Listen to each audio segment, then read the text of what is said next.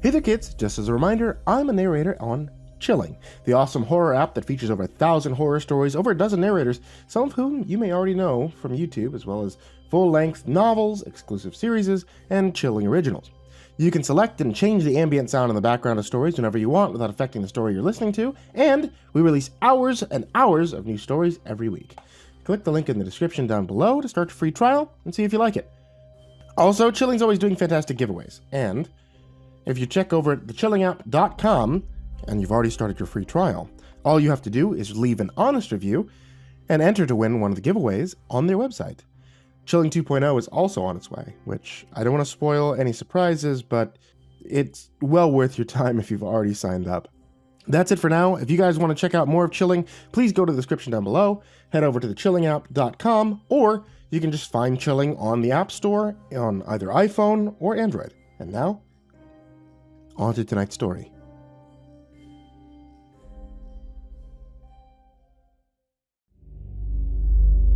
There are times in our life that can define us, tell us who we are. We go around thinking we know how the world works, and then these moments hit us like a freight train.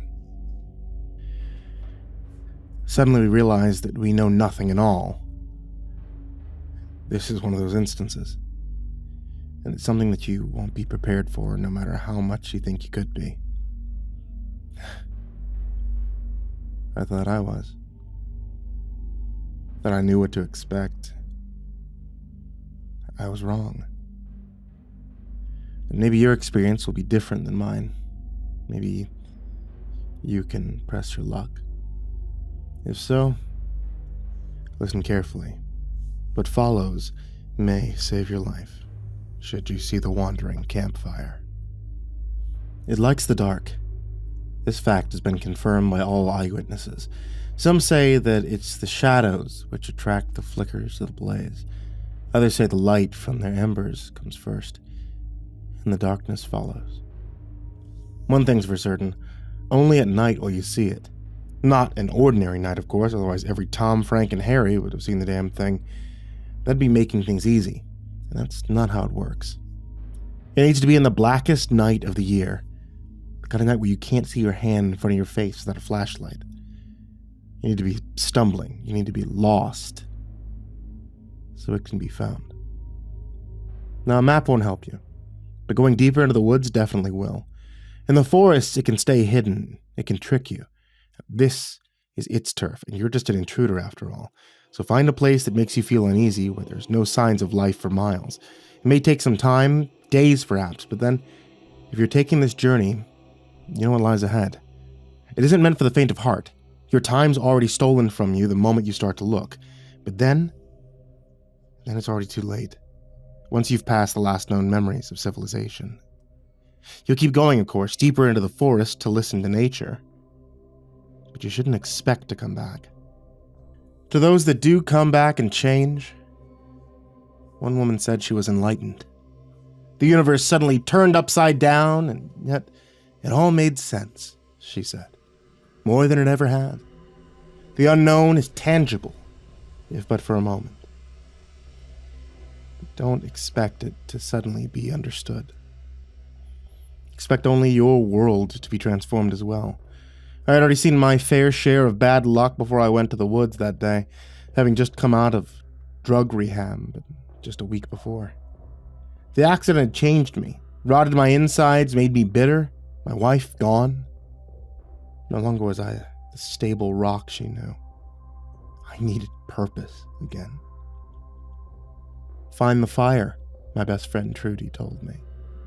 Trudy had been in and out of rehab several times before I showed up. So much so that the staff there called him a regular customer. We bonded because we were broken. I could see glimmers of myself in him. The man that lost everything, struggling to keep going for no reason at all. Trudy admitted that he had tried suicide several times, but the world kept pulling him back. He was the one that told me about the wandering campfire during a therapy session, of all places. The interventionist had asked, was there anything in the world that could give him a reason to go on? And Trudy paused, thoughtful, reflective. There was hurt in his eyes, like he was trying to suppress an old wound. But at the same time, someone was pouring salt into it.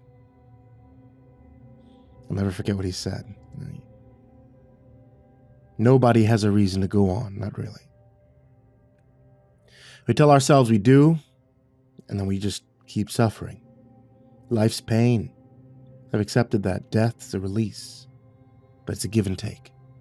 You don't get that freedom unless you give up everything, and that last bit of suffering can be hard to let it go. Because it's final, it's absolute, and that's terrifying. He took a sip of water, and I swear, no one could hear a pin drop, but he had more to say. There's a story I heard, he said, looking at me with dead eyes, about a campfire that moves in the darkest forest on Earth. It's a legend, probably older than all of us combined, but it's one that's always stuck with me. Its lonesome, burning signal, beckoning anyone who dares to come find it, offering something more freeing than death. These lonesome, burning signals beckoning anyone who dares to come find it, offering something more freeing than death. And what does it give? Can't believe that the staff asked this. Maybe they hoped that Trudy would break from the story and realize he was speaking gibberish. Maybe they genuinely were intrigued. I think that's the beauty of it, right? When you hear about something more exhilarating than life or death, something unknown, it's only force more powerful than that. He said he didn't know. He said he never had the guts to go look. Something told him that if he did, it would be beyond his comprehension to even explain. That was more terrifying than anything he'd ever experienced in life or in death. And after the session, I pulled him aside, asking more about the strange wandering campfire. Something like that. It couldn't be real. And if it was, what would make it so tantalizing to risk everything for? Trudy smiled. I was thinking of searching for it once I was clean. The world's made up of more than what's real and what's not. We both know that, he told me. Then he admitted how he really knew about the campfire. He'd seen it in his near-death experiences, right? A flickering blaze that was tugging at his soul. The fire could be the end of everything. Or it could be the beginning. We don't know, he admitted. And I still don't. Of course.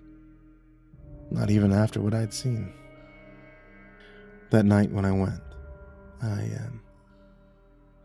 brought with me supplies for 3 days. A bedroll, some water, some food. A hunting rifle to scare off wildlife. Nothing that would slow me down. Trudy had told me that once I found it, the chase would be on. The fire would draw me further away from reality and closer to the truth. Closest thing to the truth I'd ever experienced. I kept my senses about me at first. I think that's part of why it draws you in. There's nothing about the woods that made me feel comfortable. Been ages since I actually went for a hike of any kind. Not since before my accident. The world hasn't felt safe to even dare to explore, and I haven't had the energy to consider going out.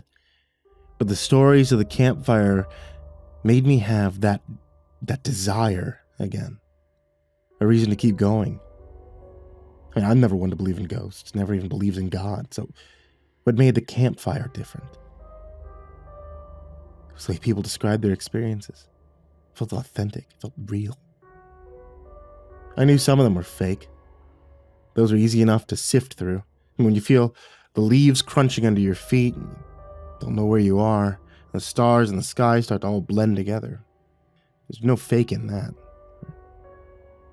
And that was what I was beginning to feel as the night got darker.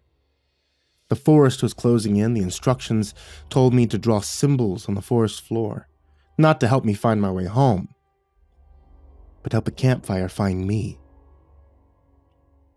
So the first sign you get, it'll be the smell. Most campfires have an earthy scent to them, something that makes you feel connected to nature. A soothing aroma that makes you feel comfortable. When you stand in the darkness and you etch those ancient runes in the dark, you aren't inviting anything that could be remotely considered pleasant. The smell, it'll hit you the same way you feel when you've seen a dead body, animal or human. Make you want to turn your head, vomit. I made the mistake of eating before I left the roads, so as it wafted over me, I began to hurl up my guts, feeling dizzy and faint. I could hardly keep myself standing. The world was spinning. I felt that I was going to fall off.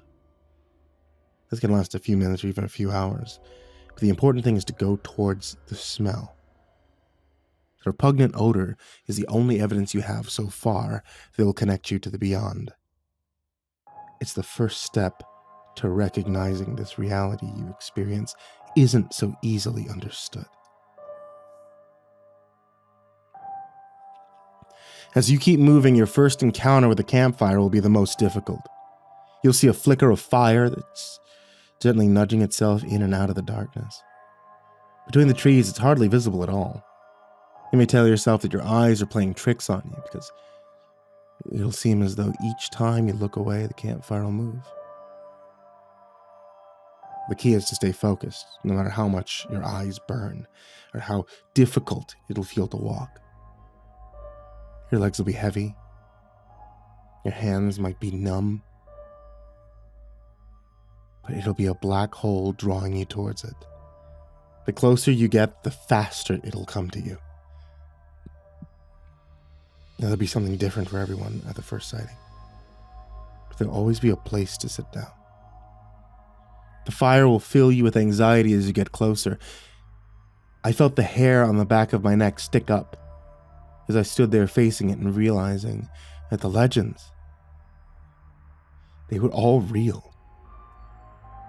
Part of me wanted to turn and run away. I mean, how far could it take me to return to the real world?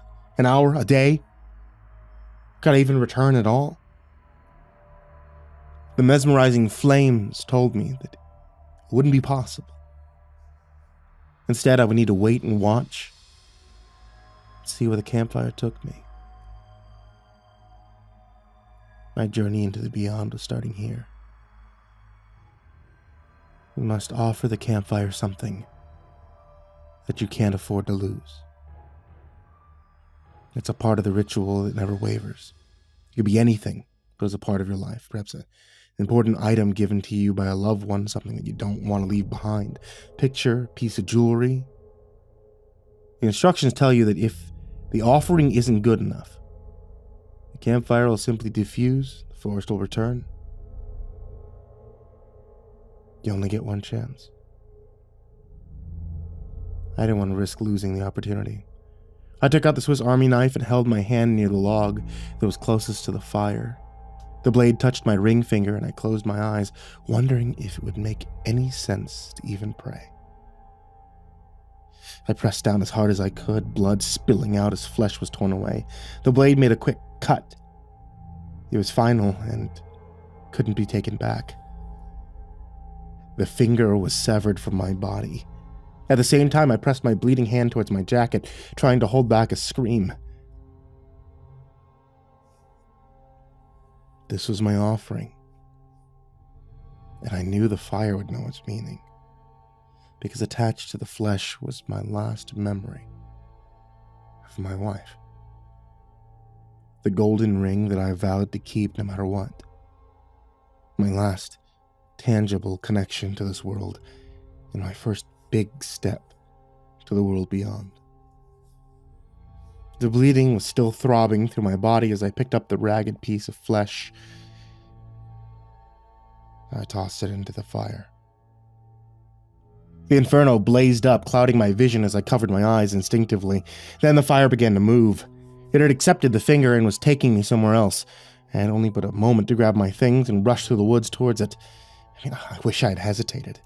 I wish I hadn't taken this insane journey, but I knew there was no turning back. I knew it more so than ever before. Past the point of no return, the wandering campfire was guiding me to the ultimate truth of existence, and I was dragged towards it like a fish with a hook in its mouth. As you move forward, it'll feel as though you've gone nowhere. Have you ever driven through a long, dark tunnel? Kind that shows a glimmer of light, but the walls blend over and over as you go further down. That's what the forest will do to you. The trees will seemingly push themselves apart and then fall back into place as the campfire moves. At first it will be a gentle flow. The ground itself won't move, or at least won't seem to. The closest way to describe it's walking on a treadmill. You go down that same path over and over, a carrot dangling in your face that tells you that you will reach the finish line. And yet each step you make towards the campfire, it's a little bit further away. Then the fire will start to feel further away. Again, nothing will change around you, but as you begin to walk towards it, it may feel as though the forest is going to reverse, except every part of you knows that you're going forward, trying to reach for that inescapable feeling of purpose. It's tantalizingly offering you. And then the forest will continue to fall away, the trees, the sky, the stars. Eventually nothing will be left, except for the campfire itself. The darkness of the ground will make you think that you're falling. You can't stop it. It's rushing towards you again. You feel that you're going to fall into the blaze. Finally, you're exactly where the force of nature wants you. The fire's large, almost as if it's encompassing the entire forest. And then you'll need to sit and wait. There's nothing to sit on, of course, only darkness. Gotta keep your eyes closed, trust that you don't fall. The rest will happen automatically. You'll feel that you're sitting in a cold, hard chair, and the fire will flicker and invite you to touch it. There won't be any warmth. You'll feel colder than you've ever felt in your entire life. A sense of dread will wash over you, and you'll feel that you're constantly waiting for something. All sense of time, night and day, or anything you once were clinging to, it's gonna be gone. And then across the fire, you'll see a figure. A darkness that stands tall and silently across the fire. An evil that you know is from beyond any hell that you could ever conjure up. I felt something heavy on my chest, a hot coal burning my skin. I couldn't speak. I knew that the instructions told me I shouldn't. This is the time to listen. The shadow would do the talking. It uttered my name first, as it seemed to sit down. I numbly nodded, a breath of icy air hitting my bones. Do you understand where you are? It asked. I couldn't help but be surprised. It was offering me the chance to answer something I was sure I wasn't supposed to do. Instead, I kept quiet as it repeated the question several times until at last it became angry and tossed embers toward my face. If you don't know, then what brought you here? The fires hit me and I instinctively screamed. I thought that moment was my last in this life. Instead, the shadow simply lingered, waiting for me to actually tell my story. I was in an accident about 12 months ago, I said, hardly recognizing my own voice. Was I doing the talking, or was it still the shadow? It felt as though we both shared the same resonance in that moment. My wife and I, we were going to this function. It was a horrible storm. I told her that we shouldn't go. She insisted that it mattered, but the ice on the road, the black ice, I couldn't see it. I hit it hard, and my reflexes got the better of me. The car tumbled end over end down the highway. We collided with 4 other cars. I felt everything. The intense pain shook through my body. It kept me awake as I saw bodies piling up around me. 8 cars, at least. 13 dead. Several children included. Along with my wife. The news called it the worst accident in the history of the state in the past 10 years. I don't know if that's true, but I died that day. I saw everything that I ever loved taken from me. I was one of the few still standing. One of the few that crawled out with hardly anything but bruises. People told me it was God, a miracle to help me appreciate life.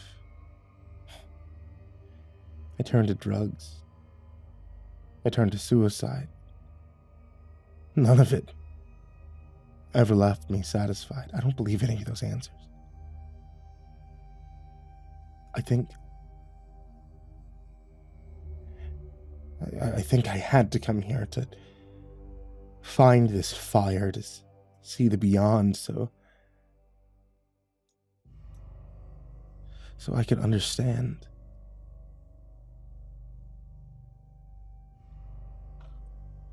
As I finished my story, silence loomed between us.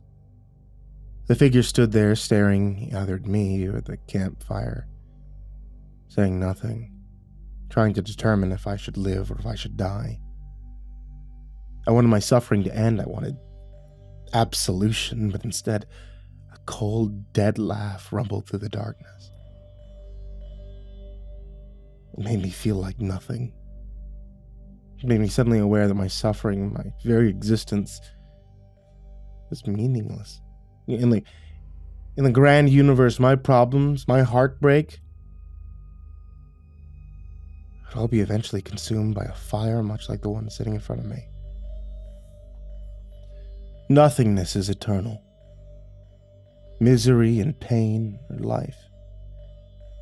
Endlessness is the only absolute serenity that anyone can obtain.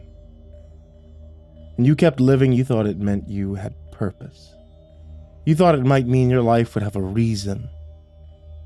No life does. Nothing does. Existence is chaos. The shadow told me as it grew taller. Long, slender arms reaching up and beyond the view of the fire, like a spider's legs reaching for a prone fly that was caught in a web. Then those arms morphed into claws, razor-sharp tendrils that began to snake their way towards me. Let me offer you the freedom of non-existence, the shadow rumbled, as the entire forest began to push its way back towards us. It felt that I was being swallowed whole by the woods. The trees were melting into twisted and rotten flesh, sliding down to the ground and becoming blackened, burnt fingers that were reaching to drag me to the inferno. The branches snapped and turned towards me, the hollow wood morphing into the faces of people that I had hurt, I had harmed, all snarling and snapping their jagged teeth towards me. Suddenly I felt the urge to run, to live. No matter the moment of suffering that I was enduring, I couldn't end my life here. The reflection of my wife's face came into the campfire. Her soft eyes urged me to action, and then those same comfortable eyes turned dead, cold, drained. This is the end. The end of everything. This was all that the campfire would ever offer me. It was all that anyone could ever grasp or understand. The shadow was covering the entire sky, its laughter echoing through the forest. Sharp spikes rippled across the floor, and the canopy became filled with falling knives. My back was torn to ribbons. My running soon became a crawl. I was falling to the earth into the eternal wandering blaze. All it wanted was my suffering to fuel the flames. My legs hit the fire, scarring my back, ankles, and feet first, as I screamed and fought. The shadow kept lurching forward, towering over me as molten fire dripped onto my face. This is what I wanted. To suffer for my life, to pay for what I felt was my fault. But was this hell my freedom? Was my life null and void? Something stirred deep inside of me. I pushed my way towards the flames even further. I recognized this was the sacrifice I should have offered. My very soul. And only then would I get the absolution I sought. Flames engulfed my body as I struggled to cover my eyes. The campfire grew larger, and the laughter was covered over by the roaring fire. I was falling deeper, and the depths of darkness would melt away all of reality. And then I was rising, pushing up back to the ground, spitting and sputtering like a newborn. I was hardly able to move as the fire disappeared and my charred and blackened body lay prone on the forest floor. I was dead. I felt nothing. I was nothing. And then I was opening my eyes and looking at my beautiful wife. She looked so much younger, so kind and caring. She was standing at the campfire, about to jump in, and she was telling me that it was going to be okay. Move on, she said. Live and love. That was what my existence needed to be. I promised her I would. I promised I would make sense of the chaos that was given. And then the forest sky came back. The lonesome woods. I lay there for days, maybe, before other hikers found me. They didn't even know I was still human. Maybe I wasn't anymore. I was taken to heal, but part of me stayed there even now. And I still feel the fire everywhere I go. It burns inside me. My soul is a part of this eternal, endless chaos. It's consuming others, giving them a peek into the unknown. I saw it there beyond death, the endless madness that'll devour us all. It was waiting in the fire. It was the shadow, and it's now inside me. I'm death walking on this earth, carrying the fire where I go, sharing my experiences to others who hunger for that freedom, enticing them to seek out the unknown. The campfire, it'll grow. It'll always move and make use of the weak and the fragile. But most importantly of all, it'll burn.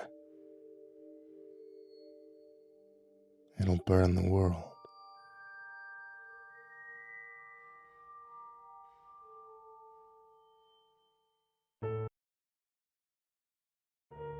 Hey there kids, it's me, MrCreepyPasta, and before we get started on tonight's story, I'm going to let you know about two books.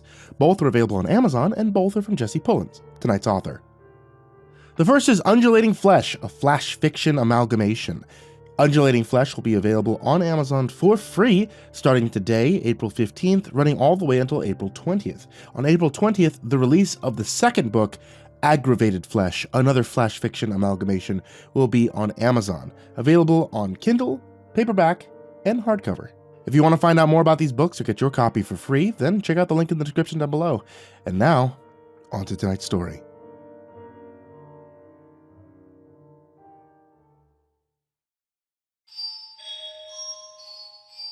I seem to have misplaced my pills. It's not good. The regular spot in the medicine cabinet was empty. A tiny little space much like the one I felt in my stomach. It's been so long since I missed this scheduled dose. I fear what'll happen if I go without it for too long. I've been doing so good. How did I fuck this up? I ring the office as I gather my laundry, listening to the dial tone as I pack t-shirts and jeans into a garbage bag. It rings and rings, feeding my anxiety as I contemplate whether I should even go outside. Is it even safe? Is it safe for me to be around other people? It keeps ringing, and I feel the racing in my mind, held back by a tiny leash. Voicemail. Please leave a message after the beep. God, how did I fuck this up? Pure stupidity. I mumble my embarrassing apology to the answering machine, disguising my begging smoothly so I don't seem like an absolute wreck. I pocket my phone and I grab my keys. I put my bag over my shoulder and put my hand on the knob. And hesitate. I should just stay in. I don't have any clean clothes. I have to do laundry. The laundromat is only a block away. I'll go do my laundry and come back home. We'll sort it out then. I leave the apartment trying to keep my head high. Maybe I don't even need the pills anymore. Maybe I'm better now. Down the steps and on the street, people pass and I give friendly nods. They all look so cheery. The fresh air is nice. It feels good not to take the pills. I hate taking them anyway. The air is crisp today. The snow is melting. Everyone looks pleasant. I'm glad I left the house. The laundromat is empty. The laundromat is empty. The laundromat is empty. The laundromat is empty. I pushed through the door and picked my machine. They're all 8-load monsters, an entire family's worth in one go. I pick one on the back wall so I can watch the street through the window. I check the time, 3:15 p.m. After the jeans dry, I could probably be home by 5. Gotta hang the shirts up at home. Drying makes them shrink.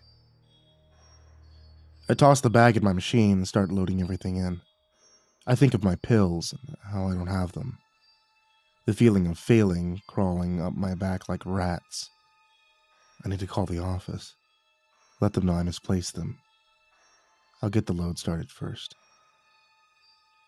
A waterfall of clothes. Shake the bag out. Get everything. The knob on the machine is satisfying. The metallic drag of the coin drawer is satisfying. I'm satisfied. The washing machine groans and fills with water. It's always so pleasant to wash, especially when the soap mixes in. The walls are meat. I look at the soapy water. So soothing. I ring the doc's office. Can't forget that. Hey, yeah, I don't really know where they went. I think it would be a good idea to get a refill, as long as the doc thinks it's alright. I haven't gone without for a while. Give me a call back. I grab a seat and I watch the street. People pass by. Some busy. Some not. Parents with their kids. Couples holding hands. A woman jogging with pods in. An old man in aviators looking a bit like a grumpy frog. I stretch and I look at the tumbling laundry. The soothing soap drizzling over the glass. The soft sunlight from the outside is relaxing. I can't think. I watch the tumbling clothes and my stomach starts sinking slowly. There's a man agitating in the washer, tumbling over and over again. The washing machine bucks wildly, thrashing against the other units next to it. The noise peels the paint inside my skull. Wham, wham, wham, wham. The man looks at me from within the washer. He's trying to reach for me.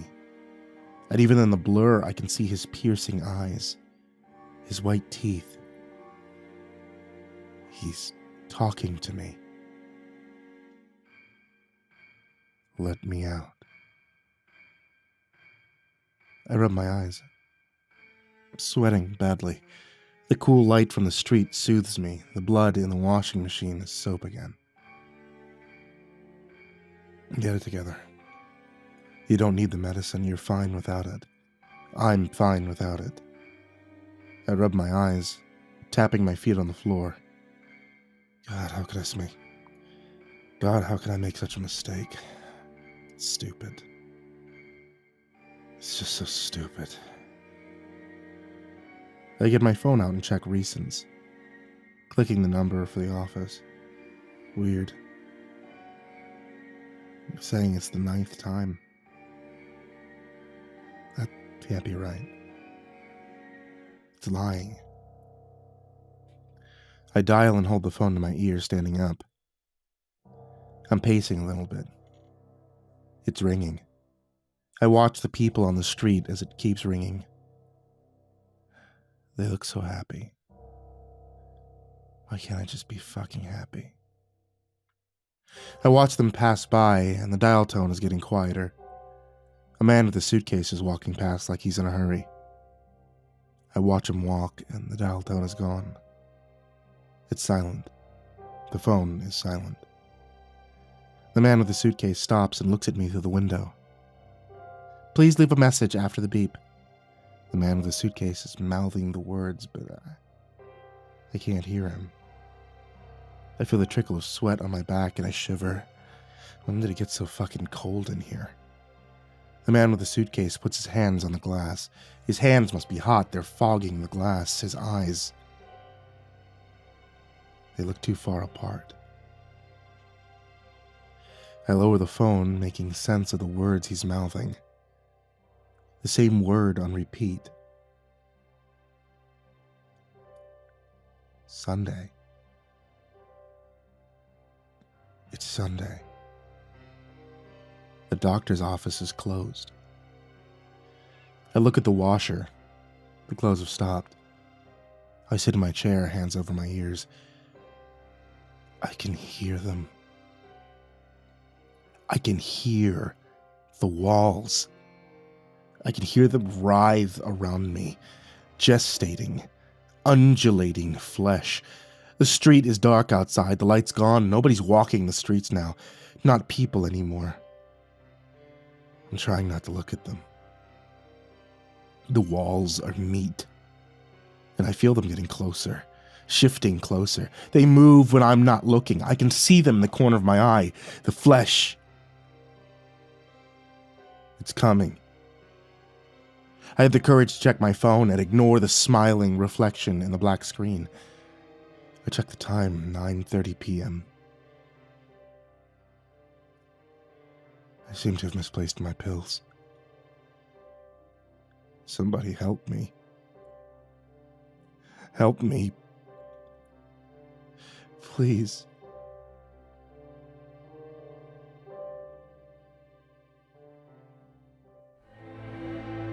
Once I wanted to play Mario, but I didn't have a Nintendo for it. I was at a flea market. This old man I saw had Mario and an NES, but the label was not there. The man said it was owned by a dead kid named Jim. I just said whatever because I was eager to play Mario on my new NES. I plugged it in and everything seemed normal. I played World 1-1 and did it. Then I tried the old warp pipe trick, and when I got to the pipes, instead of the usual text that says, "Welcome to the warp zone," it said, "Welcome to the scary hell place." I thought that was weird. I said, whatever, and used the farthest pipe. The intro screen showed the words, Death World 666. The graphics seemed off, and it sounded like screams happened from the game. It was super scary, but I wasn't scared and I kept playing. After a while, I hit a place that was impossible to pass because of spikes, so I had to die. I kept trying until my lives were at 0. I thought it would be game over. But Mario came back, and this time, it looked like his face was bloody. As I started playing the level, it turned into a hidden cloud level. It looked like Mario had angel wings. A spooky digital voice came on the Nintendo, and it sounded like it said, "No hope." As I was about to grab a mushroom, the screen went black. I reset the NES and the game came up. This time, the title screen was different, and Mario's face was bloody. It scared me so much I reset it again. As it came up, the digital voice said, "You can't run from the funk." The screen was hyper-realistic, and it showed Mario again, only this time his face was my face, and my family's face, and we were all skeletons. He was so realistic, I couldn't believe it. I was compelled to try the game again. This time, I started it. As the first Goomba walked towards Mario, Mario turned towards the screen and started screaming, "No mas!" It sounded like high-quality CD audio, but also having blast processing. I screamed and I turned off the game. I put it away. Later that week, I noticed my family acting distantly. I decided to research the Mario game, and I found out that Mario was in a secret game that was only released in 2 arcades on Friday the 13th, on June 6, 1997. It seemed weird, so I started playing video games again. I decided to put in the Mario game again. I loaded it up and I saw my save file. I clicked it and Mario said, "Why are you stop playing my game?" I didn't take his warning, and I played anyway. I got up to Bowser and I won. But when I got to Peach, there was Toad there instead, and he said, "Peach is dead." And then a ghost face came up, and it had a lady's face, and Princess Peach is a lady. I reset the game for the last time. I opened up my save, and it changed my name. It said, "Jim died, bro." And then my mom walked in, and she screamed because I was dead the whole time. And guess what? My name was Jim. So anyway, I don't know if any of you guys have experienced anything like that. It might have just been a bad dream. And anyway, my mom sold the cartridge at a yard sale, so I don't have it anymore. But you should believe me, because it's true.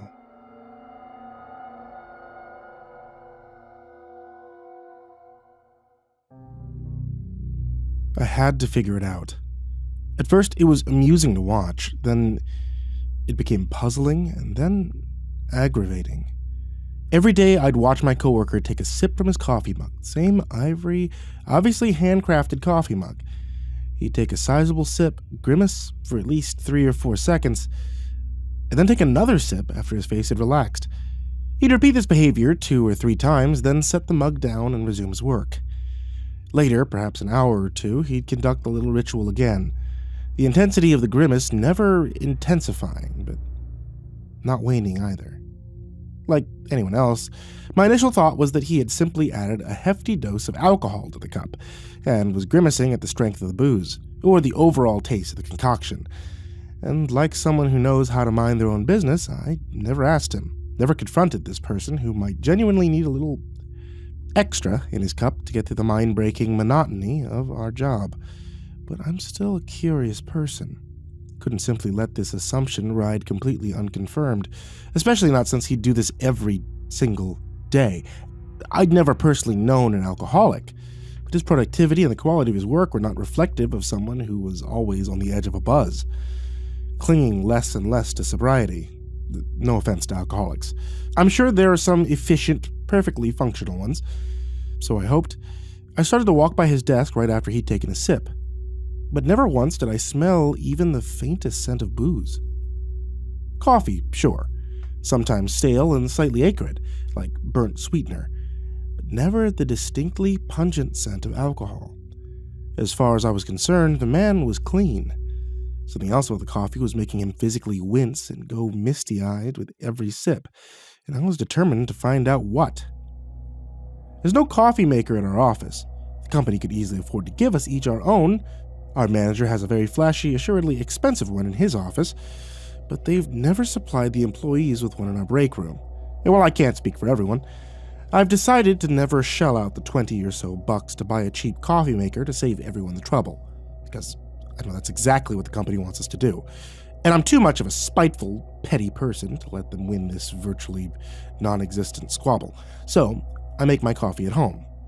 The point behind all this is that one day, I thought of a plan to find out once and for all what the hell was in my coworker's cringe-inducing coffee. Leaving my coffee mug in the car after having gulped down the throat-searing brew, of course, I came into work and said aloud, very close to him, "Damn it, forgot my coffee." He had just been in the process of taking a sip from his mug, presumably the first of the day. My little practiced outburst stopped him, and before his lips could touch the cup, I followed my little performance up with, "Would you mind if I had a tiny sip of yours, just, start the day?" I motioned towards the water cooler, on which sat little plastic cups, showing that I wouldn't even have to infringe upon the surface area of his cup with my stranger lips. He stared at me for a moment, inscrutably and silently, and then looked to his cup, intently, as if staring into a depth far greater than that of a 16-ounce container. Finally, after what had been 6 seconds of weird, uncomfortable silence, He nodded, almost solemnly, as a priest might upon pondering the legitimacy of a frequent sinner's claim to contrition. Barely containing my morbid excitement, I went and retrieved one of the plastic cups and set it before him. As if pouring a sacramental drop, to further the Catholic analogy, there was a genuine air of reverence in how he gently tipped his mug towards the cup to let the black, steaming liquid stream out. Once done, he returned the lid to his mug and slid the plastic cup back to me.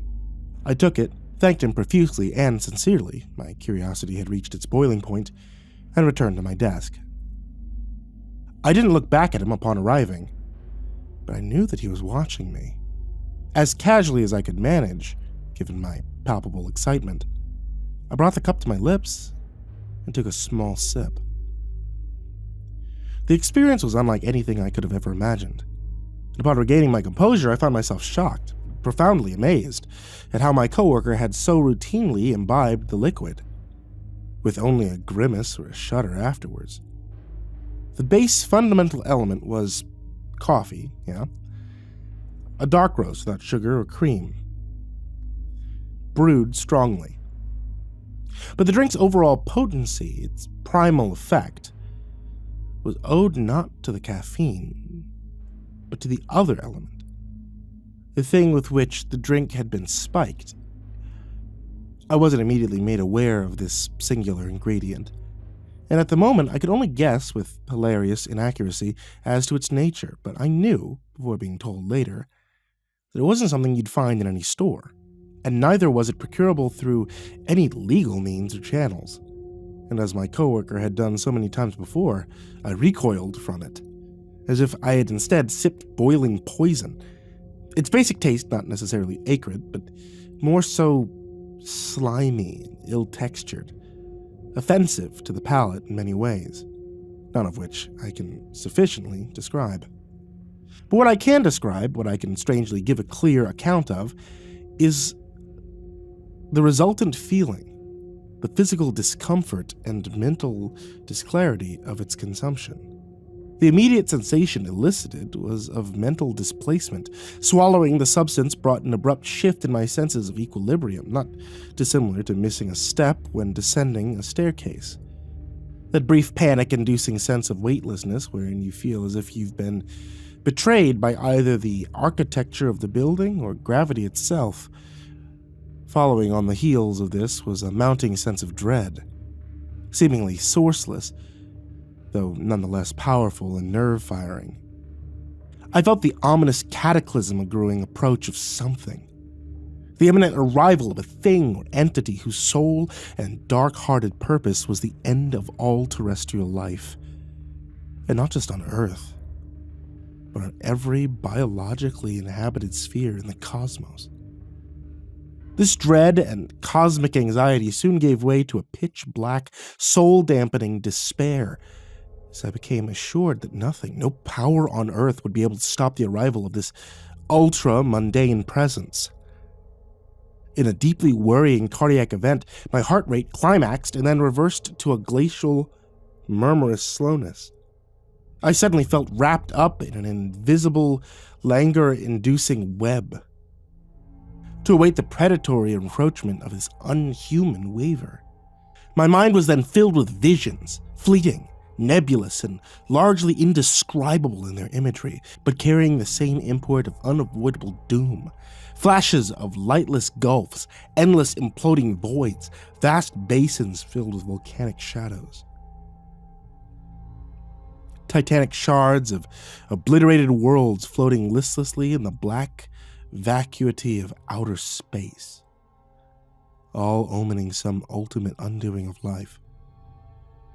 And through it all, present amidst every abyssal vista, ubiquitous amongst the horrific scenery, was a figure, sometimes appearing as a solid, tangible thing, and other times as a warped, amorphous fragment of some ultra-human body, the nightmarish memory of something too horrible to maintain a composite form.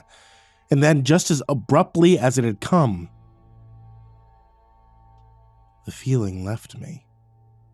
The dread and despair and awful, unplaceable sorrow melted away. and I was back at work, sitting calmly, suddenly instilled with a deep sense of clarity, of peacefulness. I looked into the cup and saw my normal face reflected back at me. I was sure I would see a terror-stricken, despair-befallen expression, but my face was relaxed. My expression befitting someone who had moments ago been told they would no longer need to worry about some previously confounding problem. My coworker's hand fell on my shoulder, and looking up at him, I saw the same expression of total serenity. He smiled, and he told me to find him after work. Then he returned to his desk, and we separately attended to our tasks for the day. The day ended, and as he had asked, I found him waiting outside of the entrance of the building. He told me to follow him home. Without asking why, I complied. I knew immediately that there was more of the peculiar coffee, that the sordid, ineffable half-images and suggestions that I had witnessed in my mind had a greater significance. He pulled into his driveway and I parked along the road, not expecting to be there for long. He waited for me to exit my car and then gestured for me to follow him to the garage. First looking around furtively, he motioned for me to stand next to him, and then typed the door's code into the keypad. The garage began to open, and just when it had risen about chest level, he gripped me by the shoulders, pulled me down, and flung me inside. I barely managed to get my hands up and prevent myself from falling face first onto the dusty concrete. I heard him clamber in behind me, and then the reversal of the garage's motion boomed within the confined space. When it had finally closed, he helped me to my feet and apologized before I could come up with a complaint. It's better to enter from this way, to see it up front for the first time. Without the evening light of outside, the garage was completely dark. My coworker told me to wait a minute while he turned on the light. I expected either the dim, barely luminant glow of a cheap bulb or a harsh, bug-attracting brilliance of a floodlight, but instead an eerie crimson light filled the room, casting a sanguine gloom upon everything. The objects immediately near me were ordinary.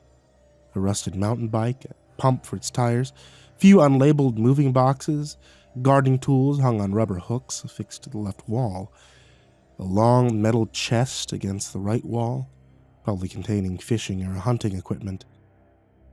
But in stark contrast to these mundane subterranean items was the thing against the far wall of the garage, above which was situated the blood-tinged light. To put it plainly, it was a head. A massive, extremely rotted head. The sheer enormity of it was what I first noticed. It spanned the entire back wall of the garage, lying on its right cheek facing us. From its intermittently lumpy and cratered scalp to the tunnel-like stub of its neck, with the left temple almost touching the ceiling. Its skin, sallow and leprous, was taut against the skull. The physiognomy wholly unidentified. The second thing I noticed, and was deeply appalled by, was the advanced state of decomposition. Well, not just that, but it seemed, despite this, to live. Its mouldered, rather perpetually moldering skin, the pulses and gangrenous lumps throbbing hideously, undergoing an impossible inflammation. The severity of its sickness, the undeniable certainty of its death, coupled with these contradictory signs of life, reminded me of one of the more solid glimpses of that delirium-haunting figure. And I realized that I was looking at the real, physical form of that gulf-traversing emissary. The Despair Priest, or Preacher, whatever you prefer. He appeared in my garage one day while I was watching the old TV. I'd been in a really good mood, just finished watching a live stream of Mass for my church back home. Hadn't found a local one yet. Well, I guess my moment of triumphant spirituality caught this thing's attention. It appeared right there, simply manifested as if it had teleported from some other place. Only back then, its face hadn't yet decayed. Still dying. There was more life than death in it. I was, of course, terrified, scared out of my fucking mind, and all the joy and love from the Lord bled out of me in an instant. Dread washed over me. The most bizarre thing was how good it felt, if that makes any sense. It was intoxicating. The scale of my hopelessness somehow enthralled me. The way he spoke about the experience was almost nostalgic, and I felt my body begin to prepare for some kind of fight or flight state. His face, serene and pallid, looked deathly in the sanguine light, like a corpse reposed in an alcove within a torchlit tomb. Not knowing how to respond, I just said, "Well, shit." He nodded. A sorrowful smile spread across his face, then continued. I sensed that it was dying. Would have known even if I wasn't able to see the thing. I was also somehow made aware of the fact that its purpose was to spread this dread, to fill people with a horrible, terrible despair, wherever it could find him. The Dread Priest evangelizing the cosmos with intimations and images of hopeless and nihility. But he was dying, couldn't fulfill this mantle completely. It had been a little healthier, a little less eroded by rot. It would have succeeded in entrapping me. I would have succumbed to an irremediable despair and been left to die, probably. Either through self-neglect, malnutrition, or self-termination, but eventually snapped out of it and left the garage. The feeling still lingered. Tiny sorrow-tipped hooks had been embedded in my psyche. Happiness and optimism returned to me eventually. Initially, these feelings were more potent than they had ever been. I felt exultant in my praise for God, joyous in my existence. These intensities quickly faded, and I was left dejected, glum. I didn't want to admit it at first, but I knew I had to eventually return to it. I'd have to eventually expose myself again to the undying thing so that I could immerse myself in its unwholesome radiation in order to feel the subsequent spiritual ecstasy of its absence. It was a monstrous and darkly fantastic story, and I stared at the thing with a new level of disgust. It had come from some far-flung domain of space to spread despair, to bring civilizations to ruin not with some cosmic violence or by annihilation of the dominant species, but through an emission of volatile hopelessness. A pervasive broadcast of mortal futility. Having an idea, but not needing to confirm it, I asked an unspeakable, darkly revelatory question. What does this have to do with the coffee? My coworker pulled his mug from his pocket. I hadn't noticed he'd been carrying it with him. He went over to the ghoulish head. As casually as if it were a drink dispenser, he put the cup under one of the ever-seeping pores until the foul black slime filled it to the brim. Then, without a moment of hesitation, he brought the mug to his lips and took a sip. His revulsion was more powerful than I'd ever seen, and he lingered longer than usual in that state of despondent reflection. But he soon recovered and dumped the rest into the eyeless socket abreast with his shoulder. I only add a little to my morning coffee. If I were to drink a whole cup of this, I'd probably lose myself to that awful sorrow. That didn't outright kill me due to some kind of toxicity at high doses, but yeah, that's it. Add a little to my coffee, suffer through microdoses of despair, and then spend the rest of the day feeling pretty damn good. To take a sip here and there, sure. The periods can vary in length, but I'd say it's far better than just enduring life as it is, Even with religious optimism, life can really fucking suck. Sometimes it's almost intolerably hard to get up and go to work and exist. At least this way I'm chasing a state of harmless optimism and positivity, rather than some ever-dwindling state of normalcy. Even helped me feel closer to God, if you can believe it. Well, I doubted that final part of his claim. I saw the sense in the rest of it. I had felt good after the clearing of the despair, though I was already feeling a little low. little deprived of my intoxicant-inducing joy. I had so many questions for him. Why keep it? Why not show the authorities or scientists or try to destroy it? But as the seconds ticked by and I smelled the weird, not right scent of its ceaseless decomposition, I knew that I would have refrained from showing anyone else as well. I wanted another taste. I craved the post-trauma clarity, elation. If my coworker had been granted a warped miracle, and had the same been done for me, I wouldn't have told a soul. Sensing my desire, he told me to wait there and then went to the house. A few moments later, he returned bearing 2 cups of steaming coffee. I keep my coffee maker set to brew up a batch in time for my arrival home. I like to stick to a routine with the stuff. He brought both cups under 2 separate streams of the sickeningly slushy liquid, only for a moment, and then withdrew them, their surfaces tinged with a deeper darkness than before. Smiling, he extended a cup to me, and I accepted the stingent mix like a dying man accepting his last rites. Together, we drank, despaired, and afterwards, danced.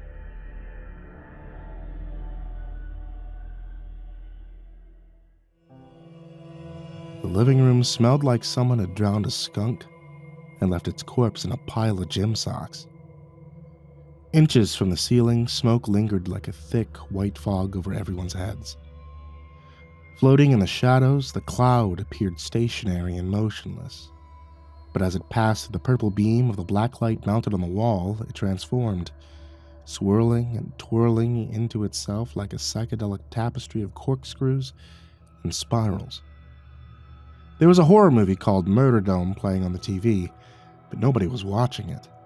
Instead, nearly every saggy, bloodshot eye in the room was trained on the trippy spectacle hovering in the air before them. Only Jerry's attention was elsewhere. He was kneeling at the dinged-up wooden coffee table in front of the couch, putting the finishing touches on the joint that he'd been rolling. Once it was packed tight enough, he sealed it shut, flipped the butt into his mouth, and then swept the loose stems onto the floor. "Anyone got a light?" he asked. No one replied, and when he glanced up towards his friends, he realized just how baked everyone was. Anu, for instance, had become one with the couch. He had melted so far into its pillows that it was impossible to tell where human being ended and the sofa's cushions began. Liz, who'd been wearing the same ratty sweatsuit for the past 3 days, was curled up on the other side of the sofa, her mind drifting aimlessly through a mythical world of rainbows, unicorns, and grinning kitty cats that spoke in rhymes and riddles. Jerry turned his attention to the hefty stoner that was stretched out on the recliner next. He had thought Spud was asleep, so it came as a surprise when he managed to make eye contact with him. Before he was able to repeat the question, Spud lifted his arm a few millimeters off of his lap and extended a limp finger towards the cedar box on the table. "Check the stash box, man." Jerry nodded in appreciation. He'd only been hanging out with these guys for a few weeks, but at the time he'd come to realize they were even bigger potheads than him. That was fine, though. He just moved into the city, and it was nice to make friends who shared his favorite hobby of getting really blitzed and passing out in front of the TV. He couldn't think of a more appropriate way to ring in his birthday. At midnight, he'd been entering his 28th year, and all he had to show for it was a low-level IT job working for a tech company that paid him just well enough to make rent on a crummy one-bedroom apartment. He had studied hard in school, gotten a degree, and yet when he looked himself in the mirror, all he saw was a failure, with no more prospects than the washouts he was currently hanging with. The American dream he had been promised was bullshit. The white picket fence, smiling wife, and beautiful children who looked like they were ripped straight out of a Hallmark card were lies. But pot helped him forget all about that, which is why he spent as much time as he could baked off his ass. Jerry reached around a bong that hadn't been cleaned in weeks, grabbed a box with the words "not weed" scrawled across it in Sharpie, then rummaged around inside until he found what he was looking for. There was nothing special about the lighter at a glance. It was plastic and vaguely rectangular, with rounded edges and no distinct markings of any kind. He'd used lighters like it a million times before. They were sold at every gas station, liquor store, and supermarket checkout line in the United States. This one was white, which was a little less common than other colors, but it was still far from the first time he'd seen one in the wild. Nothing about it raised any sort of alarms, but when he gave the spark wheel a flick with his thumb, he drew in a sharp breath of disbelief. Perhaps the room's ultraviolet light was playing a trick on his eyes. Or maybe he was just really high, but for some strange reason he couldn't understand. The flame that had risen from the top of the lighter he was holding in his hand was an unfathomably deep black. There was something sinister about it. It was magnificent, yet dreadful, like staring into the vastness of the cosmos, and he found himself so mesmerized by it that it took a few moments to realize the flame was slowly roasting his thumb. When the pain signals finally did register in his brain, he slipped the joint between his lips and then raised the strange lighter towards his mouth. "No!" The shout had frozen him in his tracks. Jerry glanced towards the couch just in time to see Anush lunging across the table at him, teeth clenched and nostrils flaring. Anush slapped the lighter from his hand and tackled him to the floor, where the two wrestled, rolling over crumpled paper bags and plastic cups stamped with fast food logos, until Jerry was able to shake himself free. He checked the joint to see if it had been damaged in the scuffle, and let out a sigh of relief once he confirmed it was smokable, and then threw his hands in the air. "What the hell, dude?" But Anush was too busy mumbling to himself while searching the floor to acknowledge Jerry's complaint. A few muffled curse words later, he let out a triumphant cry and snatched the lighter off the ground. Aha! Once he had what he was looking for, he stood up and glared at Spud. His eyes were as red as a baboon's ass. It could only open about halfway. But even so, Jerry could see a glint of panic in them. "Did you put the lighter in the stash box?" Anush asked. "No way, man," said Spud. "I haven't seen that thing for a week. Last time I had it, I threw it over the fence in the backyard." "You know what? You know that won't work," snapped Anush. He spun around. "What about you, Liz?" Liz took the biggest rip from her dab ring that Jerry had ever seen, then blew a massive cloud towards the ceiling that merged like an amoeba with the one already in the air.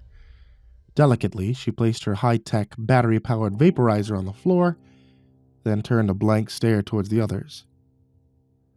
"I'll have tacos if you're picking up food," she said. Jerry placed the joint behind his ear, then to get everyone's attention, clapped his hands together as loud as he could. The sound caused Anush and Spud to jerk, as if a bolt of electricity had just coursed through them. Liz, on the other hand, only sunk deeper into the couch, a distant smile on her face.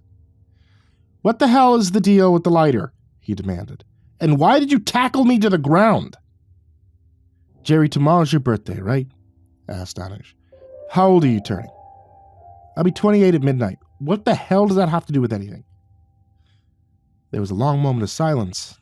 After that, the only sound filtering into the room, coming from the movie on the television, which was playing a particularly violent scene where a man was being impaled by a cyborg with a bow tie.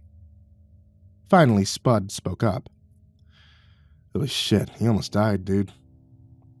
"You can't use the lighter," Anush said. "It's cursed." Another hush now washed over the room as Jerry began to wonder just how much weed his friends had burned through before he had shown up that night. "How high are you?" he asked. "Higher than an eagle's nutsack," said Anush. "But that doesn't change the fact that this lighter is cursed." "It's true, man," moaned Spud. He swiped at Anush with a lethargic wave of his hand. "Should tell him if he's going to be coming over to smoke. I don't want Jerry to die. That granddaddy purple he brought with him had me seeing God." Jerry burst into a fit of laughter. The laughs were coming on so hard that his abdomen cramped up and he doubled over in pain. He grabbed his sides and rolled backward onto the rug while the others, even Liz, watched him whoop and howl on the floor.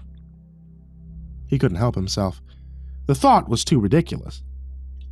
Plus, he was already stoned, so that wasn't helping the giggles pass either.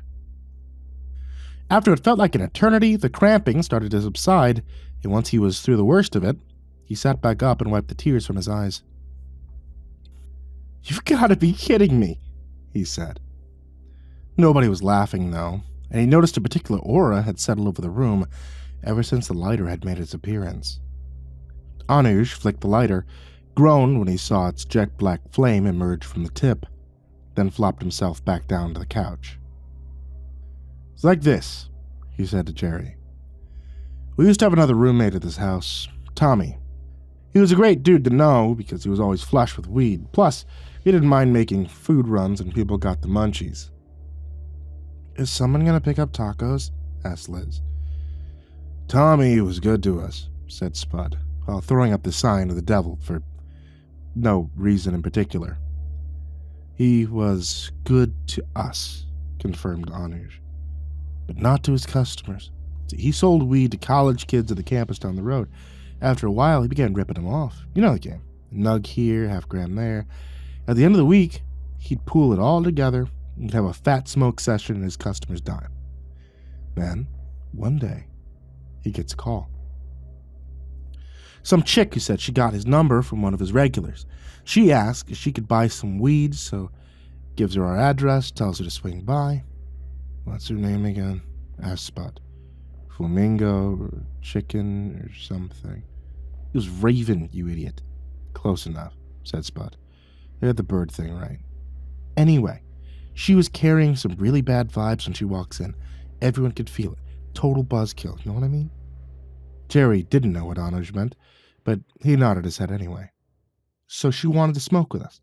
But Tommy told her a little white lie and said that we were all about to go grab some grub. Liz sat up in her chair, eyes sparkling. "Is someone picking up tacos?" "Not now, Liz," shouted Anuj. Tommy handed her an eighth baggie. She kind of weighed in her hands like this. He held up the lighter in front of him in his palm. "She knew he was ripping her off," said Jerry. Anuj shot a finger gun his way. Bingo. Got cocky. Tommy was skimping people too much. It was only a matter of time before he got called out. So what happened? He tried to apologize. Even offered her an extra gram on the house. But she wasn't having it. And that's when she got this wicked look in her eye, threw her head back and started cackling. She pulled the lighter out of her purse. Now Anuj was raising the lighter over his head as though it were a magic wand. She mumbled something in Latin or Aramaic. I don't know, it could have been Klingon. I don't really know. Then she said, "May the black flame snuff out your life." "And that's when the fire started," said Spud. "Fire?" asked Jerry, finally intrigued. "Like she unleashed demons and like hell spawns on you guys?" "Not quite like that," said Anuj. "It was more like she flicked the lighter on and kind of waved it at all of us for a few seconds." "Oh," said Jerry. And then she left, tossed the lighter to Tommy, walked out the door, didn't even take her weed, said Spud. But that's not the end of the story. Anuj leaned forward in his chair to make sure Jerry was paying attention to this part. "We all laughed her crazy ass off, but those bad vibes, still there. Feel them in your bones." A few minutes later, Tommy got a call from someone at the dorms looking to pick up a sack, grabs his weed, snags a pre-roll for the road, pockets the lighter, bounces. He told us he'd be back in half an hour. We get a knock on the door late that night. When I open it up, there was a cop standing on the porch. I almost shit my pants because I hadn't ate the shrooms in my pocket. We just finished smoking a fat-ass blunt. "Whoa," said Jerry. "Did they arrest you?"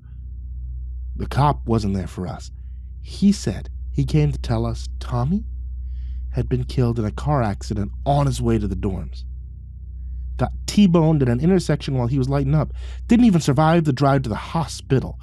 The cops gave me a garbage bag full of his stuff. There was like bloody clothes, busted CDs, a couple of magazines. "They kept the weed," grumbled Spud. "Fucking A, they did." And last but not least, at the bottom of the bag was this white lighter. Same one that witch Raven cursed us with. He flicked it on again, and Jerry could see its black flame. "Sorry your roommate died," said Jerry. "That's really awful, but I don't understand why you think the lighter had anything to do with it." "Have you ever heard of the 27 Club?" asked Anuj. Jerry shook his head. "There's a list of rock stars who all kicked the bucket at age 27, said Spud. Anuj started counting names off on his fingers. Jimi Hendrix, Kurt Cobain, Amy Winehouse. Don Henley, said Spud. Don Henley's not dead, you idiot, grunted Anuj. But here's the thing. All the celebrities of 27 Club, they were reported to have used a white lighter shortly before their untimely demise. Tommy was 27, and so was everyone in this room. This Raven chick heard the rumor too and decided to mess with you, laughed Jerry. That's what we thought, but check it out. Anuj reached for a High Times magazine sitting on the table and began flipping through the pages. Once he found what he was looking for, he folded the magazine back and pointed to a picture in an article about Jim Morrison. In the photo, Morrison was leaving a nightclub. On his arm was a pretty woman with black hair and a fair complexion. That's her, said Anuj. That's Raven. That's the witch that cursed us. Jim Morrison died a few weeks after this picture was taken. There was a white lighter in the room with him when he passed. Guess how old he was? Jerry studied the picture. You're saying the woman who came to buy weed from you is really a 70-year-old witch that killed Jim Morrison? She's easily over 100. The first member of the 27 Club was the blues musician Robert Johnson. He died in 1938. There aren't any photos of them together, but there are photos of her with other members. We Googled all night, found her linked to a ton of people on that list. Our guess is she's personally responsible for the deaths of every member of the 27 Club, and she used this white lighter to kill them. Why would a witch who kills celebrities waste her time on you guys? Because she's a bitch, shouted Anuj. She probably curses anyone with that lighter who pisses her off. Who knows how many 27-year-olds have croaked after using it? We just hear about the famous ones. The weed's making you guys paranoid, said Jerry. Think about what you're saying. Your roommate dies, you fall down some conspiracy rabbit hole? Tommy wasn't the only one who died, said Spud. Anuj smirked. Then he continued his story. About 2 weeks later, we're at the Get Rip Music Festival when we meet up with Spud's old college buddies from before he dropped out. These guys were absolutely tripping by the time we caught up with them. X, coke, ketamine, you name it. One of them, this guy named Bruce, he pulls out a blunt, asks for a light, so Spud does what any self-respecting, courteous dude would do. Reaches into his fanny pack for some fire, lights that mother up. It was only after Bruce's blunt had a solid cherry going that any of us noticed Spud used the white lighter. In my defense, man, I had taken a ton of edibles, said Spud. Nobody else packed the lighter either. I know because I double-checked this fanny pack when we got to the festival. It wasn't in there. But somehow, Spud had lit this dude Swisher with it. So he's chiefing. We're all kind of just sitting around nervously waiting for something to happen. I thought he was going to get hit by a car, said Spud. Anuj let out a disappointed sigh. We were at a music festival. How the hell was he going to get hit by a car? What actually happened is this. About halfway through his blunt, Bruce starts rubbing his temples and complaining about his vision going blurry, right? So at first seems like he's just having a bad trip, but then his face turns purple. We know something's wrong when he falls to the ground and starts foaming at the mouth. He was unconscious by the time the paramedics showed up. They spent a half hour trying to revive him, but eventually they just pronounced him dead. They said he had a seizure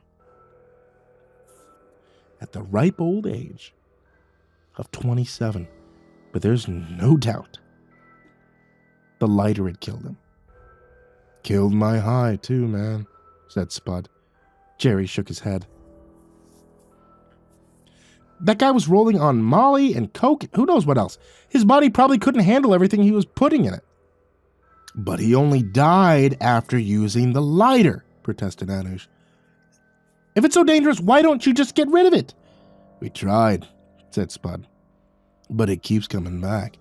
Think we'd just leave that thing in the stash box for you to find? It's true, said Anuj. A few nights after the festival, we decided to drive up into the hills to scatter Tommy's ashes, get rid of the lighter. Kill two birds with one stone kind of thing. There's this scenic overlook that we all used to smoke at. You should get high up there sometime. Majestic as fuck. Well, there's a cliff that drops straight down. You can see the whole valley from up there.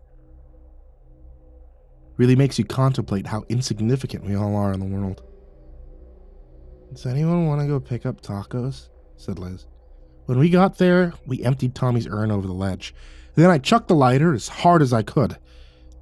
And that sucker must have sailed 200 feet before we lost track of it in the darkness. Afterwards, we got back to the car, decided to roll up. And guess what was waiting for us in the glove box? Jerry shrugged. Maybe it was a different white lighter. Or maybe it's cursed, man, said Spud. If you're so afraid of using it accidentally, then why don't you just hold down the fork until it runs out of fuel? You don't think we tried that too? Anish held up a bandaged thumb. It doesn't run out. Which would be hella convenient if it wasn't for the whole kill you if you use it thing, said Spud. And it will kill you, replied Anish. Remember what happened to Polly? Liz was with her at the vape shop when she used it. He turned to Liz, waiting for her to begin the story, but she was too enthralled with what was happening on the TV to notice. I want to pooch you, she said. You look so soft and snuggly. She took another rip from her dab ring, and again blew out an impossibly big cloud, then sunk back into her chair and closed her eyes. Within seconds, she was snoring. Liz was getting off her shift at the vape shop when her coworker Polly walked in with a gram of Northern Lights, said Anuj. Once it was clear, Liz wasn't waking up anytime soon. It's kind of slow, and she was trying to get lifted before work, but she didn't have anything to smoke it with. Luckily, Liz had her pipe with her, so she told Polly to snag it off the counter when she locked up and to meet her on the back. By the time she caught up with her, Polly was already puffing away. She passed it off to Liz to take a hit, and that's when she noticed Polly had been using the white lighter. When she asked where she'd gotten it, Polly told her it was next to the pipe. So what happened? Asked Jerry. Did she drop dead in the parking lot like that other guy? She got shot, man, said Spud. Yep, said Anish. It was a closing shift. 10 minutes before she was about to shut down, some crackhead came in for a smash and grab, but he was strapped. Plugged her 4 times before cleaning out the register. Poor girl was only 27 years old. Christ! Why? I don't know. Anish shrugged. Because he was a paranoid tweaker? Also because of the white lighter, said Spud. Oh yeah, because of that too. Hang on, said Jerry. It's a wild story, but it's hardly evidence. Your roommate got into a car accident, which is pretty common. The dude at the festival had how many drugs in his system before his brain spazzed out? 6, said Spud, from my count at least.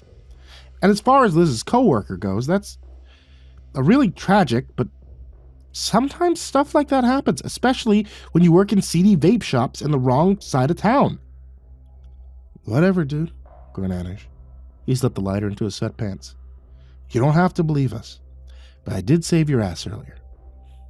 Jerry nodded his head. You know, there is one solution to your white lighter problem, he said. You guys could quit smoking. Fuck that, man, said Spud. I'd rather that witch set me on fire. Spud and I are going to pick up some food. You want to roll with us? Anish asked. Jerry checked his phone and saw it was already 11:55 p.m. No thanks. I think I'm going to smoke this joint and go home.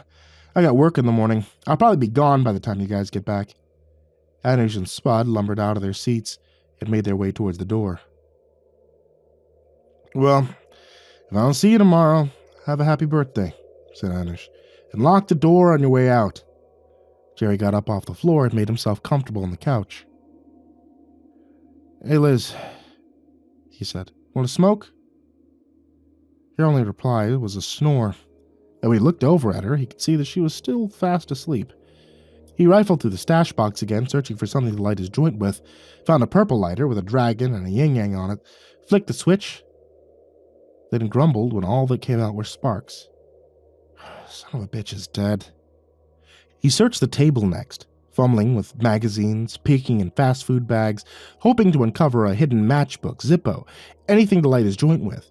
But he couldn't find a thing. There had to be another working lighter laying around the room somewhere. He checked the couch, sliding his hand between the pillows, blindly hunting for a lighter that might have gotten lost in the deep, dark void beneath the sofa cushions. Finally, his fingers brushed up against a familiar rectangular shape, and he let out a celebratory "fuck yeah." He pulled it free and chuckled once he realized what he was holding. In his hand was the white lighter. It must have slipped out of Anush's pocket when he got up to leave. Either that, or... No, said Jerry to himself. The stupid lighter isn't cursed. He checked his phone again and saw that it was already past midnight. Happy birthday to me, he thought. Even if the lighter was cursed, it wouldn't matter anyway. He'd been 28 for a whole 3 minutes. Jerry flicked it on and watched the pitch-black spire rise once again from the top of it. He had to admit, it was pretty cool. He thought it would make a great conversation piece if he pulled it out to use at a party. Maybe he would keep it. It's not like his friends wanted anything to do with it. They'd probably be happy if he took it off their hands. He brought the fire to the end of his joint, paused one last time to admire the mysterious flame, and then he lit it up. Smoke filled his lungs, followed soon after by a burn so intense his whole chest felt like it was on fire. A cough rose up from his throat, and then another, and within seconds he was hacking so hard his eyes had started to water. His body convulsed, his face twisted into a painful scowl. The Granddaddy Purple was some chronic stuff. But Jerry hadn't choked this hard on a joint since he was 15 years old.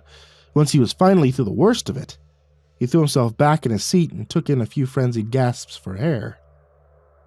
Jerry gazed up at the cloudy haze still hovering over the room and decided he was way too high to operate a vehicle anytime soon. The smoke wasn't just dancing in the black light.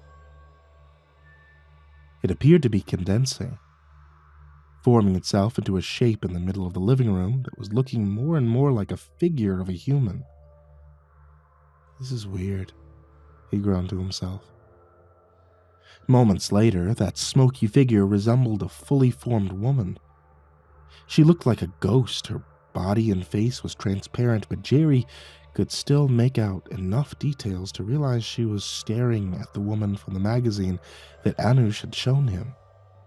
She sneered at him with a venomous hatred in her eyes. "You're not real," Jerry said. "I'm just really stoned." His heart was beating like a drum, and he could feel cold beads of sweat running down the back of his neck. In his hand, he was clutching the white lighter so tight his fingers were tingling. Jerry glanced over to Liz, hoping she'd woken up, but she was still snoring away. He turned back to the smoky apparition, praying that she would be gone, only to let out a tiny yelp of panic, and he saw that not only was she still there, but she was gliding through the air towards him. In a desperate attempt to fight back, he cocked his arm and flung the lighter at the witch. It flew through the air, passing right through the woman's chest, then clinking against the TV screen, and fell to the floor. The witch was right in front of him now, her sneer even more warped and twisted than before.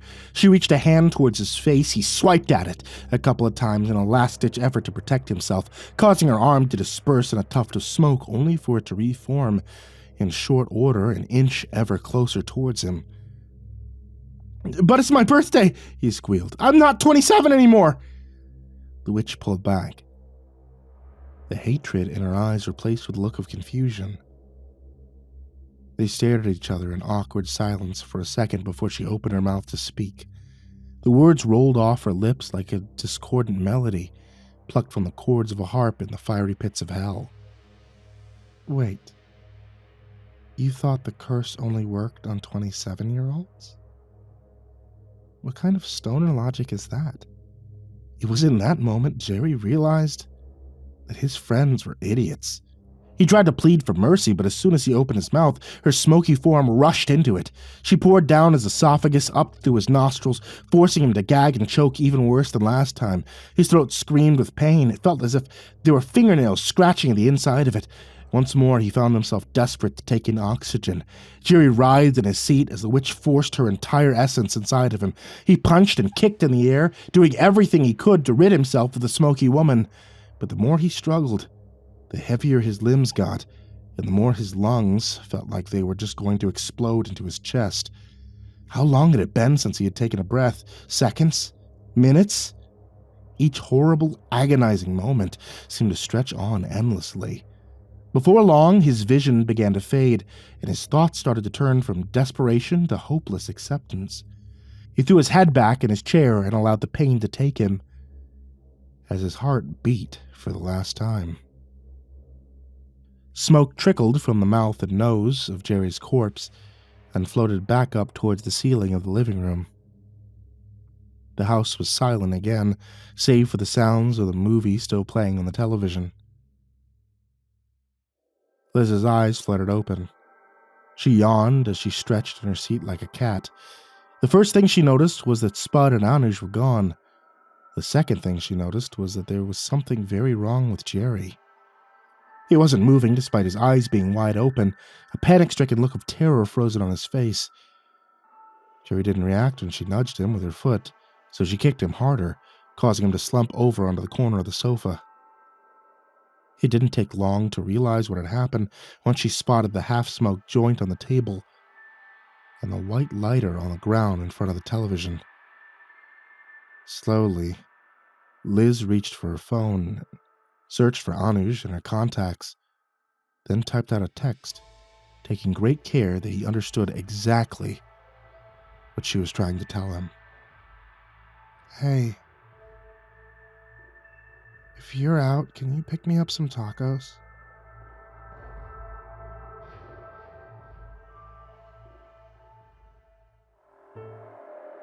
I met my next-door neighbor a week after moving into my new home.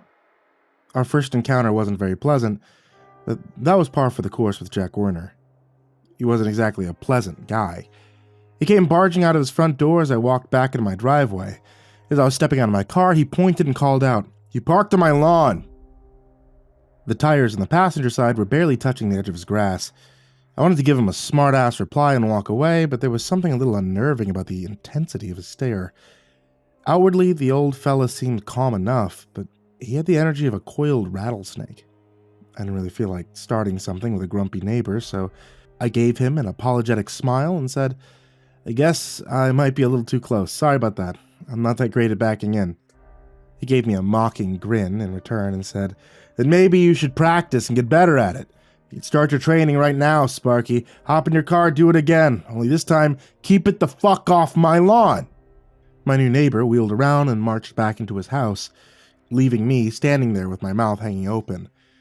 It was only my first week in my new house, and I was already in a feud. Great.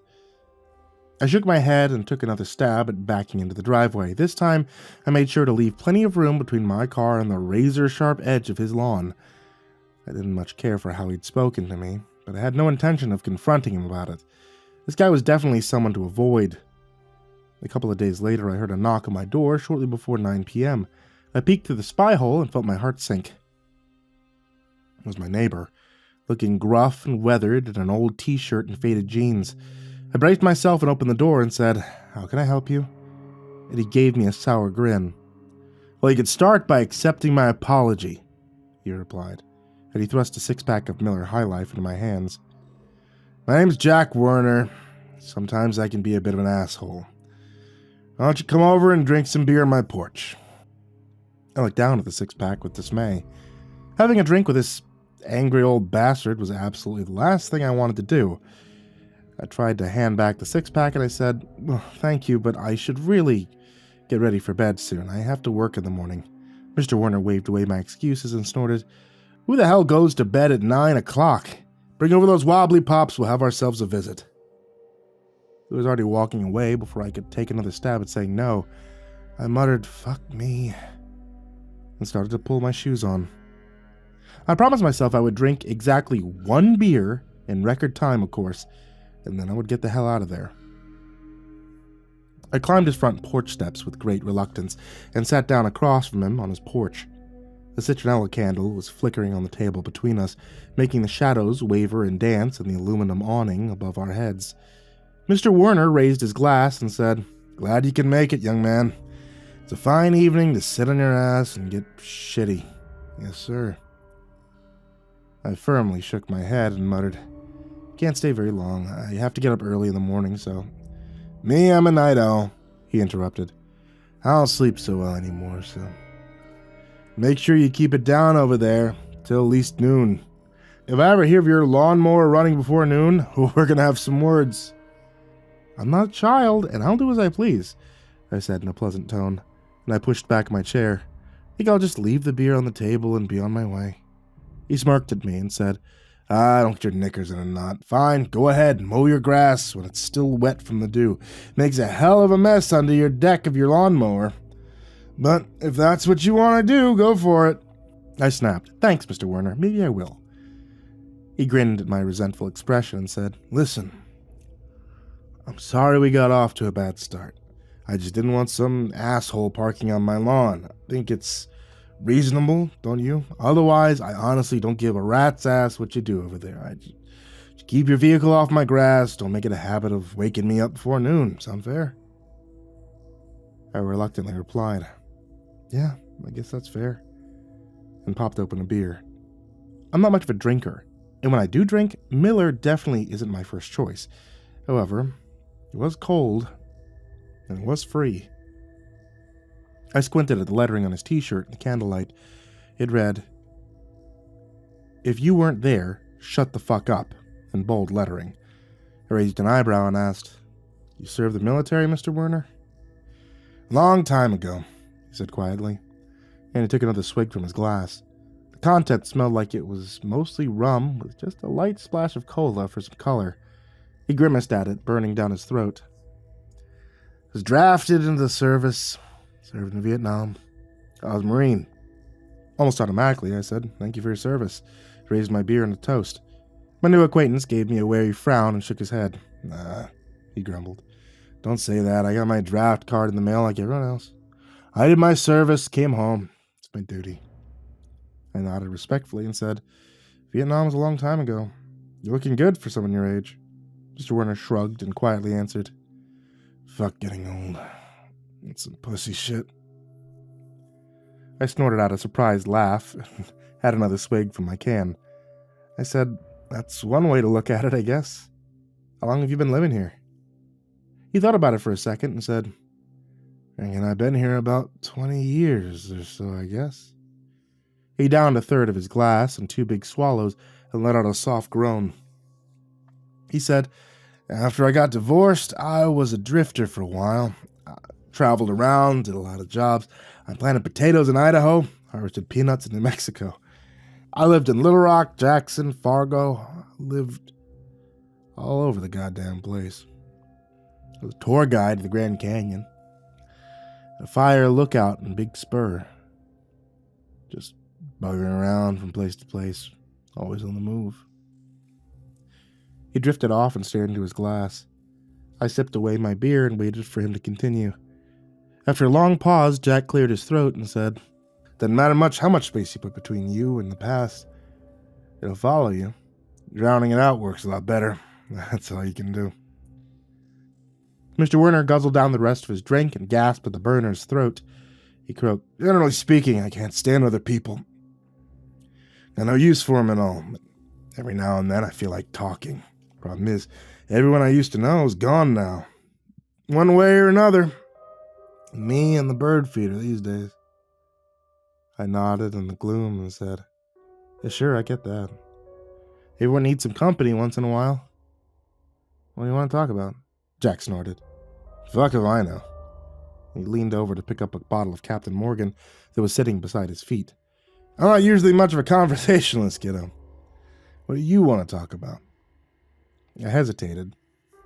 And Jack murmured, Go on, kid. Ask whatever you want. I'm not going to yell at you or nothing. I don't know much about the Vietnam War, to be honest. Just what I've seen in those old war movies. What was it like over there? Jack gave me a sharp look and poured himself another drink. He filled most of the glass with booze, and then he topped it with a small splash from the bottle of no-name cola. What you talking about? Old movies? Platoon? A Full Metal Jacket? Those movies aren't old. What are you, a tadpole? Gone with the Wind? That's an old movie. I raised my hands defensively and said, Wasn't even born yet when those movies came out. It's been longer than you think, Mr. Werner. He shook his head and smiled down at the table. Yeah, I suppose you're right. It's Speaking of those old war movies, I actually went to see The Deer Hunter in the theater. The wife and I gone out for a nice steak dinner that night. Classy joint, good food. Had a good time. It's me and her. Anyway, when we were walking back to the car, she pointed out a movie marquee and asked, "Can we go see The Deer Hunter, Jack? I love Robert De Niro." I'll tell you something, I didn't want to do that at all. Not one fucking bit. Just looking at that movie poster out front made me feel, I don't know. I mean, my chest feel tight, but at that point we were still basically newlyweds. I wanted to make her happy. We didn't hate each other yet. That came later. Anyway, we go in, I pay for the tickets, popcorn, soda, all that crap. We get settled in, movie starts, and it's actually pretty good. Real good drama about some regular working class guys I could relate, you know. So we're sitting there and we're watching the movie and holding hands, and suddenly the story goes back to when the guys were in the war. A village is getting bombed, they're spraying napalm. And just like that, I wasn't in a theater no more. I was there. I was back in Nam. We were under fire. I could smell cordite and napalm in the air. I could smell the bodies cooking. I jumped up, I started screaming for the comms to call in air support. I saw a VC come running out of the dark, out of the corner of my eyes, had a knife in his hand, but I was ready for him. I grabbed his wrist, I slammed the heel of my palm into his nose. He went down like a sack of bricks, and I stomped on his head. Someone else grabbed me from behind, and they caught an elbow to the teeth, and I dropped to the floor, and I started crawling for cover. I made it to the exit somehow, and I ran for my life. And that... The old man sighed. It was the last time I ever went to a movie theater. I haven't stepped in one since. I stared at him with my mouth hanging open. He stared back, his eyes glimmering in the candlelight. I cleared a sudden thickness from my throat and said, "Jesus Christ, that's something else." "Yeah, the cops found me in the restroom," Jack murmured. He took a giant swallow of rum. He was hiding in a toilet cubicle.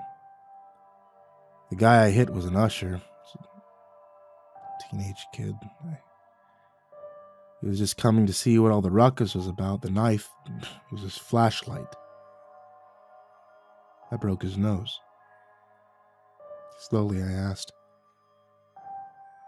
"Who did you hit with your elbow?" "My wife," Jack grunted. "I broke 3 of her teeth. Split her septum in half. She didn't leave me after that, but it was the beginning of the end." I quietly asked, Fuck, that's rough." I reached for my beer can. Jack abruptly lashed out with the speed of a cat and slapped it off the table. The can sailed over the railing of his porch and landed somewhere in his front yard. He croaked, "Go home. I'm done talking. It's time to drink in peace. Go on, get the fuck out of here." I blinked at him in surprise.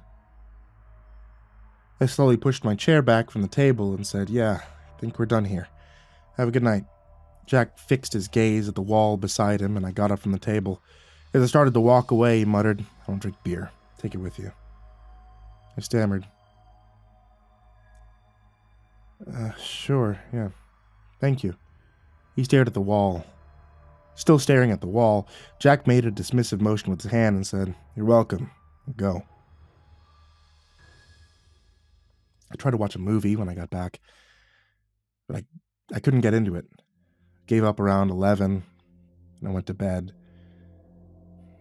But I couldn't sleep. I stared at the ceiling and I tried to blank my mind, but I couldn't stop thinking. Around 1 in the morning, I gave up the struggle and went down to rummage through the fridge. As I munched on a bag of shredded cheese, I found myself peering out the window at Jack's house.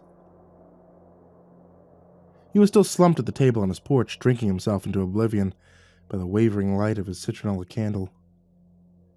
I shook my head and wandered back to bed. When I finally did drift off, I dreamed that I was running through a jungle. Everyone had left me behind and I was alone.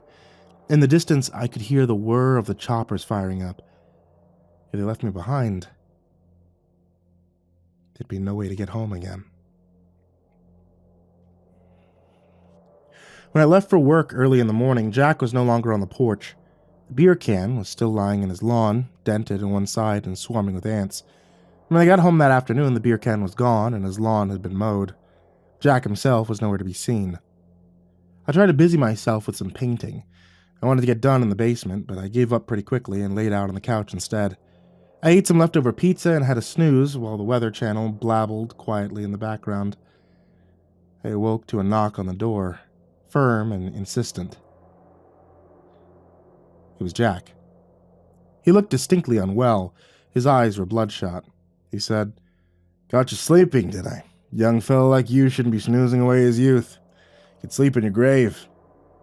I blinked in the stagnant sunshine and mumbled, "What time is it?" "It's time for a car ride," Jack said crisply. "Go take a piss, brush your teeth. You got yourself a decent case of shit breath going on." I was still half asleep and I had no idea what to say. His last words to me had been, "Get the fuck out of here," and now he wanted to go for a drive. What the hell was going on? Jack crossed his arms impatiently and said, "Don't break my balls, okay? I was half in the bag. I wasn't expecting to answer that kind of question. I got out of line. I apologize. Now, hurry up. Get yourself presentable. Your hair's all fucked up. You look like a rooster." I gave him a bleary nod and scrubbed my palms over my eyes. "Okay," I said. "Just give me a few minutes." "Hurry it up," Jack called over his shoulder. "We're gonna get ourselves some ice cream." True to his word, Jack drove us down to a boardwalk and he bought us both a double scoop of Dutch chocolate and a waffle cone. We sat down on a beach facing the lake. We ate our ice cream in silence. Jack took a breather from his ice cream and groaned. "First thing I've eaten all day. I was hungover like a son of a bitch this morning." In a neutral tone, I said, "Yeah, I bet." He waited to see what was coming next. Jack looked at the lake, his eyes hidden behind a pair of ancient-looking Ray-Bans. He said, "If I get hammered enough, I get a night of nothingness, no dreams. It's a blessing." He turned to me and asked, "You have a girlfriend? I've been there for a week and I ain't seen broads come around yet." I shrugged and answered, "Not anymore. I was living with a girl, but it ended a little while ago. Moved out. That's why I'm your new neighbor." "Yeah, it happens," Jack murmured. "How many kids?" "No, we hadn't even talked about that yet." Jack gave me an approving nod. "People always think having kids will fix their relationship. It doesn't work." Jack gave the remnant of his cone a sour look and tossed it onto the sidewalk. It was immediately snatched up by a seagull, who was abruptly swarmed by a small mob of other seagulls. The cone was torn into fragments during this brief struggle, and they all flew away with nothing. Jack snorted. "See that? That's us. That's how they make us live. Nothing's worth a shit no more." "Agreed," I said with a nod. "Things always go up and down, though. There's good times, bad times. Right now, things are getting worse. Hopefully it'll get better again soon." "There's gonna be another war," Jack grumbled darkly. "You wait and see. That's a cycle. Economy starts to limp along, suddenly we're in another war. And who do we send to fight the war? Our kids. That's who. We send our kids off to fight and die in a foreign land, no questions asked. 18, 19-year-old, off they go." There was a heavy blanket of expectancy in the air between us. I could sense that he wanted to talk, but I wasn't sure if I was prepared for the darkness that was bubbling inside of him. I threw the last piece of my cone to the gulls, which set off another noisy brawl amongst the lurking seagulls. Trying to sound casual, I said, "Is that how old you were when you got your draft card?" Jack leaned back with a strangled groan and gently massaged his temples. He said, "Yeah, I was 18. I come home from playing basketball down at the park, and there it was, sitting on the kitchen table with the rest of the mail.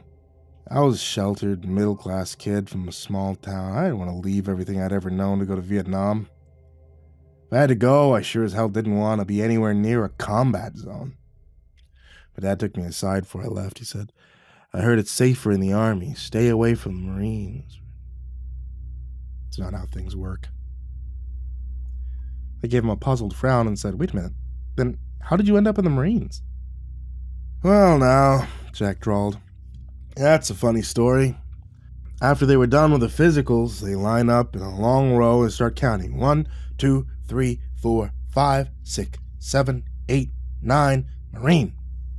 And I was one of the guys who got picked to be a Marine. I called home from a payphone and told my dad what happened. He went quiet for a second, and he said, 'You're going overseas, Jack. Be brave and come home.' Then he handed the phone over to Mom because there was nothing else to say. And I was going to war. That was that."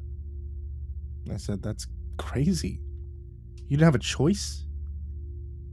It's pretty fucked up." "Yeah, I agree. So off I went to Paris Island for boot camp. And on the first night, I could hear some of the guys crying to themselves in the dark. Some looked like they didn't even shave yet. Next morning, someone got smart with a drill instructor. He turned around and knocked the poor bastard 6 feet back into a wall. The shit like that happened all the time. I remember there was a kid named Jansen or Anderson, something like that. He was slow as molasses, stubborn as a mule. He was always bringing heat on the rest of us. And believe me, you didn't want any heat. Things were hard enough already, so we all jumped on him one night. We held him down in his bunk with a sheet, and we told him to stop fucking up. And we beat the shit out of him. He just beat his stupid ass like a piñata. Didn't make him any faster, smarter. It was satisfying. That's what it was like on Paris Island." Jack saw my disturbed expression and gave me a crooked smirk. He said, "You'd be surprised how fast it started to seem normal. When you're young, you adapt real quick. Anyway, after I completed the infantry training, I was sent back home for a month. Everyone treated me like a ghost, like I was already gone. The next stop was Vietnam. I arrived in Da Nang just in time for the Tet Offensive. The first week in country, and boom, shit hit the fan." Jack heaved himself onto his feet and fished his car keys out of his pocket. He said, "I'm tired of watching the shithawks fight for scraps. Let's go." On the ride back home, Jack abruptly turned to me and said, "I used to be a dad. Well, no shit, I had a son. His name was Ben." His use of the past tense pricked up my ears. I said, "Sorry for your loss. Can I ask what happened?" Jack's lips twitched in a bitter, humorless smile. He said, "Ben ran away when he was 17. They found him dead a year later. He was overdosed in a phone booth." I felt my heart sink. He said, "That's really awful, Jack. I can't imagine. I'm sorry to hear that." "Yeah, it was a rough one. After he was gone, my wife accused me of doing my best to push people away. I asked her, 'Then why are you still here?' And she said, 'I don't know anymore.' It was long before she packed her bags and left a note on the fridge." He pulled his aging Buick into his driveway and said, "Well, there you go, young fella. Say, why don't you come by again tomorrow night? I won't throw your beer in the yard this time, I promise." I hesitated, then gave him a non-committal shrug and said, "I'll give you a solid maybe. How's that sound? I do have work early in the morning. Jack gave me a knowing look and said, "It's like slowing down to gawk at a car wreck, isn't it? You're a little ashamed of yourself for wanting to see more, but that doesn't stop you from trying to get a better look. Now, don't shake your head. Just admit it. Don't be a pussy." I tried to deny it, but the words dried up in my throat. He was right. "You're a cagey old bastard, aren't you?" I asked softly. "Okay. I'll be over around dusk. Sound good?" "Ain't nothing good left in the world," Jack retorted. "Yeah, that's fine. See you then, neighbor." For the rest of the night, all I could think about was his sour grin and him saying, "Ain't nothing good left in this world." I was starting to have a vague idea where this all might be headed, and I didn't think I was prepared to deal with it. I hoped I was wrong. Sometimes it's good to be wrong. Just like confession, it can be good for the soul.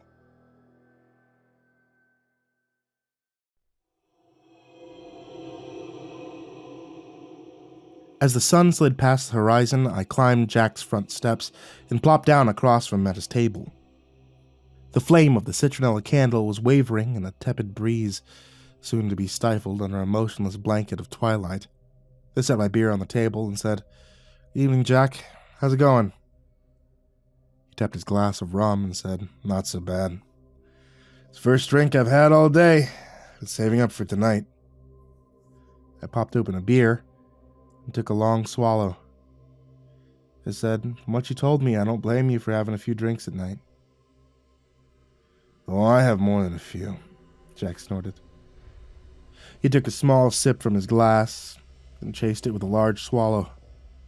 He gasped. "It's better. I needed that. How you been doing, kid? You getting settled in?" "Little by little, yeah. Still feels strange to be alone." "Just you wait. You get used to it," Jack assured me. "And then you start to like it. When you're alone, no one cluttering up your life with their bullshit." "I guess so," I said reluctantly. "Can be nice sometimes, too." There was an awkward silence. Jack lit a cigarette and rasped, "Well, let's get this rolling. Where do you want me to start?" Cautiously, I said, "You were talking about your son yesterday. Do you feel like telling me more? I mean, you don't have to, but I thought maybe you'd like to get..." "Ben," Jack interrupted. "His name was Ben." He raised the glass to his lips. I saw that he was shaking a tiny bit. He exhaled a cloud of rum fumes and mumbled, "I never told anyone the whole story. Well, here it goes. Ben was a good kid. He behaved himself, minded his mother. I was always hard on him, though. I was afraid that the world would eat him alive if he was too weak, so I tried my best to make him tough. He started getting an attitude with me when he got a little older. Being defiant just made me come down on him even harder. When he was a teenager, sometimes I'd get fed up with his smug little face. I get fed up. I'd take him out to the garage. I'd scream at him, shove him around, maybe even smack him up a little. But he'd never fight back. I wanted him to fight back. He wouldn't do it. He'd just hide his face. He'd wait for it to be over. I looked at him with dismay and said, that isn't discipline, Jack. That's abuse. You do understand that." "It wasn't considered abuse back then," Jack countered. "Parents always smacked their kids, kept them in line. Some people used their belts, wooden spoon, maybe even a fly swatter. Didn't hurt him permanently, just taught him a lesson." I shook my head and demanded, "What lesson? That it's okay to use violence to control someone?" You're one of those people," Jack rumbled. "There's no reaching your kind of people. You live up your own ass. You want to hear this or not?" I clamped down my urge to argue this point further and said, yeah, I do. Keep on. Anyway, after Ben turned 16, he started cutting class all the time. Right? His grades tanked. He always stayed out late. He wouldn't tell us where he'd been or where he was going. He was stuck at home. He locked himself in the bedroom. Me and him tried our best to avoid each other. It's pretty much done with the kid. I guess he was probably done with me too. Whenever we were in the same room together, you could just cut the tension with a knife. Something was ready to go. And then it did. I waited for him to elaborate, but Jack fell silent. What was the final straw? I prodded. What happened? In a lifeless tone, Jack muttered, I was on my way to bed one night, and I caught him smoking weed in his room. He tried to blow it out his window, but I could still smell it in the hallway. His mother was already asleep. We were having our own problems. And that's a different story. So I come busting in and catch him red-handed. I made him toss the dope out the window. I said, is that why your grades ain't worth a shit? Is this why you hide away in your room all the time? He wouldn't give me an answer. He just stared at nothing, waited for me to stop. Made me even madder, I could barely contain myself. So I pushed him into the hallway, told him, go out to the garage, we're gonna sort this out. Took him out to the garage, ripped into him for a while, just kept getting madder and madder, seeing red. He just standing there with his head down the whole time, waiting for it to be over. And Jesus Christ, that pissed me off so bad. I ended up whacking him across the face with a backhand. He stumbled into the shelf, knocked over a can of paint on the floor. I pointed at the paint sprayer and yelled, look at that, you little prick. You're gonna clean that up. And then he got this look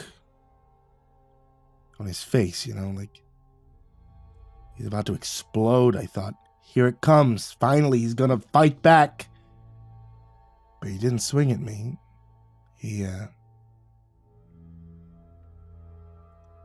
Jack's voice became husky and thick.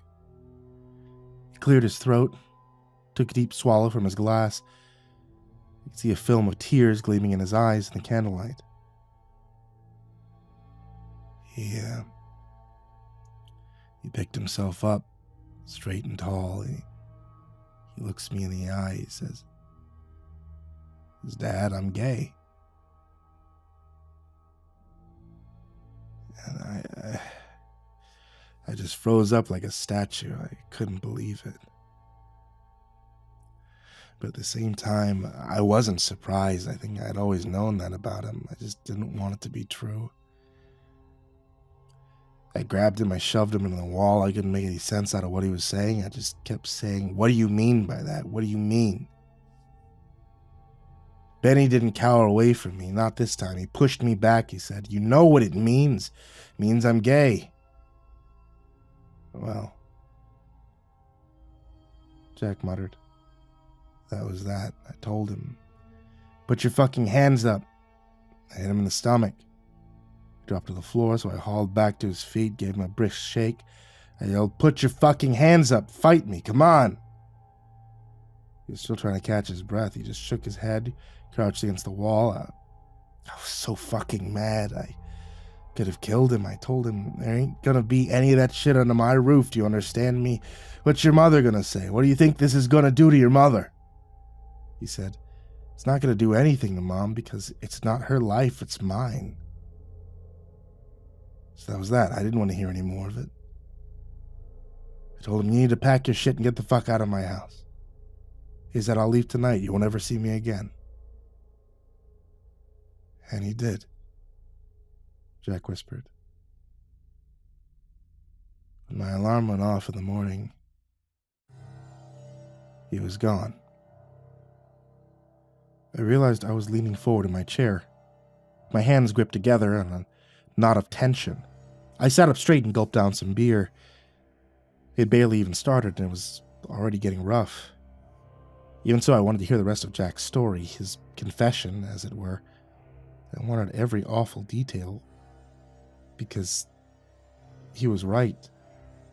We all have a morbid fascination with the dark side of humanity.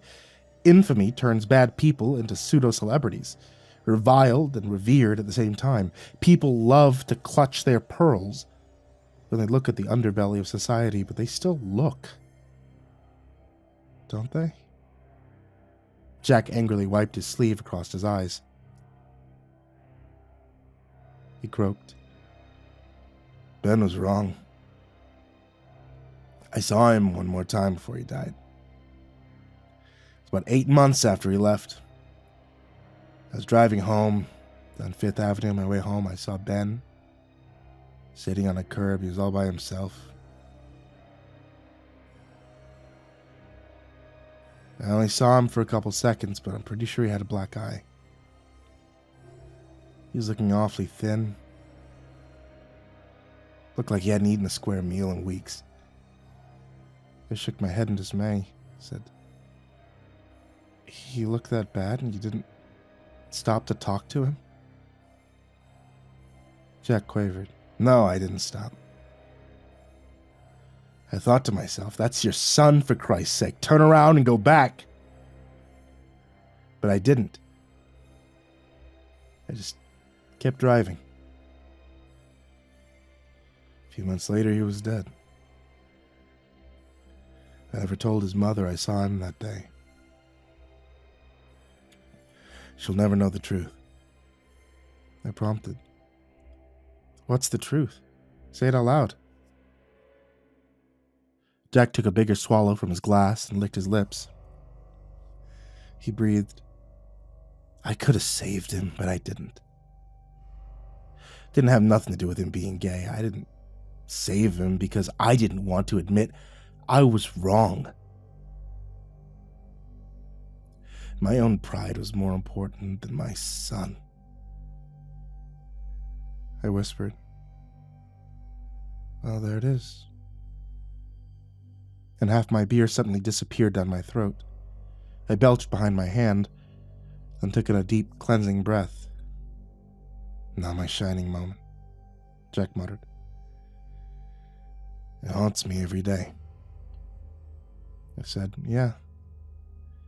No way to spin that one and make it seem better. It was a really fucked up thing to do. But you understand that. It's a start, I guess. I mean, fucking hell, man. I really don't know what to say. Let's change the subject. How about that?" "You want to hear about Vietnam?" he muttered, and he poured himself some more rum. "Of course you do. You've seen the movies, now you want to know what it was really like." I nodded and said, "Guilty as charged. Tell me about the war." Jack studied his glass and gathered his thoughts. He said, "It wasn't like World War II. It was guerrilla warfare. Top brass said, 'We've got more troops, more firepower, so we'll eventually win.' Those guys didn't understand the jungle. They didn't understand the enemy. Charlie was defending his country from invaders. He had something to believe in. Us, we didn't even want to be there." Jack stopped talking and nursed his drink in silence. "Go on," I prompted, and he gave me a disgruntled look. "We got all night. Give me time to figure out how to say it. I'm not much of a talker." I apologized, waited for him to continue. "Anyway," he grumbled, "these people were tough as nails. Live in underground tunnels, eat nothing but rice for weeks on end. You come to a village, they'd tell you there were no VC hiding there. And you start poking around, you'd end up finding the entrance to a tunnel and a pig pen. VC were different from the NVA. They didn't always look like soldiers. They could look like anybody. They were everywhere, nowhere, all at once. Paranoia would get to you after a while. Anyone you saw might secretly be the enemy. And even when the VC weren't around, you had to watch out for their booby traps. One of my best friends almost died because he got stuck in a punji stick." I asked, what's a punji stick?" Jack made a sour face. "The bamboo pole with a sharp point. You'd hide them in a pit, and they'd put him in the ditch on either side of a trail. A sniper opens fire, you all dive into the ditch, someone gets impaled on a stick. He'd smear the pointy end with shit, get a raging infection in no time. I made a disgusted face and shuddered. I said, "Worse something else, isn't it?" Jack gave me a grim look. It wasn't just the Kong you needed to watch out for. Even the jungle wanted to kill you. There were vipers, venomous centipedes, parasites, leeches, all kinds of shit out there. Yeah, that's right, leeches, huge, slimy fucking things. You'd wake up in the morning and peel off 6, 8, 10 of those motherfuckers. Mosquitoes were horrible too. They carried dengue fever and malaria. You had to take a pill every day so we wouldn't get sick. We called it the daily. Jack smirked a bit, in my obvious discomfort. He said, "You asked for details, didn't you? Shit, I barely scratched the surface." I popped open another beer and tipped it back. I was starting to get a buzz. I was pretty sure I was going to need it. I let out another discreet belch and asked, "What's your best memory from the war?" Jack smiled a little. He said, "We just finished taking back a city called Hugh. Fighting from house to house, street to street. I barely ate and got any sleep for the whole time. I was running on a combination of dexedrine and fear. I was so fucking scared that whole time. I can't even imagine. Anyway, we found all these big earthenware jars of rice wine in a cellar. After the nightmare we just went through, you better believe we wanted to get in that wine pretty bad. We all were scared. The NVA poisoned it before they left. Finally, one of the guys said, 'Oh, fuck it,' and he started drinking. So we all sat in a circle and waited to see if he was gonna die. He didn't die. So we all got drunk that night." I snorted some involuntary laughter and said, "This is pretty dark, man." "They were dark times." Jack grinned.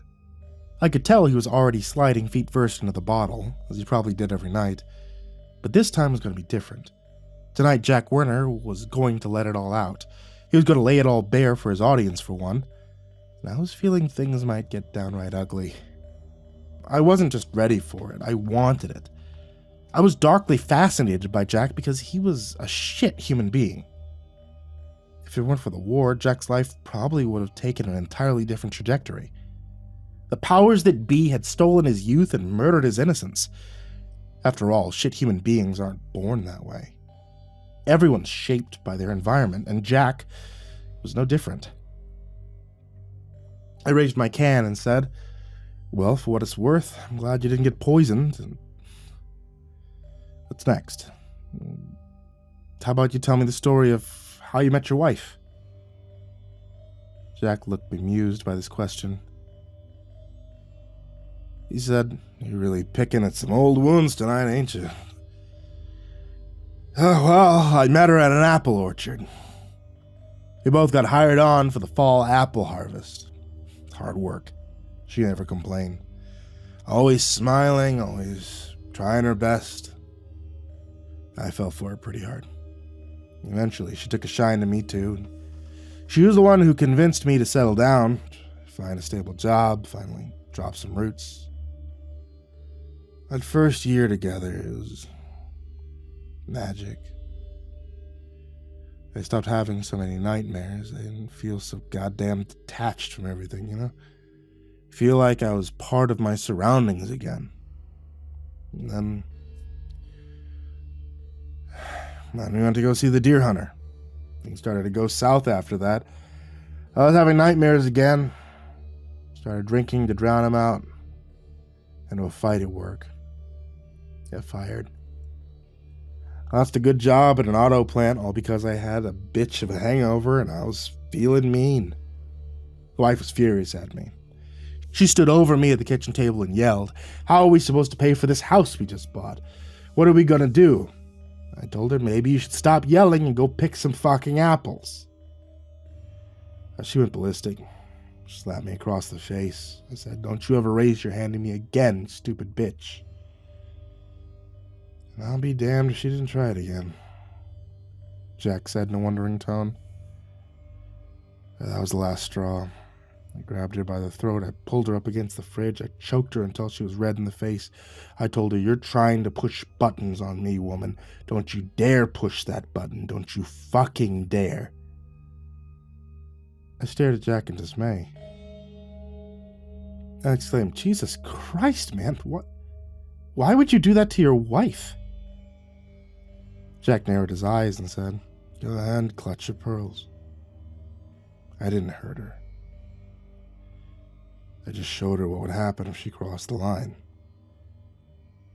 She never tried anything like that again. She learned her lesson. I closed my eyes and said, "Forget it. Just tell me about your divorce. Why did she finally leave you?" "Ben died," Jack answered in a cold, flat tone. His smile was gone. "After that, there wasn't nothing left to hold it together. We didn't love each other anymore. We didn't even like each other. She filed for divorce a few months after the funeral. Just like that, it was done." I started to ask another question, and Jack shushed me with a raised finger. He said, "Okay, your turn. How about you?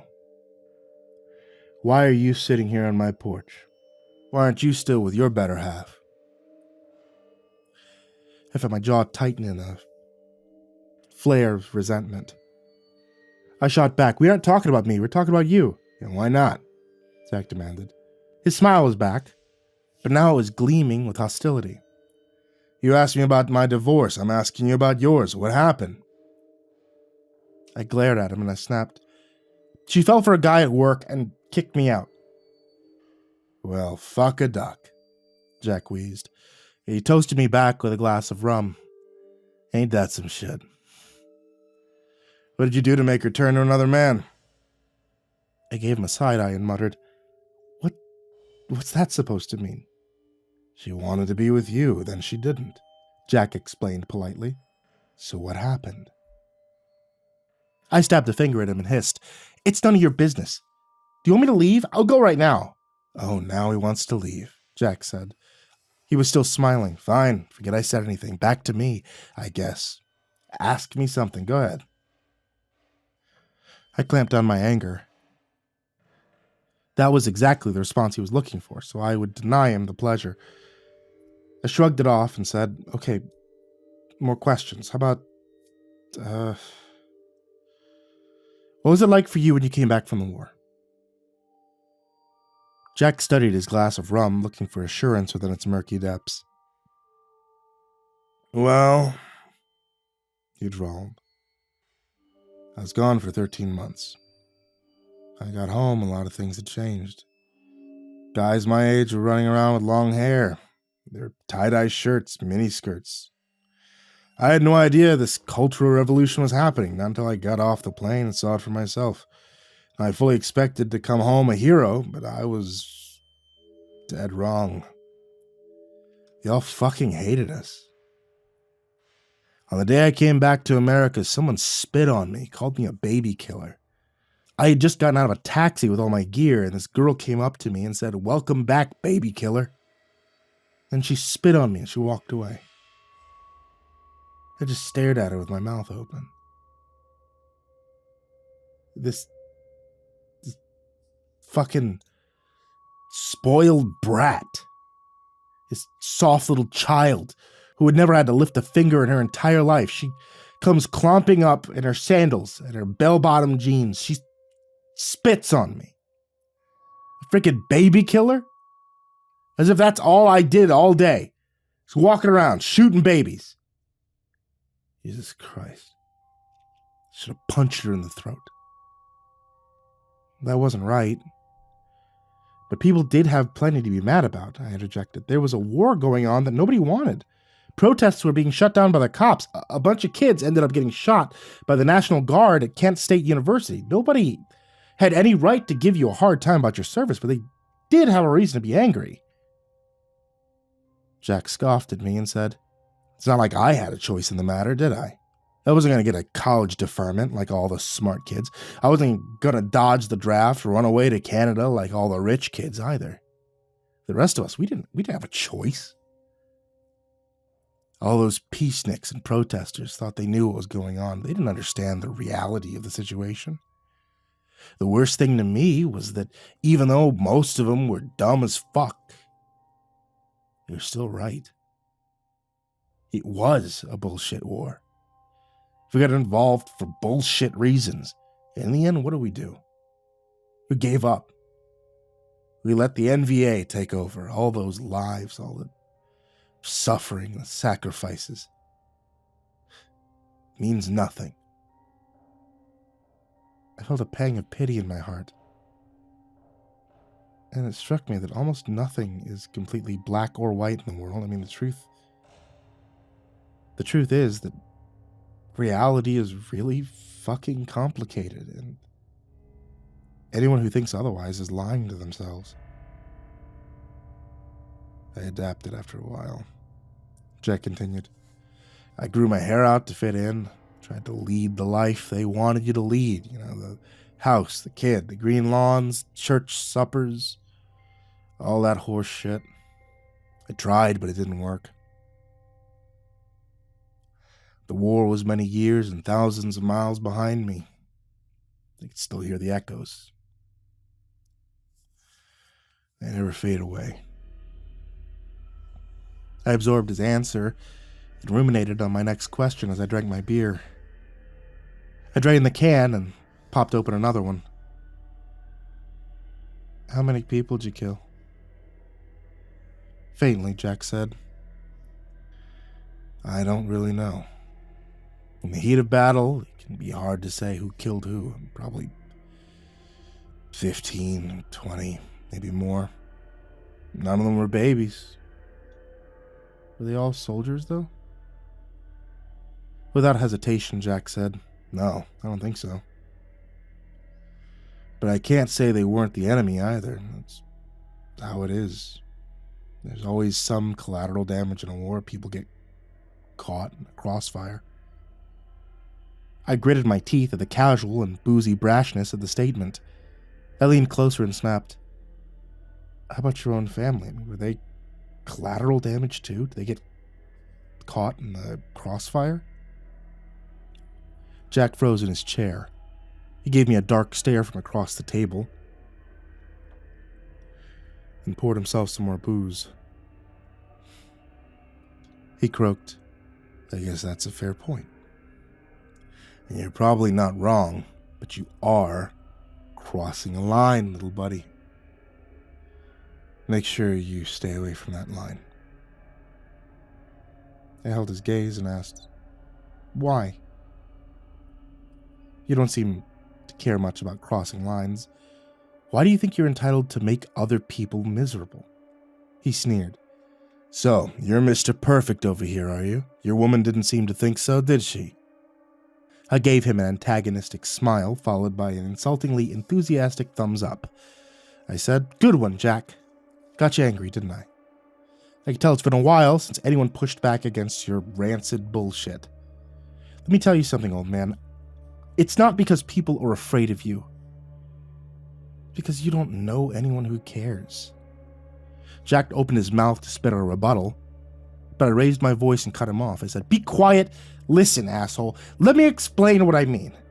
When you're being shitty to a stranger behind a cash register, they honestly don't give a fuck. You know why? Because you'll be gone in a minute or two, and they won't have to deal with you anymore. That's what I'm talking about, Jack. No one cares enough to engage with you. Get it? But it's different when you're being a prick to someone close to you, isn't it? I mean, they push back. And you don't like that very much. That's why you drove everyone away, because you can't handle the consequences of your own actions. Jack snarled. Who the fuck do you think you are? You don't know me. You don't know about my life. You sure as hell don't know about the war. You don't know anything at all, so don't you use your tone with me. Not me, motherfucker. Don't you dare. Why not? I demanded. Because you were in a war 50 years ago? How long is that going to be your crutch, old man? Are you going to snivel about it forever?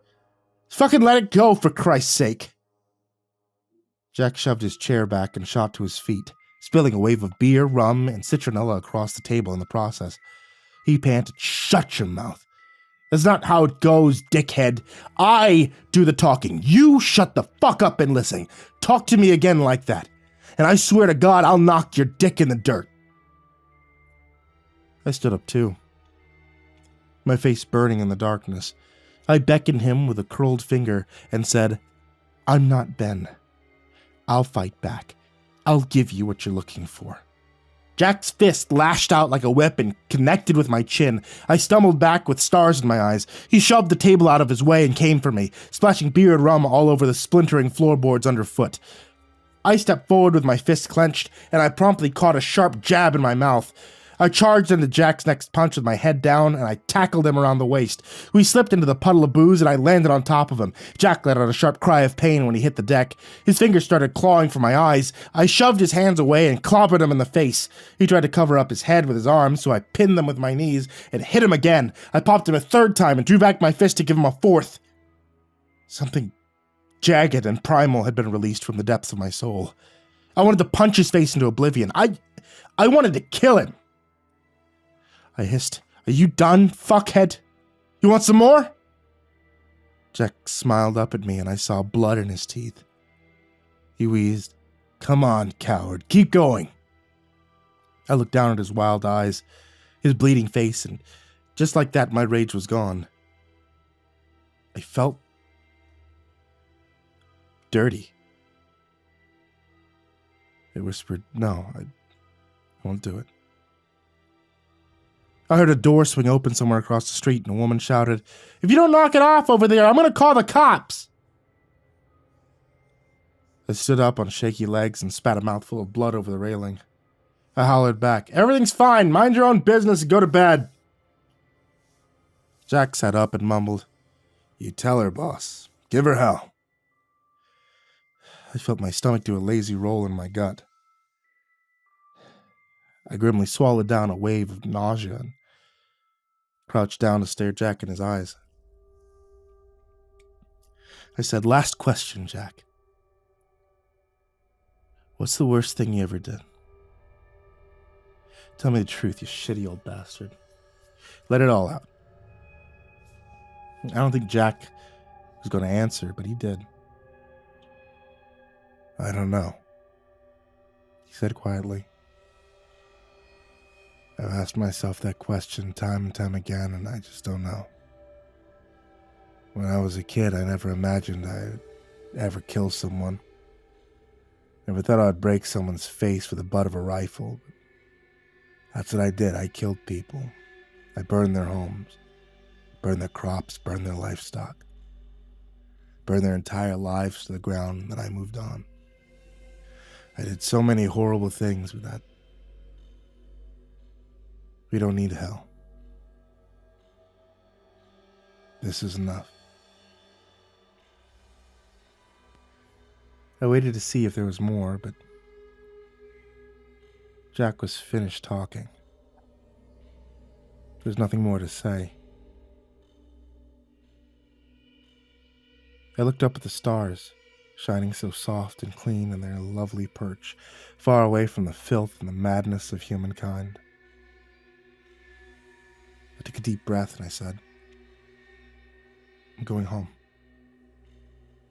Jack held his ribs with one hand and he pulled himself to his feet with the other, clutching at the table for support.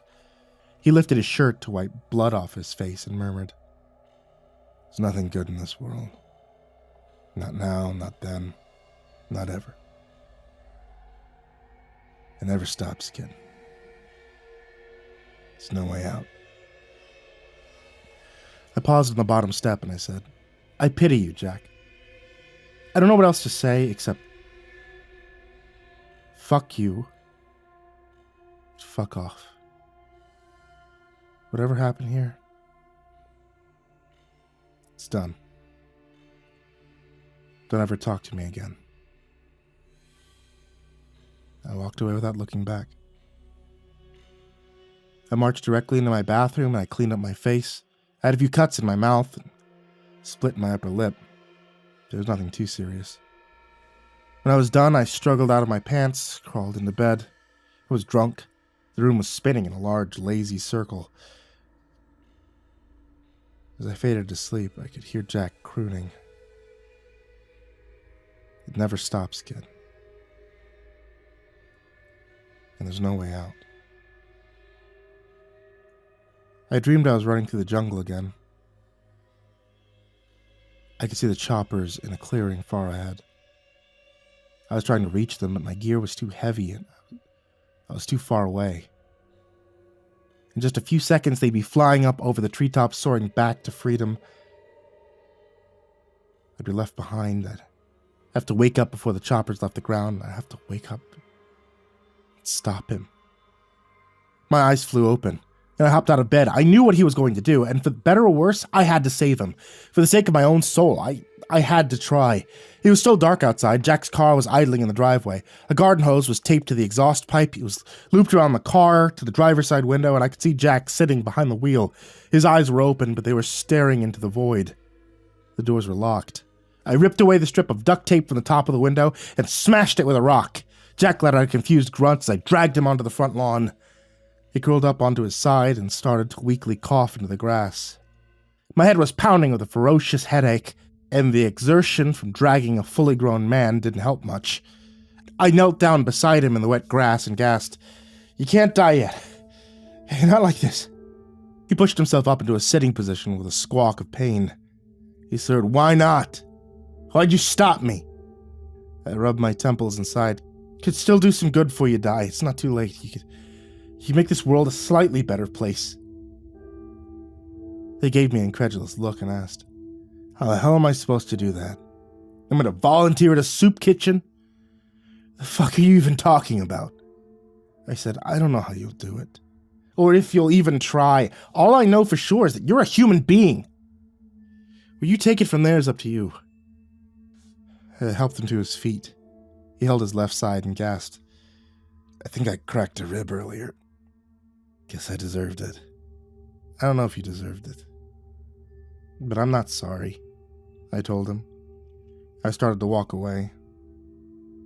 I called over my shoulder, "Phone the cops if you want to press charges. I'll show them my lip. Maybe they'll end up charging us both. I don't care. If not, then I wish you good luck in life. I hope you find peace." I left Jack standing there in his yard with his cracked rib and his swollen face. I wasn't proud of myself, but I wasn't ashamed either. In real life, the hero and the villain, often the same person. Most situations aren't black and white, and the echoes of the past don't need to follow us into the future. These are all different truths. But that doesn't make them any less true.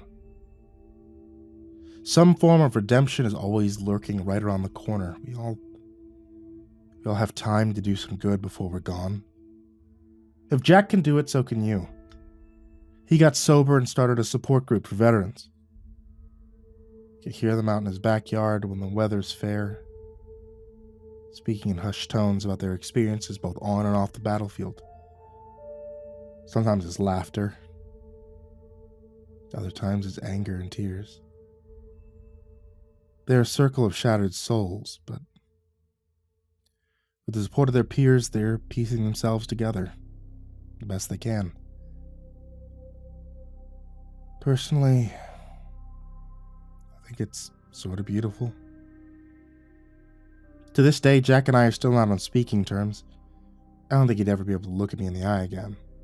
I mean, I'm glad he's doing well, but I have no need to communicate with him. I'd always be silently judging him for his actions in the past, and that wouldn't be good for either one of us. After a lot of self-reflection, I was finally able to face my own demons. It took time to learn that I can share my time with someone else and still belong to myself. I recently started seeing someone new. Neither of us wants to rush into anything heavy. It's nice to just enjoy someone's company and not feel any pressure. If anything, it's actually making us closer. No expectations means no disappointments. And we both like that just fine. I have nothing else to say, except to remind you that the past is behind you, and the future is out of your reach. The present is where we exist, right here. And the perfect time to turn it all around is right now.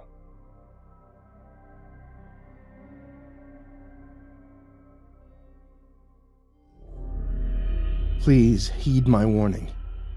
This universe is already on a fast track to expiring, and you people are the only ones in the universe left alive at this point. I'll tell you my story and travels in hopes that they'll help your people survive. My name is Orin. I've come from a different dimension, a different universe, trying to rescue and save as much life as I can from what I call the void. In science, you people call it vacuum decay. Except this is a real, living creature. It swallows entire star systems and galaxies. Right now, when you look into the sky and you see countless stars, they are but remnants of life. And their final breath is traveling through space to express their last dying words. There's nothing out there for you. Nothing can stop it, and there is nothing to see anymore. It will take millions of years before it gets to you, but I can let you know it's all dead out there. I'll tell you my own story so you can follow in my footsteps, as it could lead to the survival of your race and future generations, but you must act very soon. Let me begin where it all began in my home universe. A very long time ago, my people were an incredibly advanced race, where we were on the precipice of dimensional travel. My people have always had a very long lifespan to give some perspective to the entire human civilization, until this point would only be a blink in my total lifetime. Because of this, there's a wealth of knowledge that's been passed down from generation to generation. It's all being accumulated to this point. With all this knowledge, several thousand years before the Great Dying, we discovered the void collapsing entire galaxies. Our greatest minds got together in what's called the Council, and brainstormed a possible end to the void. However, no matter what we threw at it, no matter the attempts to reach out, the creature seemed unwavering, and had the intent to end everything. The Council decided there was no way to stop the Great Devouring Void, so they wanted to move on to another dimension. However, the machine wasn't done. At this point, we had very little time left, as the void was moving closer and closer by the year. Soon after, there was the discovery of a new mineral. This mineral had all the answers that we needed, and produced enough radioactive power to charge the temporal machine. However, it was close to the void, so we extracted as much as we could before it could end up in the beast's gullet. The events after would lead to my eventual travel to 7 other dimensions, all containing the beast, all ending the same. Swallowed up into nothing. Within a few years, the Council was able to get a working model, and testing was on the way. I was part of the Council at this point, since I was the head engineer. I would facilitate the trials. The first one was a young woman who couldn't be older than 6,000 years. She was short, but perfect for the first test. She could put the suit on, and within seconds, her suit started to light up. Good, it's working, great. We may only need one test for her size range, I thought to myself. Shortly after, the whirring of the metal and popping became extraordinarily loud. Shortly after, I started hearing the crunching of bone and the tearing of flesh. Her screams echoed throughout the testing chamber. Her blood was leaking out of the suit, and a mist of blood sprayed as the pressure grew on the suit. Before I could turn the suit off, it already collapsed. her whole body into a round mass of meat and blood. This was not the last trial this happened. Time and time again, no matter the size or the tweaks I designed, they all failed, each test subject ending up as a puddle on the floor. The public grew wary and fewer people volunteered. We ended up having to pay them to have people test it. After a year of failures, the void was within a couple of 100 years, which to us was not long enough. We kept trying. Hundreds of bodies piled up, and within a few years left, I was finally successful in my first test. I started with a stout man who was 7 foot 2 inches tall, 265 pounds. That being said, he was a bit nervous, knowing the pile of bodies that he was trying to overcome. We were all scared of what could happen. I was on the floor this time, and tweaking the suit to only jump to the nearest safe dimension. I found there was an issue, and the suit was low on fuel, but we decided to go forward with it anyways. "You'll be okay, I promise. I'll be here to watch personally to make sure that it all goes right," I said to the test subject. He looked at me with a nervous smile and shook his head in silence, accepting his fate whether he lives or dies. In a wave of my hand, the other scientists in the pod above pressed the button and activated. In a flash of bright blue light, the man disappeared. Now, I did tell him how to come back, and the idea is the suit needs to wait 2 hours before it can actually boot up and start again. I left instructions on how to start it manually in the pocket. We hear him say something over comms, but it was full of static. I could still make it out. "I see blue. Clouds are I replied to him with how to fix the issue that you can hear him slowly getting better. "Hello, is this better?" He said. "Yes, much better. Go ahead. Describe the area." There was a short pause. "Sky's blue. The clouds are normally akin to our clouds. Oddly, I don't see any other beings or life. I don't see grass or trees. Just all dirt and stone." I wrote down some other information. It was only relevant to see if we could live there, so we might be able to plant trees or vegetables. While I was writing the notes down, I hear, "What the fuck is that?" It was the test subject. He was screaming and running for his life. "Listen, you have to describe what's going on. What's chasing you?"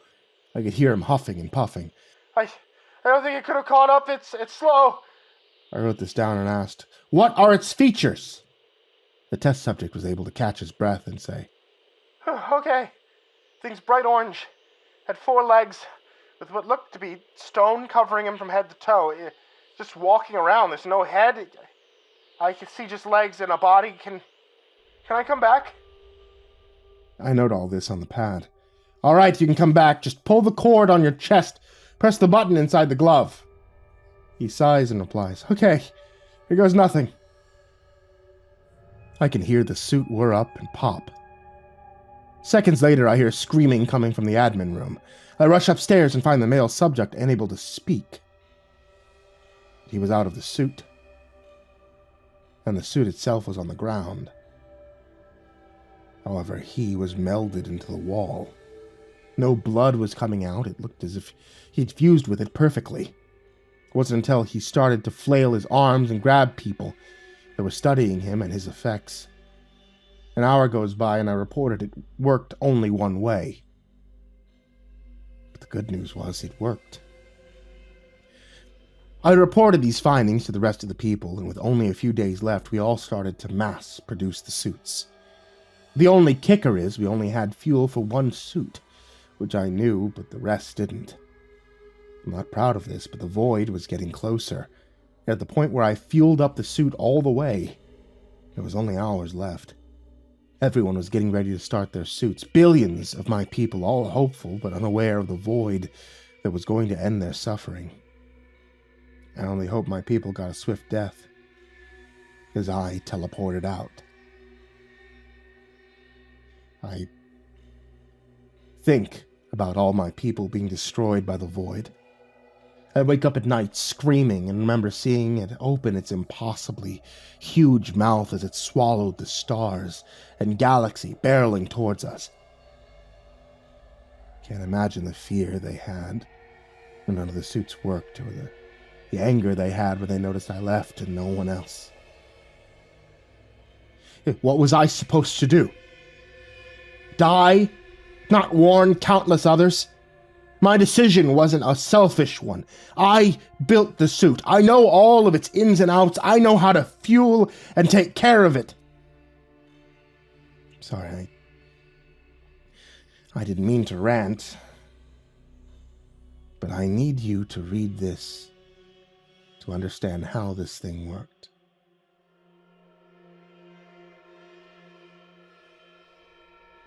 My home dimension has been gone by now, I thought, as I popped into a new dimension. This one was strange. Everything was gray, but I could feel the wind. I looked at my diagnostics. It all appears there was a breathable amount of oxygen in the air. This planet was entirely the same as ours, just underdeveloped. It was getting late. I needed to build a shelter. Now, with the rest of the night, I just used the fuel that I had left to charge my suit. That was the backstory of my universe. This new one will be gone soon, but that's a story for a different time. As this one has gone long enough, I have way more to tell about the new plane. Tonight I'll be charging the suit up and laying down. Until then, live long, travelers. Signed, Oren D.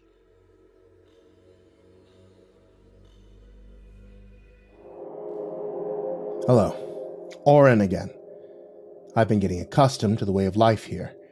My home planet and this one are strikingly similar. Language, height, structure, mathematics. It's mind-blowing to say the least. Recently, I found the material I used to power my suit. Potassium-40, which I can see is easily found in this world, so I won't have to worry about getting out in time, since the dimension sure is amazing, to say the least. Anyhow, I'm going to tell you about the first dimension I traveled to. There I was, alone in a barren world. Oddly enough, there were a few differences I later found. Walking around the wasteland, I found little signs of life. It seemed all the color had been removed from the place, other than the color I had on me and the fire I built earlier. The crackling of the fire was comforting, as it was incredibly quiet on this plane. I sent out a small survey drone to scan the whole planet for life. And other than the plants, there was none. Has this place ever been colonized? I thought to myself. Suddenly, the drone came back and noted that it did find evidence of civilization not far from where I was camped, so I decided to rest for the night and head out in the morning. I woke up, and the only thing I can hear is the gentle song of the wind rustling the dead leaves. The sun wasn't high in the sky when I woke, so it must still be morning.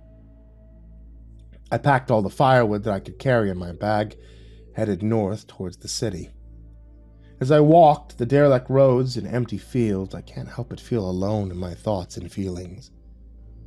I thought to myself, is this my life now? Stuck to be alone until I die. And normally I'm okay with being alone most of the time. Shit, I never dated more than a few times and lived alone for thousands of years. However, this feeling was different. I didn't ever feel truly alone. And here I feel like this. It took my entire people being gone and me being chucked into a new dimension to finally feel this hopelessness, a complete emptiness. It's so quiet that my ears are ringing and I can hear my own heart louder than my thoughts. I saw this large hill and I began to climb it. I distinctly remember the hill was soft and malleable like clay. Had a distinct smell about like ammonia. Every step made it worse to smell and was harder to bear. I flipped my suit's helmet on to escape the overwhelming smell. I was still a little lightheaded, but this was a powerful lesson to learn further on in the day. As I got to the crest of this hill, I could see the city. It's rather large. Looks like nature overcame the bustling city sprawl. To describe the layout, it was a lot of towers. Many reached several hundred feet. But in the middle of the city was a really large tower that dwarfed the rest. Many of the buildings were collapsing, and I see multiple vehicles of all sorts of shapes and sizes. All of them were in surprisingly good condition, but you can tell they weren't being used. After about a half a day of walking down the hill across a long road, I finally got to the city. Up close, it was even larger than I estimated. Concrete towers that penetrated the heavens. On closer inspection, these towers were made of silver and stainless steel. They had no rust, but were covered with vines and moss. It was one of the most beautiful things I'd ever seen. It felt surreal being the only one here. Where was everyone? Why was everyone gone? Why is there no life anywhere? No bodies are either, just a husk of a city. A city made by gods, but abandoned by man. I started to investigate all of this, it just didn't sit right with me. Even food that was left out wasn't molded due to all life being dead, even bacteria. Everything was left in such pristine condition as well. I went to what seemed like the town center, which was a massive building in the middle of the city. As I got closer, I can see there was a civil discourse, maybe some sort of rebellion, as bodies littered the ground in front of the building, all covered with a light sheen of yellow, slimy residue that had the same ammonia smell as the hill I walked on earlier. On some of the bodies, these people were wearing signs, seemingly warning of the end times, and the great dying was approaching. There was a larger number of flyers, newspapers around, each made of a strange plastic material, but more coarse in texture. The flyers and newspaper all relayed the same information. The world's religion was named Sarxism, and how they were using ritual sacrifices to try and appease the Elder God, the bringer of the end times, the Void. This dimension has him too, but was he here? What is this thing? Why was it able to exist across 2 dimensions? It looks like it was dated to be a week from now to get here. I had little time. I immediately felt dread. I jumped to a new dimension just to suffer the same fate. I must leave this place, and I have enough fuel to, but I must know why these people who revered this thing as a god. I looked all over the city until I found it. The Church of the Devourer. This has to be it, I said to myself. Approaching the door, it was made of wood, and the building seemed to be entirely concrete, which was weird, based on the architecture of the entire city being way more modern, advanced. Ignoring this, I pushed the door open. Well, I tried.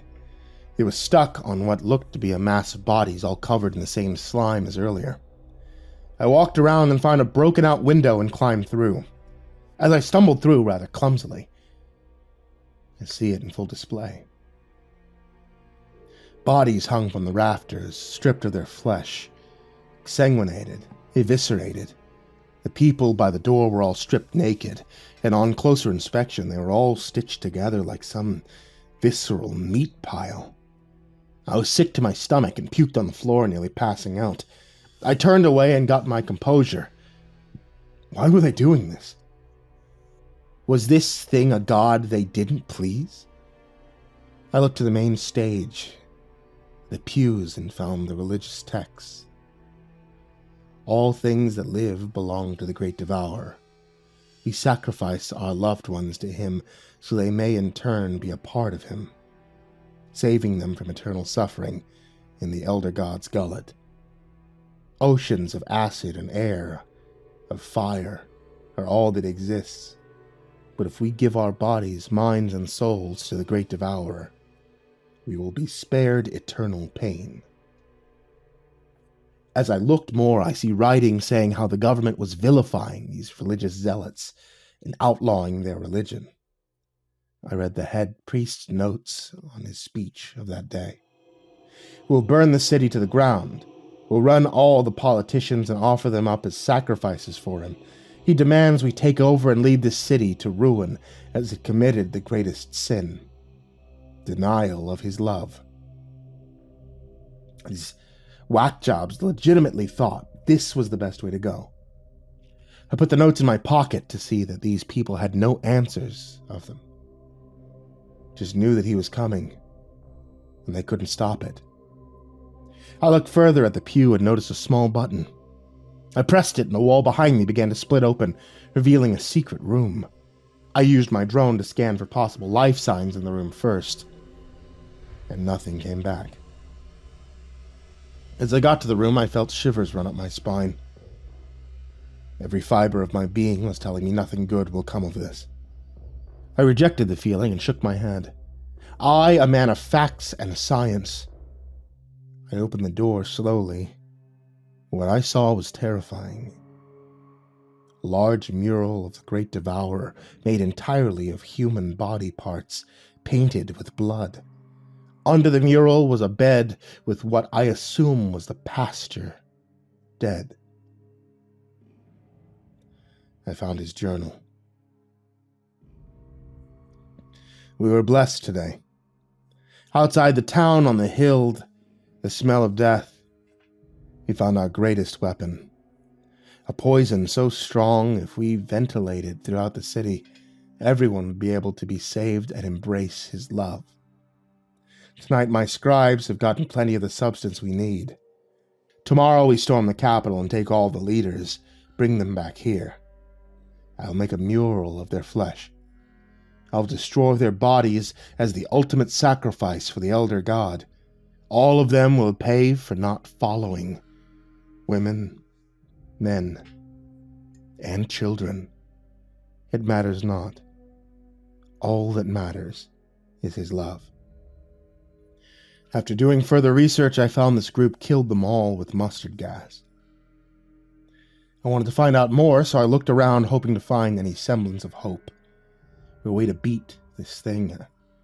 I looked through the nightstands, the dressers. I was checking the bed when next to it was a loose, flimsy floorboard. It was odd. I decided to pull it up. Inside the small hole in the floor was a book, explaining in detail all they knew of the beast. Turns out the priest didn't believe his teachings, and he was terrified. The praying seemed to make it stronger and faster, and an excerpt of the page goes as follows. It's been a full year, and I've yet to hear anything coming from it. I keep hearing its groaning through the cosmos. Into my brain with each passing day, it seems to get stronger. What if this thing isn't the Messiah that we're wanting? I can feel it deep down. We're not being saved, we're being judged, and judgment is soon. Hopefully this nightmare ends before it arrives. That was the last note.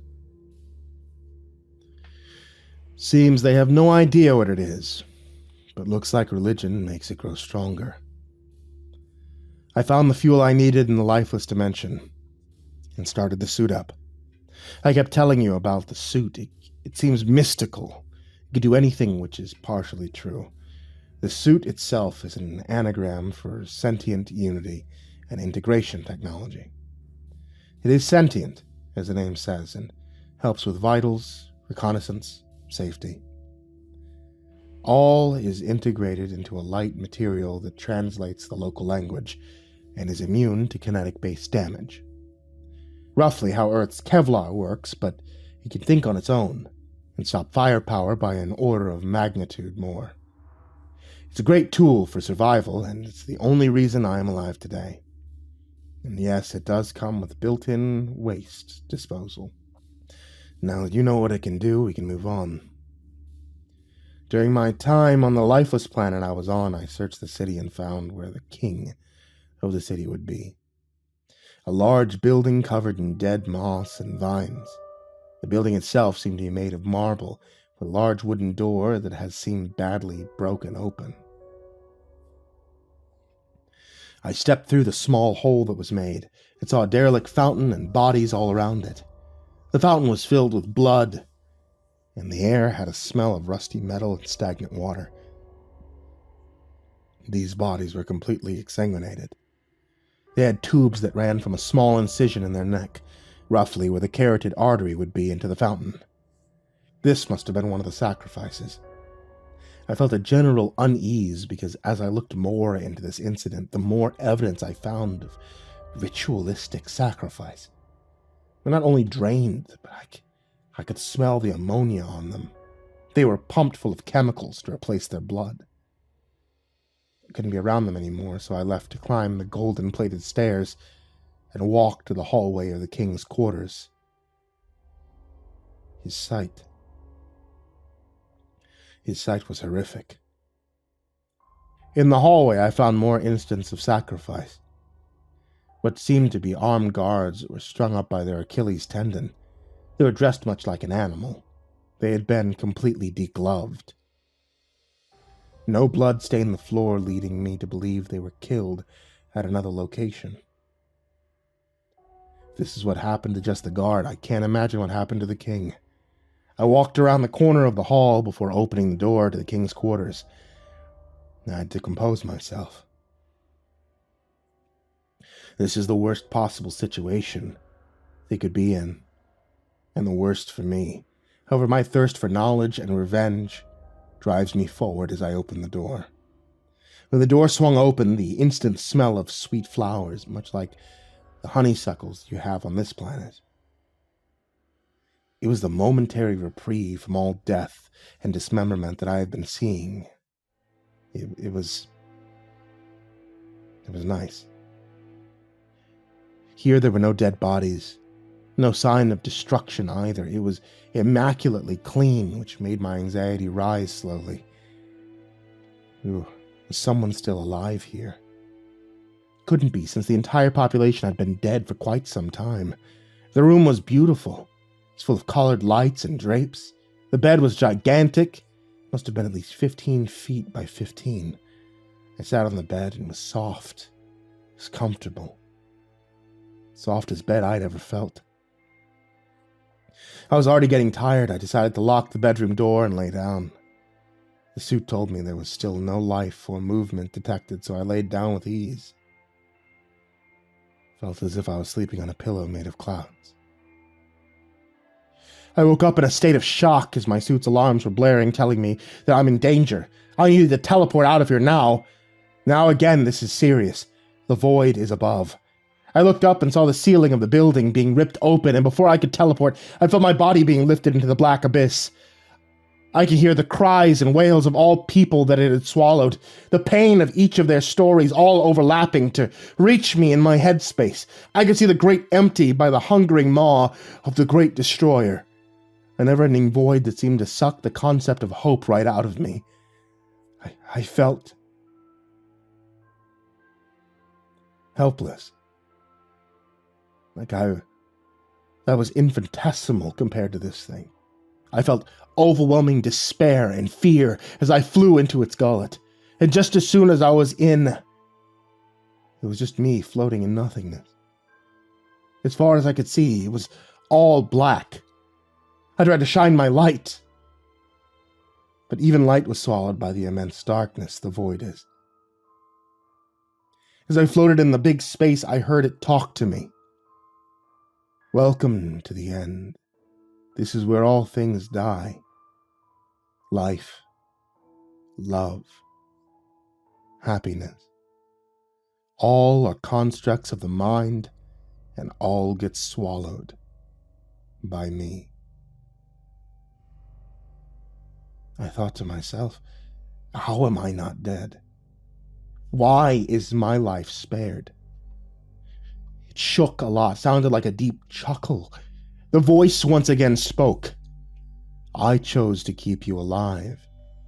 You will be my herald, the harbinger. There is no stopping me. There is no running away. I supersede everything. All concepts and creation are nothing but a page in a book to me. Listen carefully. I am the Alpha and Omega, the beginning and the end. Nothing is above me or below me, as I am all things. I started to get dizzy and shouted at the beast, "I will stop this! I will stop you!" It was then I woke up from a deep sleep. Cold sweat dripping from my brow. I felt out of breath. The suit was telling me your heart rate was nearly 200 BPM. Are you okay? I thought for a second and looked around and thought how real it all felt. I can't believe what I went through. Was this all a dream or a revelation? No, it must be a dream, I thought to myself. I am a man of science, and there's no God, no kings, only men. I stood up off the bed and walked towards a quite large bookshelf. I don't know what I was searching for, but it seemed that I'd found the right book. It's called Revelations. And as I pulled the book, a mechanism started to turn it around. I stepped back quickly, as I was rather startled. Like a bookcase secret door. It's rather cliche, but I never expected it, so I'm assuming it did its job. Suit. Analysis. The suit whirled for a second and said, "One life form detected. Non-hostile. Medical diagnosis shows coma." Strange. The one surviving thing in this whole planet is this thing in a coma. I used my built-in light to illuminate the dark room. In the back of a metallic pod was a person. The person was rather old. It looked to be kept on an artificial life source. Next to the pod was a message on a computer. "My name is Ozymandias, King of Kings. Look on my work, ye mighty, in despair. Nothing beside remains. Round the decay of that colossal wreck, boundless and bare, the lone and level sands stretch far away." Something to learn about this dimension travel is many literary phrases. They're common ground. It makes no sense he should know this, but I digress. In a note underneath the poem was him saying, "I caused the great collapse, the rise and the fall of the government, and the rise of the religious zealots. It was all foretold in my nightmares. Death awaits us all, but I feel I deserve something worse than death. I deserve to suffer in my mindscape for all eternity. I am the last surviving ley line on this planet, and I will suffer for my transgressions. Void. Take me." Its name was directly mentioned here. I was startled, to say the least. My empath was kicking in as I felt rage for all the lost souls, all those deaths perpetrated by this man. All the agony and fear of the entire race were screaming to kill him. But no, it was too good for him to die now. He wanted to suffer, so let him. With my knowledge of this world, I decided to leave. The rest was all I've read and heard before. The new dimension awaits. I look into the sky towards the void one last time and raise my hand and say, "Fuck you," as the suit transported me to another reality. This one was filled with life. The air was clean. But this is a story for another time. I appreciate all the kind words. It's not easy integrating into a functional society as large as this one. I will have part 3 out soon. The suit and I will be making sure that those stalking men stay away. Be safe out there. Signed, Oren Date.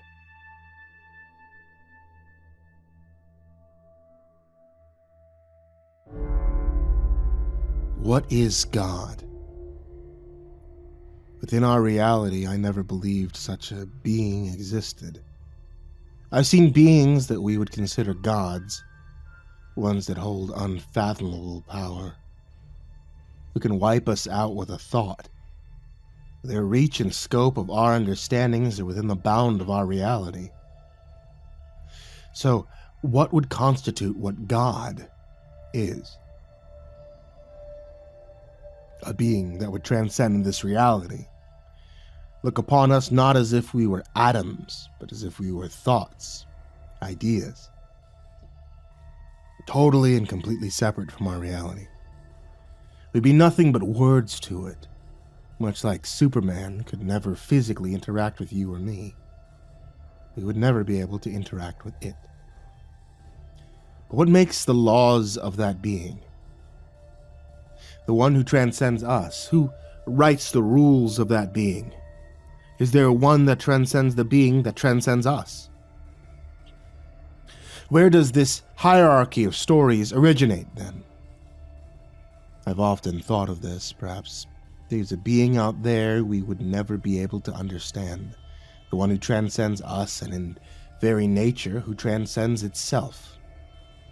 With my studies, I've found there's an infinite set of infinite sets of realities. This is all contained within our one singular dimensional plane.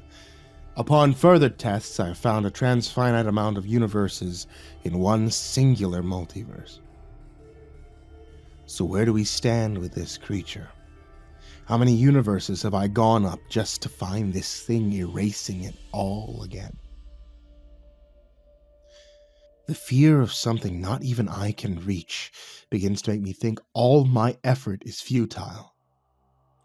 Now, with this being said, the most I can do is try.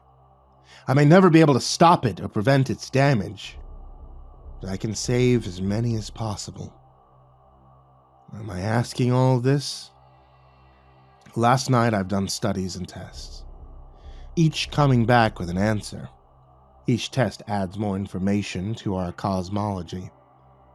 This universe is just a rung on a ladder to what seems to be another transfinite recursion of universes, ever expanding, going up and down in a stack. Each universe sees the one below as words on a page. Could I be akin to a god for the ones I transcended using the suit? But to you, I seem to be a normal human. What will happen when I eventually move in from this universe upwards? It is all in the unknown even for someone like me. Is the void an end-all be-all God? I fear this is the case. I can't find a single universe below our own to be left intact. It's all being erased. An empty, endless void is all there is. Maybe for the one reading this, I'm only words to you. Maybe the one who wrote my story is but a fictional character in the unending layers of narratives. A hierarchy of stories, if you will. All this seems rather unlikely as I have conversation with the people in this site. Sorry, I ramble on when I make a discovery. This series is all about possibilities of survival. I found all of this with a possibility matrix designed by my people. It's unsettling to think what I thought was real and tangible is nothing but words now. The more I think of this, the more I dread and I think of what's to come. Will I ever be able to reach and stop the void before all stories become erased? I can only try. The reason I bring this up is that the more I study, the more time and effort I put into finding out how to stop the void, the more I become stuck in a depressive state. The feeling of absolute hopelessness washing over me. Even if I was able to rise upwards through this stack, I'd never be able to reach the top. Have you ever felt true hopelessness? It's scarier than any monster, human or alien. True nihilism is depressing beyond belief. I wake up and I run tests until I eventually pass out. When I wake the next day, the cycle continues, day in, day out. I would ask for assistance, but this is my burden. I feel that since I first moved up the stack, I started a never-ending chain of destruction in my wake. All possible possibilities and even impossible events could have happened due to my pure selfishness. Life is a dark and fleeting place, with existence as a whole and entirely reliant on your efforts and interest. Maybe you, reader, will not believe me, or maybe you'll see what I mean. To put it in perspective, even when a person is holding a gun at your head, even when you're being chased by a large creature who will kill you if they catch you, there is still a sliver of hope. Possible realities where you can be the victor. In this situation, there was no hope, no possibilities, only the void. Hope is one fuel that keeps us going, and I'm running out of fumes at this point. With all the knowledge my people had, it wasn't enough. Even discovering how our universe system is run by possibilities and abstract mathematics, much like a Tagmark Type 4 universal theory, I still am unable to see what I can do to solve this problem. Last night I had a dream in which I was drifting in a sea of black ink. In every direction I looked, it was empty. When I looked into the sea, it felt like it was staring back through my reflection. In this dream, the sun was up and bright, painfully bright. I could feel my skin burning and bubbling under the rays. Felt as if I was being punished by God. I could smell the scent of my flesh being cooked as the heat cranked up. I tried yelling in pain, but no sound came out. The only noise I could hear was my skin being turned into what you people call pork rinds. If I wriggled and writhed in pain, I could hear its voice. Your story is strange. I can feel you trying to escape a predestined narrative. You are to bring others to me, much like the feeble human reading this post. The void bellowed out to me. And suddenly I could see a large jet-black figure rise from the sea, covered in ink. The figure walked across the sea of ink and stopped in front of me, making an eye connection, although its face was featureless. When we locked eyes, the sun started to set and my wounds began to rapidly heal. A wave of calm washed over me as his appearance slowly revealed. The creature was a large, pale, no-eyed monster with only a thin set of lips, an unnaturally giant maw that smiled at me with a sharp, toothy grin.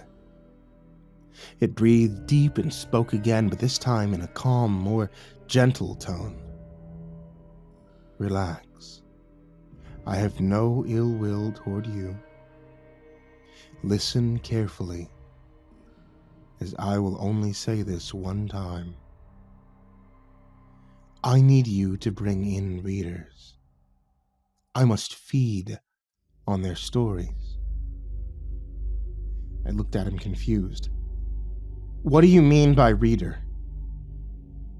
He looked into the sky and I could feel him peering into my soul. It's them I want. I want you. I can feel your heart racing, your eyes following the screen from left to right. Soon I'll be with you all. Soon. I looked puzzled. Who are you talking to? It cocked its head toward me. You know nothing of this current situation. You are but a pawn. But even pawns are useful. I can't feel any malice coming from this entity, but I still have a very uneasy feeling as if one wrong move and he could eat me. You may leave my void now, child. I have what I want. He took a deep breath with ecstasy, and it is delicious. The monster licked his lips shortly after he raised his hand and flicked it upwards. All of a sudden, I was being flung into the air as if something was pulling me at an alarming rate. Within seconds, I couldn't even see the earth. After flying for about 1 minute, I heard a crash, and all seemed to slow down. The universe I was in shattered like broken glass, and when I reached the other side, I woke up. I was shivering and covered in a cold sweat. Panicking, I looked at my arm and I felt terrible pain. My whole right arm was bruised. I feel a searing heat throughout the sun-scorched body, but it was all a dream. I don't know what reality is or fiction. I feel like I'm going insane. I need rest. My head is spinning, my ears are ringing. My next chapter will be about the universe I traveled to. Until next time, be careful out there. Signed, Oren.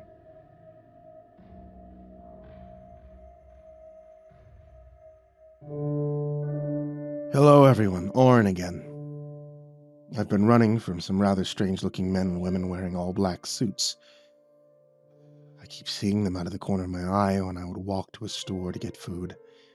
Strangely enough, they seem to stay out of sight, where I could see them, but as soon as I try to focus on them, they disappear. I don't like being followed in all my adventures I've had. Something following me never came out to be good. While I am safe, I have another place to tell you about. This one was directly after meeting with Alex. After a quick flash of light, I was transported to a new dimension. Oddly enough, while I was traveling, I was able to see the space in between dimensions. It looked to be a blank, empty page, a white canvas ripe for painting. In the distance, I could see scribbles appearing on the page like words were being written. I couldn't make it out as it was so far, but as soon as I was able to read the first line, I was flashed into a new universe. The song of birds was filling the air. The gentle call of the wind and the trees rustling their leaves, dancing to the music of the wind. It was the most beautiful place I'd ever been. Serenity was the definition of this place. It was as if this place was the concept of peace. Just a moment of bliss in my otherwise hopeless future. The smell of sweet flowers and the songs of birds filled the air. I was in a daze of bliss when a woman walked up to me. Naturally, I was very defensive and stood up in shock. Whoa, easy there. I just thought I saw lightning strike my field here, but it was just you. Are you okay, stranger?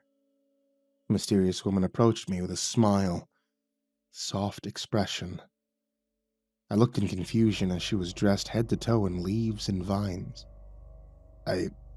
Yes, I'm fine. Where am I? The mysterious woman answered. Let's start with the name. My name is Tikva. What's yours, stranger? I looked puzzled. Not every day I see someone in such immaculate beauty and poise. I'm sorry, my name is Oren. She looked at me and smiled before she said, Well, Oren, nice to meet you. Why are you here? Do you need help? I smiled back awkwardly. I never knew someone can pull at my heart with just a smile. I felt like an ice cube, and she was the sun, warming me and making me melt at the same time. Yes, I need to talk to you and whomever else I can. She waved at me and pointed at what was her home. Well, let's sit down and talk. I would like to know why you are wearing such a strange getup. I was a little confused about her dialect and slang, but the suit was able to explain it to me. I built this suit. It's made of a very advanced technology I can't explain in detail right now. She scratched her head. Tech what? Never mind. Let's get inside and warm up with some tea. We can talk then. We looked at each other and she held her hand out, so I grabbed it, assuming that's what she wanted. But we walked hand in hand together. Was this what love felt like? Did I meet someone who I'm compatible with? We got to the house. As I walked in, the front of the home was made of all wood. It looked like it was one large tree that was shaped into a home. The more I looked, the more I was certain. The wood was all one piece and wasn't a single carving mark at all, down to the table and the chairs. How is this made? She looked at me, puzzled again. I learned to love that face. Such innocence and wonder. What do you mean? The world tree provides us a home, silly. You know that. I looked back into her green eyes. They looked like I was staring into a forest during dusk or dawn, as if the light was shining through the bright green leaves. What you staring at, Oren? You okay? She responded. I shook my head to snap out of my trance. I was swooning into this woman. For the first time in my life, I felt hope. I was lost in your eyes. My apologies. I need to speak about an issue, but I need to run some tests. Wait. Your home is from a tree. So this is one tree. She laughed and blushed a little. Well, Oren, you sound new. Somehow you don't know what the world tree is? You're just on a branch high in the sky. Here, I'll show you. She gestured for me to a window. I could feel the gentle breeze. As she pointed to the outside, she said, Look, that is the world tree. I rubbed my eyes. I've never seen anything as beautiful. A giant tree stretched hundreds of miles up. We were so high the clouds were covering the ground and the roots looked like small sticks. I saw thousands of settlements scattered across the branches, large cities and homes. People were walking about in the distance around the town hall. I closed my jaw as Tikva said, You ain't from around here, huh? Where are you from, Oren? I snapped out of my trance. Yes, that. I come from a very advanced race in a different dimension. I must warn you of a possible threat to this universe. It's called, she cut me off, the Void, yes? Yeah, it was a threat long ago, but it seems to have skipped us. Gave us the greatest hope and gift. The World Tree. Without it, this planet was barren. We were all struggling to survive. The Void gave us hope. And life. I didn't know what to say. This was the first time I felt true peace. I started to cry uncontrollably. You don't understand all the pain I've been through. Lives I saw die, whole universes and dimensions completely wasted. When this was the answer. Thank you. She hugged me and I collapsed. It's okay, you're safe now. Hey, tell you what, why don't you stay here and help me around the farm? I could use a helping hand. Months passed, and we ended up falling in love. He had a great life even when I did a scan with the suit. It always came back negative. But things seemed too perfect as my now fiancée woke up one morning and was sick. She kept vomiting, having cramps. We decided to go to a shaman after a week of this. We headed to the main town, which was across the tree branches. The center of the town was immaculate.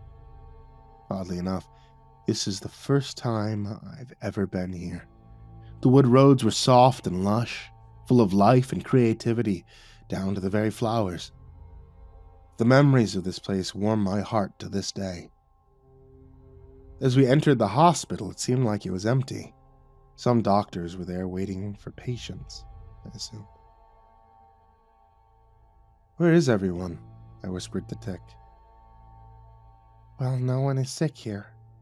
The World Tree keeps us in perfect health. There is no death or illness, only life and prosperity, Tick said to me in a cheerful tone. Interesting. I'll need to run some tests later, I thought to myself. After a few minutes of waiting, we were seen by a doctor who ran a few tests, but the manner was entirely holistic. There was no tools, no diagrams, no machines. To describe how intriguing this was, the doctor rubbed some powder on his hands and they started to glow. After he hovered his hands over her body, they started to glow different colors. He got to her stomach, and it was bright pink. The doctor proceeded to get a bowl and wash his hands off. He came back with the news. "Ma'am, you are with child, and it is a girl." It was the happiest moment of my life. We jumped in joy, and something beautiful happened. The room was growing pink flowers that smelled of honeydew. I don't know what it was doing, but it felt like the tree was celebrating with us, and shortly after we went home and laid down to sleep. The night was rough. It started in my dream. I was on a boat with my wife and daughter. We were looking out into the massive expanse of the tree from below by the roots. It was majestic and beautiful. Lights filled the sky as bioluminescent lights filled the branches. It was a sudden shock when the light started to dim, and the tree looked as if it was wilting and rapidly dying. I could hear the pain screams of the people as the leaves turned black and began to fall. All those people fell to their doom. With a sickening splatter, they slammed into the base of the tree near us. The blood of those people filled the ocean, painting our boat a dark crimson. The smell of iron filled the air along with the sound of screams. It wasn't until now I noticed. A large mouth approached the tree. As it opened, the tree started to splinter and uproot itself. All the lives that were on that tree still were sucked into that massive maw of the creature. A black hole was formed in his mouth, as I could see the tree spaghettified and bending light as it entered the event horizon. The boat was slowly rising to the creature's maw as my daughter was rocketed. My wife tried catching her, but she was only able to secure her arm, and the gravitational pull was too great. Her arm was torn from her socket, and her body flew into the beast's mouth. I couldn't breathe or think. I was in a haze. The pain was too much for me. My wife jumped into my arms, and all I could feel was pain. We held each other there one last time, shared a kiss as we flew into the black hole together. Before I could touch the event horizon, time seemed to pause. I heard a voice. "This is a warning. Keep moving. I need more stories. I need to feed." I was able to move when I saw the same creature earlier. Pale skin, no eyes, nose, sharp teeth, thin lips. He slowly floated towards me and smiled. "It's time to wake up, Oren. And you. Don't forget, I can still hear your heartbeat. I can smell your fear. I'm coming." Just as quick as the nightmare had come on, was just as quickly as it faded. I awoke screaming in terror. I was covered in a sheen of cold sweat. My body felt as if it was being torn apart from the inside out. Tick woke in worry as my pain was so massive, all I could do was rock back and forth. It took hours to subside. Tick asked, "What happened? Are you okay?" I looked at her worried. "Tick, I need to build you a suit. The void is coming. I need to show you something." Tick waved me to a secret part of the house, one I had never been to before, but it seemed to be in the branch itself. "Look, love. This is why we don't worry about the void." She moved a curtain hiding a giant mural, one depicting the void. The exact creature I saw being slain. The person who stood over his body was... It was me. I don't know how, but it is. Tick, what does this mean? How do I kill this thing? In the background was the void tree. It filled me with hope, and then Tick responded. "We must all follow our path. Yours seems to follow greatness. Defying all odds and possibilities to overcome the void. The ultimate evil, the great dying. Tick smiled at me. His smile was always comforting, filling me with hope. If I'm destined to defeat this being, how or where do I start? Is there anything on my process of doing so? Tick looked and continued to smile. No, silly. It's just a prophecy told by my people and written by the tree. The void has left us alone for a reason. It helped us thrive for a reason. With a moment of clarity, I realized this void isn't destroying this place because the place is his story. He must be tied to his narrative. There's no other reason why we would be bringing life to a place than just leave while leaving countless other dimensions in complete ruin, all to be swallowed by his massive maw. If I can somehow remove this link from this dimension, I could beat him. I could end his story. With my new theory, I set in motion a series of tests. Many years passed by with nothing conclusive. It wasn't until the few days I was there did I find something concrete to use.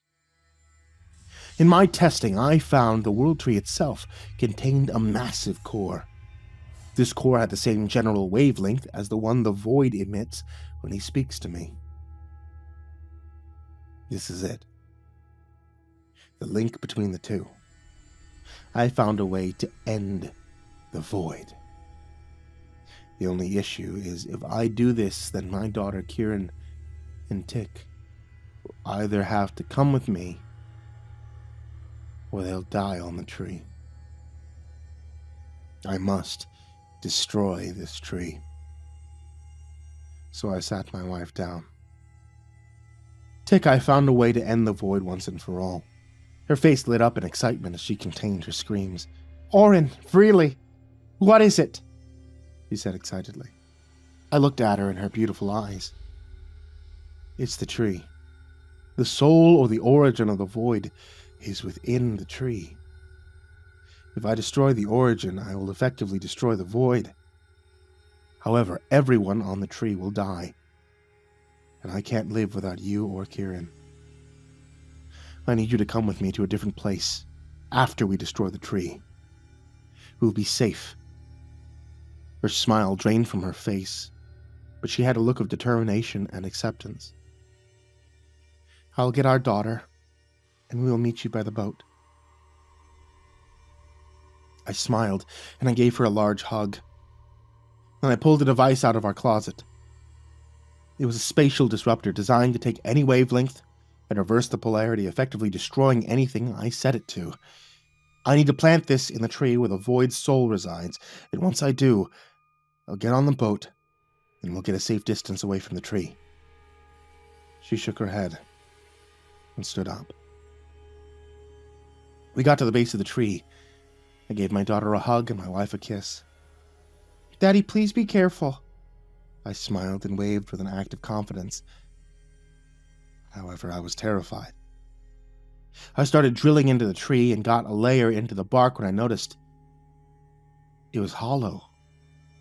I shined my light into the tree, but the light seemed to be consumed by the ever-expansive darkness within. I had to go by my readings. Luckily, the suit kept the exact quadrants of the wavelength, so it was a rather easy climb. On my way down, the trunk deep in the roots, I could hear a rhythmic thumping vibrating in the tree. I was only but a mile from the spot now. It sounded like a heartbeat. As I descended downward in the dark expanse, I kept hearing its voice. Turn back now, child. You will regret this action. I just yelled into the dark. This ends today, Void! I kept ascending, roughly 100 feet from the spot. When I'm bombarded with images of horror, people's arm muscles are being ripped out by tendons. When I was seeing creatures eating someone's teeth like candy, crushing into a fine powder. I saw a man seeing his friends being bifurcated in front of him by an ungodly creature. All these images flooding my mind, sending chills down my spine, and that's... It was when I saw it. The bleeding, beating heart of the monster. It was large, and every single beat of this thing was so massive, it sent shockwaves through the tree. I was so close to it that I could smell the disgusting stench of rotting corpses emanating from it. I'd rappelled further down where I was, hovering just above it, when I dropped the signal disruptor on its fucking heart. The void yelled and cried as I activated the device. "I'll kill you and your family, Orin! How does a mere story dare try to harm me?" Its words shook me to my core as I winced upwards as fast as possible. Reaching the exit of the tree, I could still hear it cry and curse at me. I got on the boat and my family and I sped off. Within no time at all, the tree slowly caught on fire. It was a black flame covering every possible inch of the tree. The cries and the screams of the people were horrible. Some jumped off the tree and splattered in the water nearby. The lake below became thicker as more blood and viscera poured into it. The smell of iron and burning bodies filled the air. The very community my wife helped make was crying out to her as they died. I could see her cry silently and cover her mouth as she tried her best to cope. I held her and my daughter firmly to support them.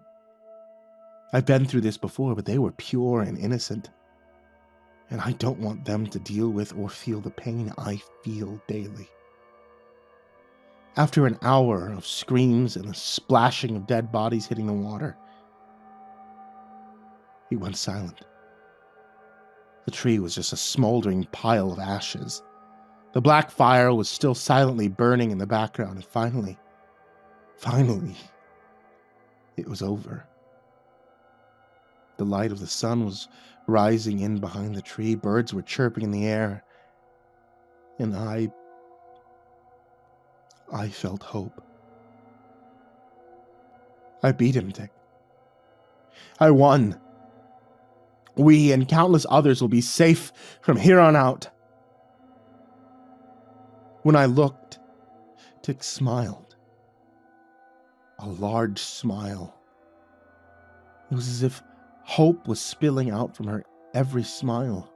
For the first time in thousands of years, I felt peace.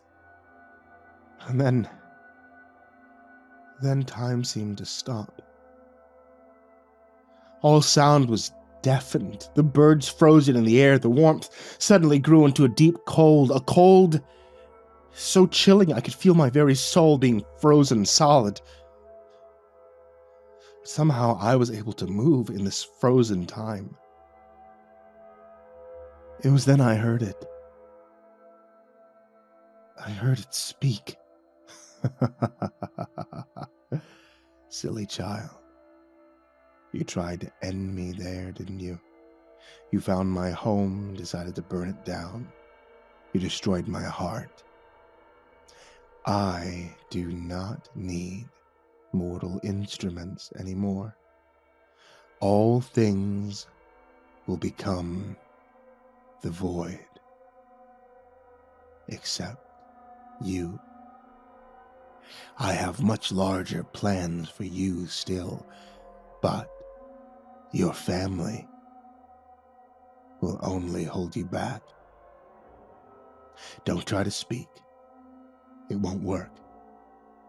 Now, watch as I consume them too. The void appeared in the sky above, consuming the sun, filling the whole planet with pitch blackness. I grabbed for my family and held on as tight as I could. But it separated us. Its power was too much for me still. The void opened its mouth and I could see each layer of my family's skin being peeled off inch by inch, then muscle, then blood. They were being flayed in zero time, and I couldn't even cry as I saw my daughter Kieran die first. She was only 6 years old. Tick was killed slower, as she was stripped, starting from the feet up. Her bones turned to ash as the void made sure her smile was the last thing that I saw before stripping it all away from me. My hope was stripped away from me. All that I love was destroyed. Again, I couldn't even mourn before the suit decided to remove me from the dimension. In a blinding flash of light, once again, I moved up the stack. And once again, my life was made trivial, being but a story. I ask you, whatever your name is, do you believe in hope? Do you feel like life always finds a way? After that event for me, hope is dead. I need to rest. My heart hurts. I don't want to remember this anymore. I'm sorry. Until next time. Signed, Oren.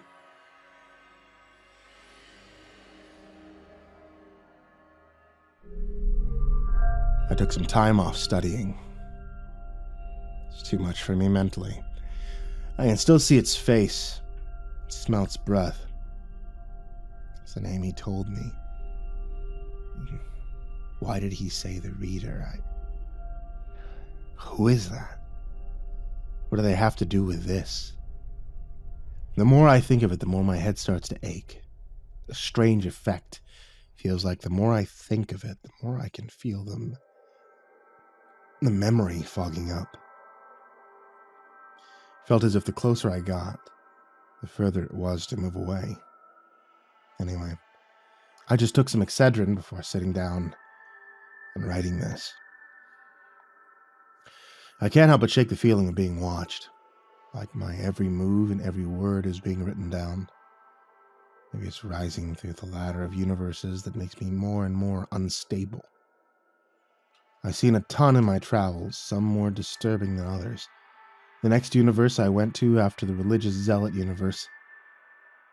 Let's call it Uni 1 and so on. It all started with a flash of light. It was a blinding flash, more so than the last teleportation I went through. It was brighter and more violent. A flashback of the first testing subject of the suit. Her body was crunched into a ball of meat and blood. I started to fear the worst and just closed my eyes. It wasn't the fear of death, more the fear of pain. The unknown of what it was like for all the countless test subjects. And just as quickly as the fear washed over me, it left, because I was in a small town seemingly in the middle of nowhere. I walked through the center of town and saw a church on a hill, a small general store. A Dollar General, of course. Even in this universe, a Dollar General is there. But anyway, as I walked through the town, I could see a couple of Olive Garden trucks. Some very ancient or primitive. I could smell the fumes coming from them like burning oil and grease. I saw the covered trucks open to roughly 20 or 30 men armed with primitive rifles, exiting them carefully. They moved as a unit, and as if they were one singularity. The more I looked around, the more I noticed how odd this place felt. Everything was just a little off. I started to walk towards the closest building, a yellow building with an old tin roof. A radio transmitter was there. Maybe I could use to display an incoming message to these people. These people have to know. I walked up to the door and knocked loudly. "Hold on a minute," the stranger's voice said in the background. The door slowly opened, and I could see a man, rather stocky, about 6 feet tall. He had a can in his hand that read Coca-Cola. The man asked, "Hello, you need anything?" Behind the man was a kitchen, and it looked like he had company already. Another man sitting at the table wearing a pair of shades. Tall, thin, black hair, a black suit with white undershirt. The man looked at me with his brow raised as if he was shocked to see me. Sorry, Alex. But we can continue this conversation some other time. The command is telling me to head back to the base. Remember, you have until midnight." The man in the black gets up and walked to the door, and we moved out of his way. He looked at me as he passed, and we locked eyes. I saw him pass the glasses he wore, and his eyes were covered in cataract, yet he could see. As he was leaving, I felt a strange aura about him, as if every instinct was telling me to run. "Well, anyway, stranger, my name's Alex. What you need?" he asked with a bubbly personality. "Well, I have urgent news for you and your people. Can I talk to you first?" Alex rubbed the back of his neck. "Well, sure, but first, what's your name, stranger?" I smiled. "I'm Oren. Nice to meet you." He waved me in and said to just sit at the table. Oren, right? You need anything to drink?" "Yeah, that's my name, and sure. What are you drinking earlier? Is it good?" I responded. "All right. I've been having memory issues lately. Also, you never had a Coke?" He handed me a can, and I opened it. It was a black liquid, sort of smelled like a citrus juice. I crossed my fingers and drank the first gulp, and it was amazing. I'd never had anything so sweet, crisp, bubbly in my life. The carbon in the drink was intense. It felt like my tongue was under a barrage of tiny explosions. I'm not even sure why my people never thought this was an idea worthy of pursuing. You seem to like it." Alex let out a hearty laugh. I put the can down and got down to it. "Something is coming. It's going to eat this whole universe, and there will be nothing left. I've come from a different universe, and this thing won't be here for a few thousand years. I can help by leaving my suit plans behind and hope your people get out in time." Alex looked at me puzzled and started to run his fingers through his hair. I don't know what to say. I've been getting a weird feeling like deja vu, day in, day out. He rubs his head a little more. I can see his confusion. Suddenly, we're hearing a banging at the door. It sounded as if they were trying to break the door down. "Shit, not again. Gotta go, quick, go to the studio." I didn't question as we run into the study, and he shut the large wooden doors. "What's going on?" I asked. Alex looked at me. "I have angels who have been reaching out to me, and one of the ways is to possess other humans in town to reach me, but they become twisted amalgamations that are bloody and broke."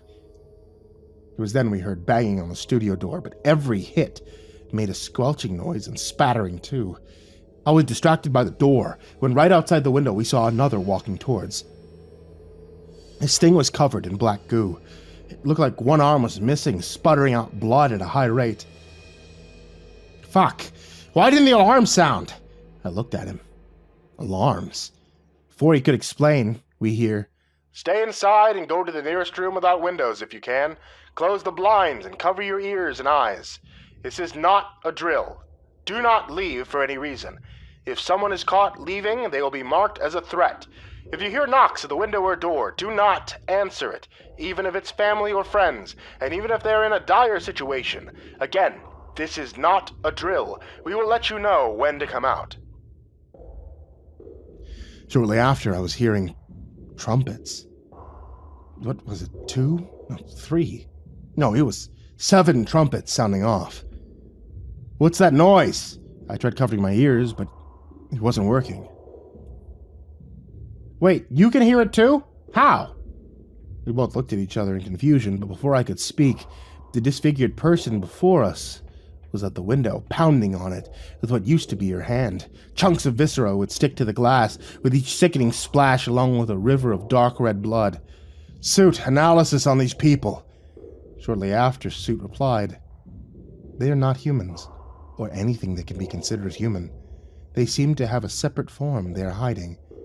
I also notice a special temporal loop, which resets every 24 hours. What? Did your clothes just talk to you?" He looked at me puzzled. "We don't have time to talk about the suit. How long has this been going on? This time loop that you're in?" Alex started to grab his head, and then the horns sounded off louder. Suddenly the door was splintered, and something with 9 wings, and what appeared to be 4 rings circling a baby in the middle of its mass. The rings had eyes on them, and the creature spoke. It sounded like a fork scraping on rusty metal. The sound was thunderous and felt as if it was going to implode. "Activate force field!" My suit activated a bubble around me. As this thing got closer to Alex, it spoke to me. "You shouldn't be here, child. You know not the forces at work. Alex was on the floor, foaming at the mouth, but his vitals were okay. I spoke back to the winged beast. I'm here to save as many people as I can. You don't know this, but the void... Before I could finish, the beast rang out. You know not of whom you speak of. Do not mention his name, as it only brings misery. At this point, I'm very confused. How do you know of this? Time seemed to have been frozen, as it was only the beast and me. The beast started to take a more human shape, the one I saw earlier with cataracts. You're in a personalized hell. Alex sinned. He must suffer for what he's done. He cannot leave until he forgives himself and realizes he's stuck. What did he do, if I can ask? The now human-looking beast spoke. He murdered his brother and sister-in-law, who were pregnant at the time. He then took his own life. He did this out of a fit of insanity. So you know Alex suffered from severe schizophrenia, so he couldn't control it. That's why, if he can forgive himself, he can move on. I looked shocked. Oh, so this is... The beast stopped me. Hell. Yes. It's his hell forced to see the loved ones die in front of him until he sees what he's done. I nodded. I see. And who are you? He looked at me and smiled a large smile while taking off his glasses. I'm the fallen one, Lucifer. You can call me Lucy. I didn't follow religions, but he seemed legit. Is this what a higher being looks like? Is he an angel? I thought those didn't exist. So Lucy, how do you know the void? I've been trying to help as many as I can escape its path, I asked. It's older than God himself, being of pure nihilism. The one that's set to destroy all. All stories and history will become a mere aspect of the great beast. We cannot leave, but if you can, I say leave this universe, move on up the stack. Don't stop. I looked at him puzzled. How does he know of the multiverse and the stack? I didn't feel like questioning it. I may stay here for a second so I can maybe help Alex. Lucy looked at me and said, You may stay if you want. However, I can't assist you. A blinding light overtook my vision, and it looked like time started again. Alex was just waking up on the floor. Alex, I have to tell you something. We need to sit down. He looked at me and said, How did you survive? Are you one of the angels? I responded, No, but I have news for you. We both head to the kitchen and sit down. Listen, you're stuck in an infinite loop. You're torturing yourself. For a kill, Alex cut me off by saying, I know what I did. I deserve this. This is my punishment for killing my brother and sister-in-law. I was shocked as he is willingly staying there, despite the obvious pain that he was in. Alex, you didn't do it. Your other side of your brain went crazy, and you went through temporary psychosis. It wasn't your fault. Alex started to cry. I know, damn it! The blood was on my hands when I came to. I saw my brother lying on the floor. I ripped him to pieces, chunks of his flesh. They were missing. His wife were in the kitchen too, but on the other side, her stomach ripped open. And her baby wasn't there. I ate her baby, Oren. I ate my brother. I didn't want to live with it, so I took myself out. If you were me, what would you do? I sat in disbelief, thinking he simply just shot them. I was so wrong. I paused to gain my composure. Listen, you're just as traumatized as them, but they're in a far better place. Alex, you need to move on. It'll be okay. They will forgive you. In fact, I think they already have. Tears ran down his face, and before he could say anything, someone knocked on the door. Alex? Alex, you there? Big bro. Alex ran to the door and was greeted by his brother and his wife. Right by the couple's feet was a small child no older than 10. This must be the first time Alex saw them safe, and the daughter was fully grown. It was then he dropped to his knees and begged to be forgiven. His brother knelt down, so did his wife. They shared a long hug. Alex, we've forgiven you a long, long time ago. It's time to come home. I heard an older man yell out, Dante! Alex! Sammy! Sorry I'm late. The family turned and all ran to their dad and to give him a large hug. Alex, his wife, Sammy, stayed back to speak to me. You know, whatever you did made him realize what to do. Thank you. Alex looked back and yelled at Sammy, Come on, girl, let's go! Sammy smiled and hugged me, and then ran towards her family. The flash of white light surrounded them, and they slowly floated upwards. All of a sudden, I heard a flapping of large wings. You did good, stranger. You know we must leave, so we shall. I recommend you do the same, traveler. It was Lucy who smiled.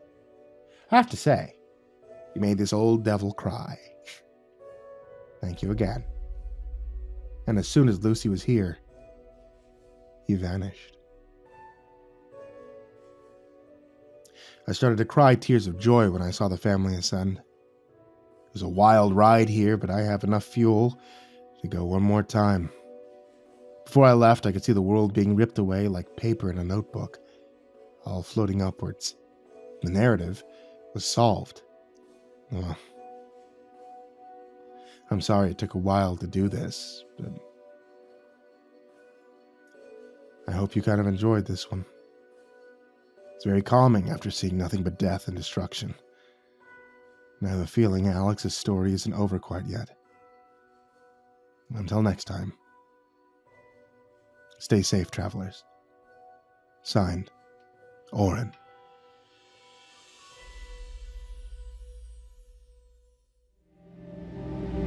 How is everyone doing? For those of you who may not know, my name is Oren. I come from a different dimension, universe. And I'm here to warn you about the void. An ever-hungering dimensional swallower. Currently, I'm on the cusp of knowing how to stop it for good before it's too late. Sorry for the long wait, my friends. I had to go on a mental break due to the last story. It just brought up scars I believe wouldn't affect me. Not only I have the mental fortitude to withstand anything, but remembering the past is painful, to say the least. But I digress.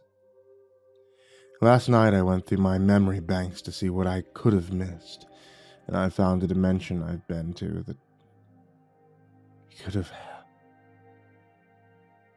you could help with removing the void.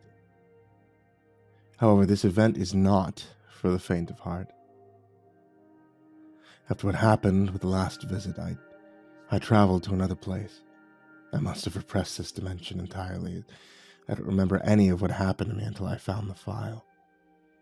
It all starts off where the last story left off. A blinding flash of light.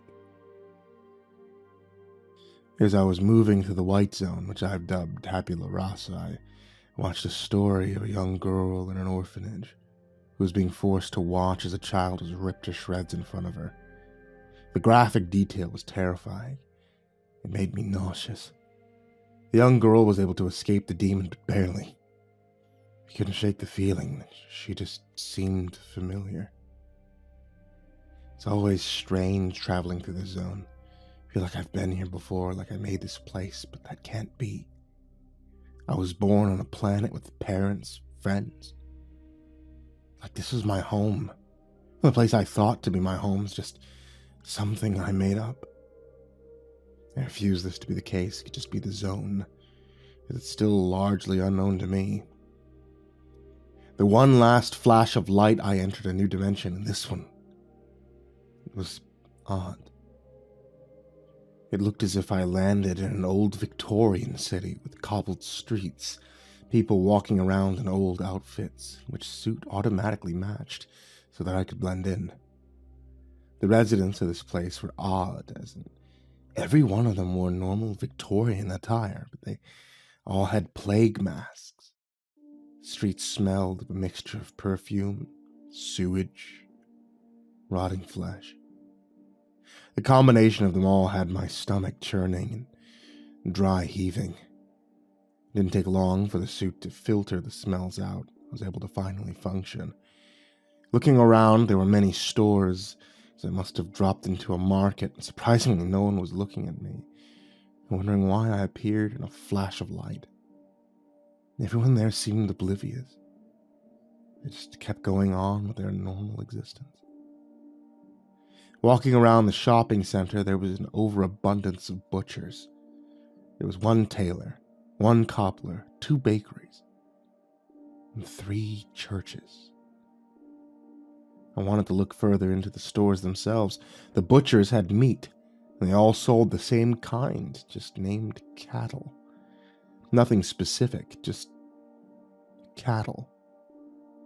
I thought that was odd, but I can still understand everything about my travels has been odd.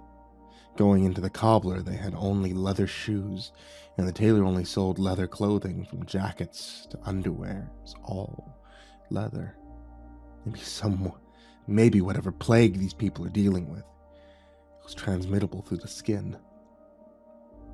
The sun was setting on this town, and I needed a place to stay, so I wandered around a bit and found a tavern with rooms for rent. Issue is I had no currency to buy a room. Looking around, it was still as if nothing I did bothered anyone, as if I was completely outside the scope of vision or ability to notice me at all. So I just went to one of the rooms and I broke in. It was just for the night. In the morning, I was feeling rested, and I kept asking people to speak to their leader, whoever runs the town, but no one answered. After a couple of hours of being ignored, I was approached by 3 people wearing the same attire, but red and gold trimmed. Royal Guards. "We are the Royal Guards, and you are an invader, and the king wants a word with you," they said. Sure, I wanted to speak with him anyhow. But how did you notice me, and yet no one else did?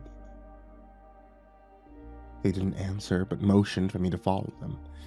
We were walking for about 15 minutes when I saw it. A white and gold tower with a large brick building attached to it. It was when I was within 20 yards of the large building that I got a warning from the suit that contagious hazards were trying to invade, but he was able to filter it all. These hazards were a fungus, ones I had never encountered before. While I was walking, the suit was running a diagnostic of the unknown fungus. I entered the building, and there was a long red carpet leading to a throne made of leather that looked like it was one that the tailors had made. On the throne was a king, a large, humanoid being that was bound to the chair and without his head. He was rotting away, yet I could feel a terrifying presence as I approached him. The guard stopped a few yards before I reached him. He didn't get closer, not sure why, but I didn't think much of it at the time. When I was at the base of his throne, I could see fungal growths where his head would be.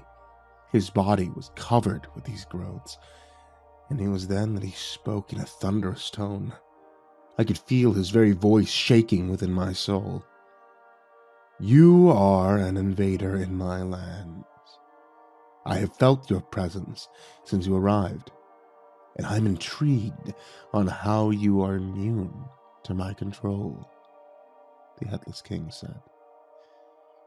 It was then that I realized the fungus, the people, and the plague were all a part of the king's presence.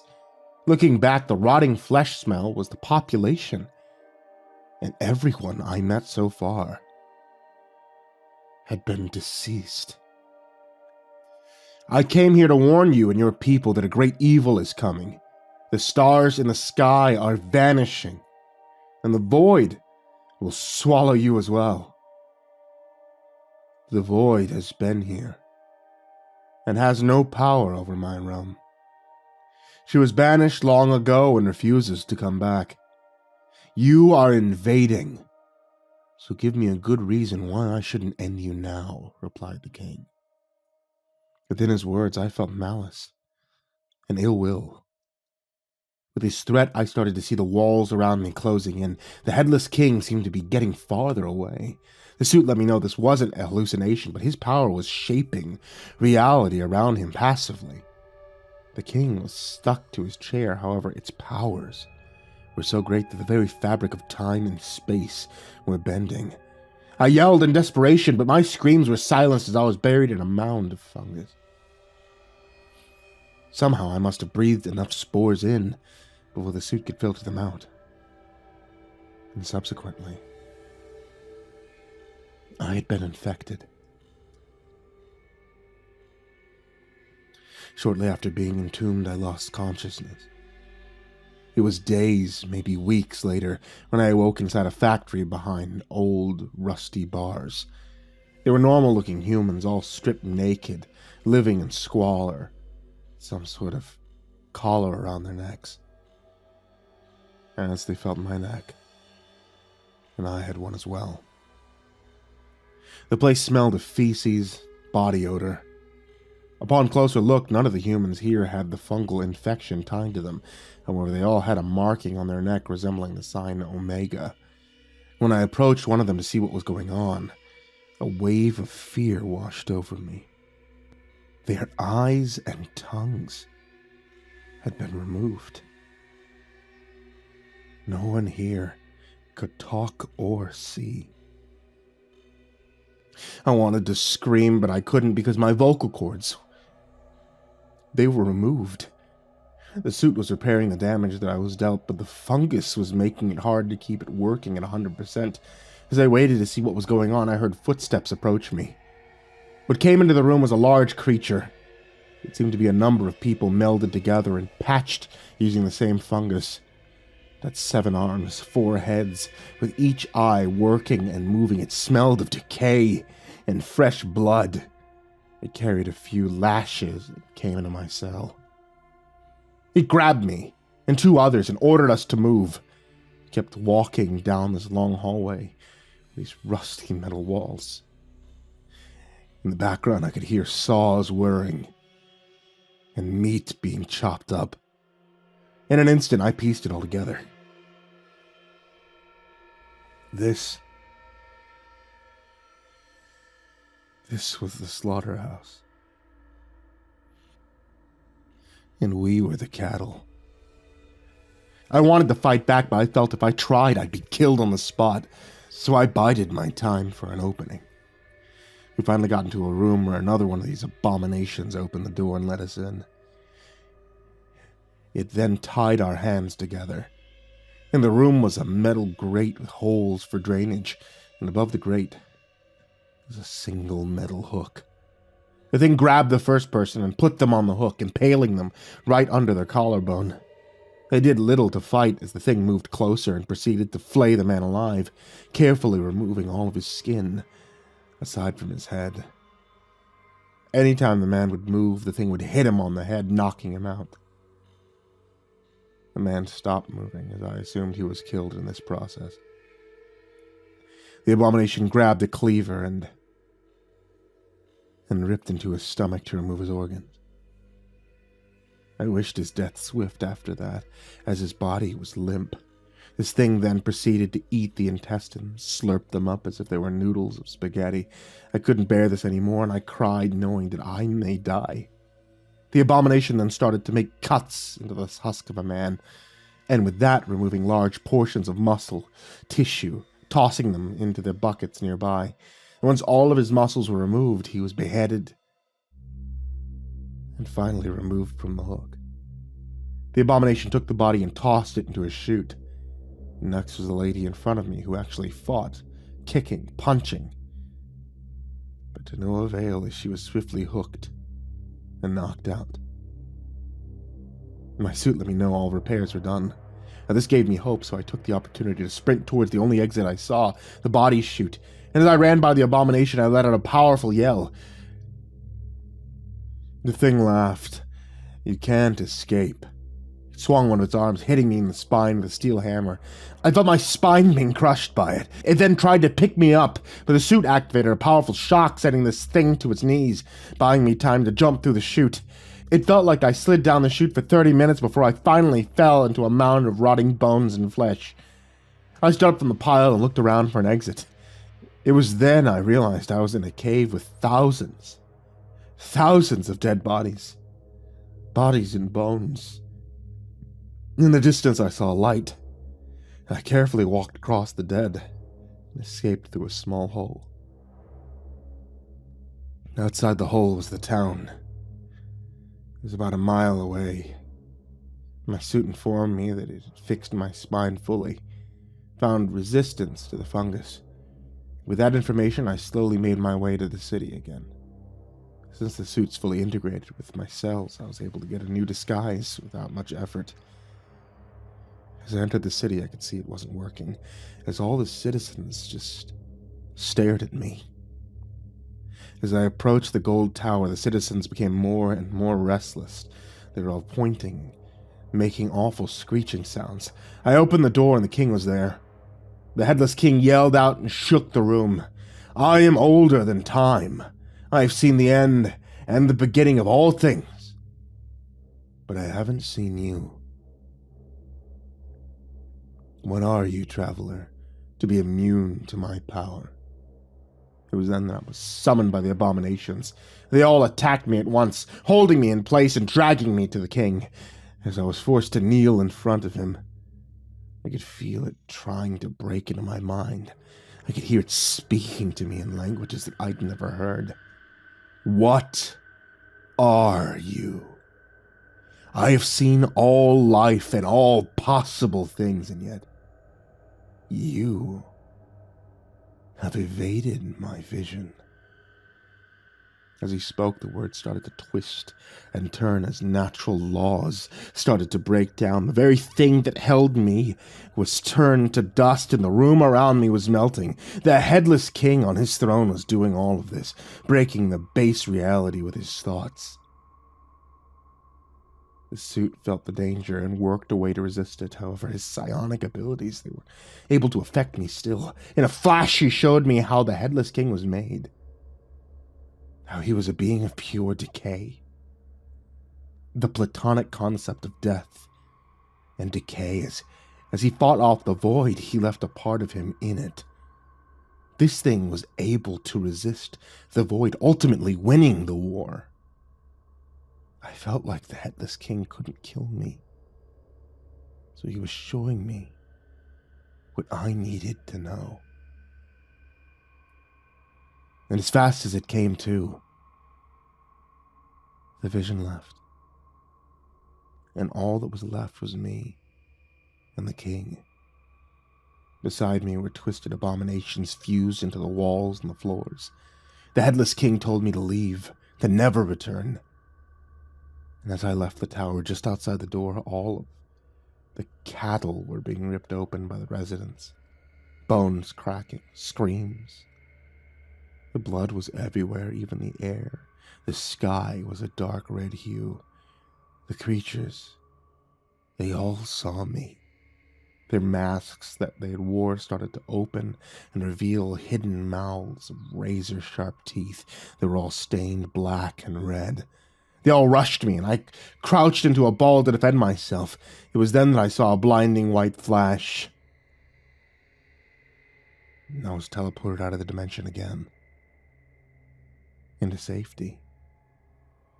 But what horrors do I await in the next one? Any sufficiently advanced technology, it would be indistinguishable from magic. It was Arthur C. Clarke. Oren here. At least, I was Oren. I'm now something more. Something bigger than anything, but I digress.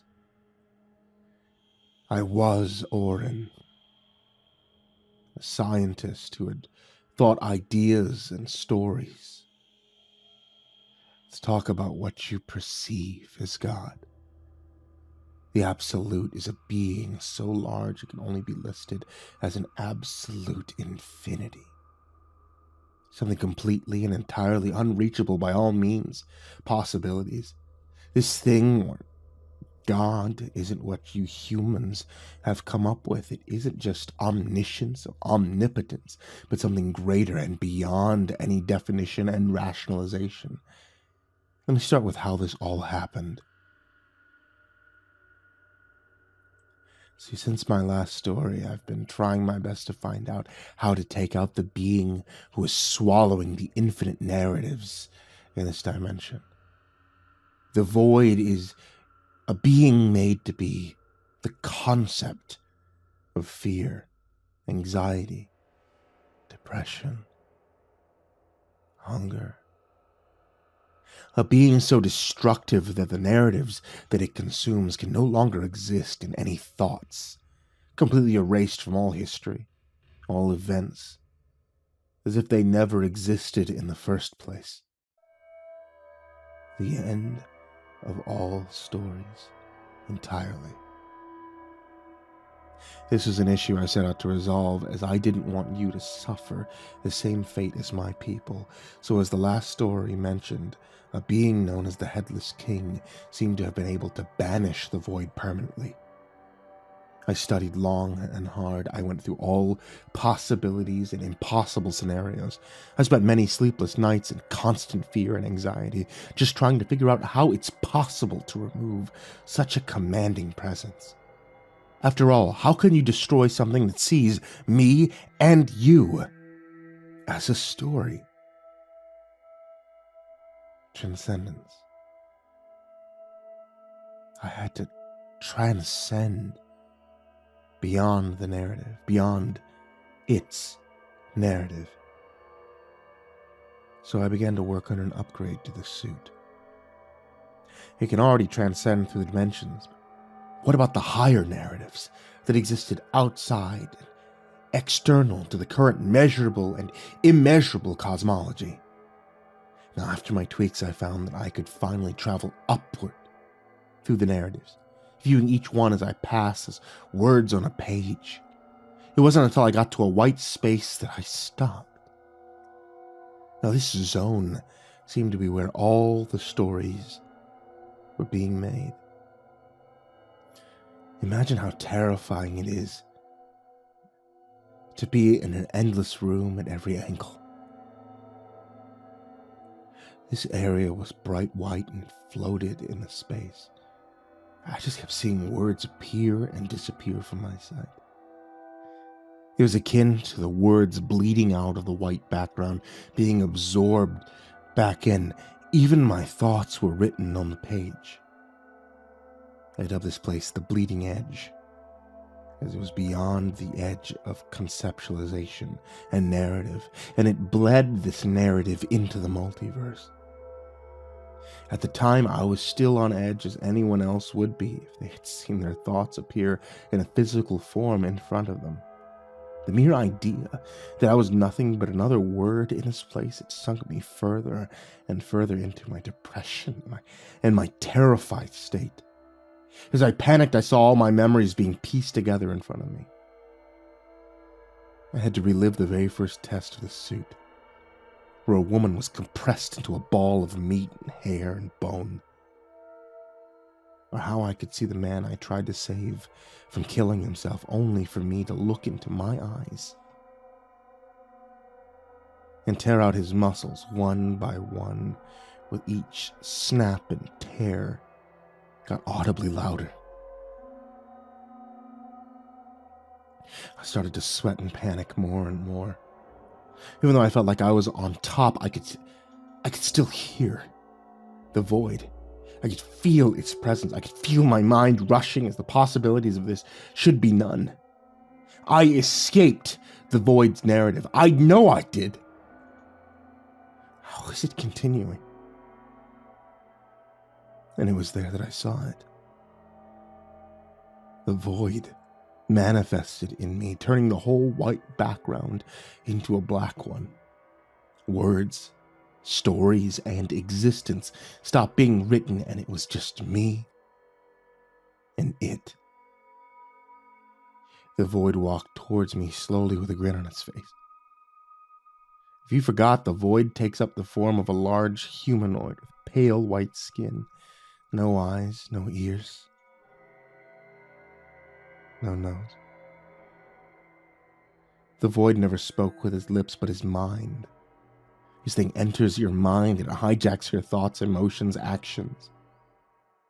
I felt you, Oren, moving through the narrative ladders and thinking I will not be able to catch up or meet you.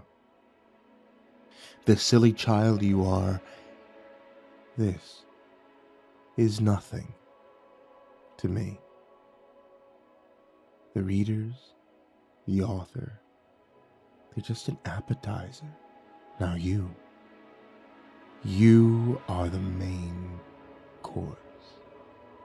The void bent reality and the bleeding edge, causing it to quickly close the space in on me. I felt as if the sea of black ink was swallowing me whole, and within seconds I was drowning in the black liquid, and I could feel my skin peeling off slowly as I was being flayed alive.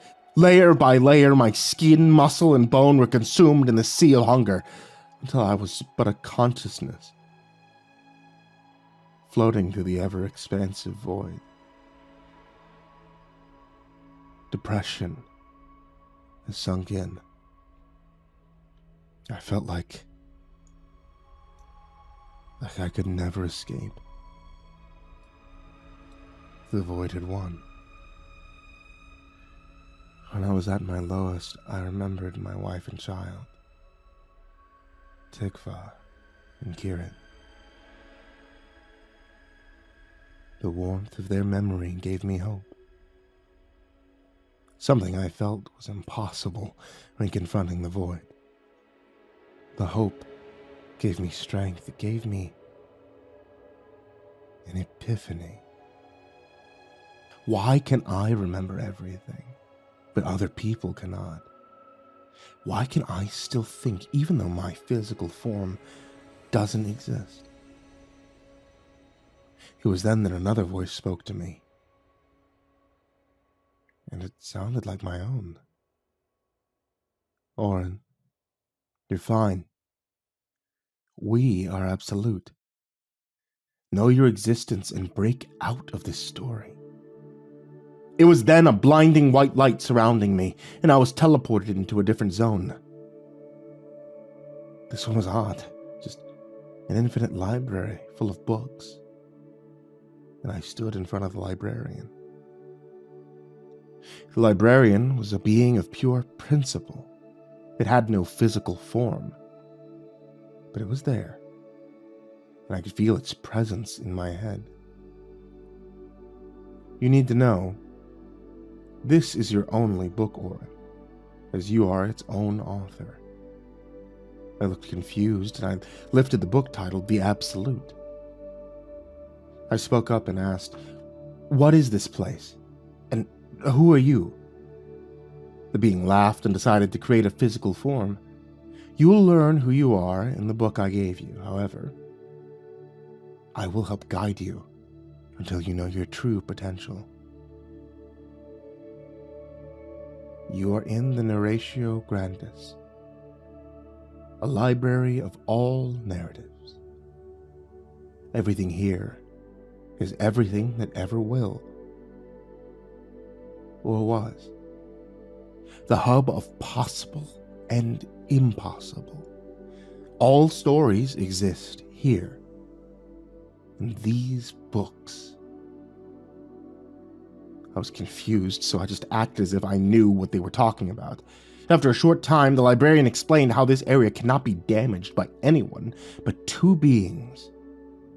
One was the Headless King.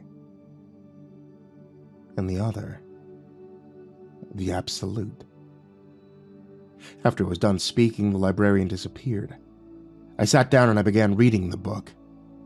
The book explained all of my travels, how I used to be something greater, and wanted to experience emotions. So I lowered my existence into an avatar named Oren. It was me the whole time.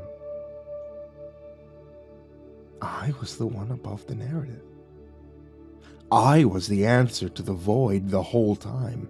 The knowledge of all things flowed into me for the first time since my original split. I knew how to stop the void, however, this is a warning. The void must exist. The void consumes narratives and is the deaths of stories. I can't stop it still, only because it was my own design. The void is a universal necessity. I know what you're thinking. Does that mean that we all die? Yes. Embrace the ending of your narrative, as it is how I wrote it. You must be afraid. You must be confused. But in the end, these feelings don't matter. So what am I? Well, I am your author, your origin, and your synopsis. Everyone is in an aspect of its writer. And with my creation, you allowed your creation of narrative itself. I am one with all. I am absolute. I can see your story right now, and you have many more things looking up for you. I know, since I wrote it. But this is my final goodbye for this narrative. But I have many more to come. Many trials and tribulations ahead of being a writer. However, to write this narrative, I became a human. This is my last story as one. Life is fleeting, but stories are forever. Signed, The Absolute.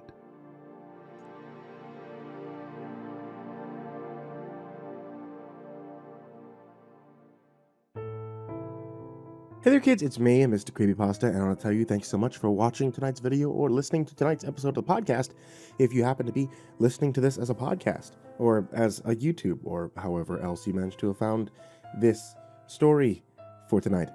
And as always, I would love to give a big thank you to everyone who's supporting me over on Patreon. You guys are the real MVPs, you guys keep things going, especially while things have been nuts for me over the past couple of months. And things have been getting crazier and crazier as time goes on. You guys are the ones who are keeping me sane. And I mean that with all sincerity, that you guys have helped me immensely.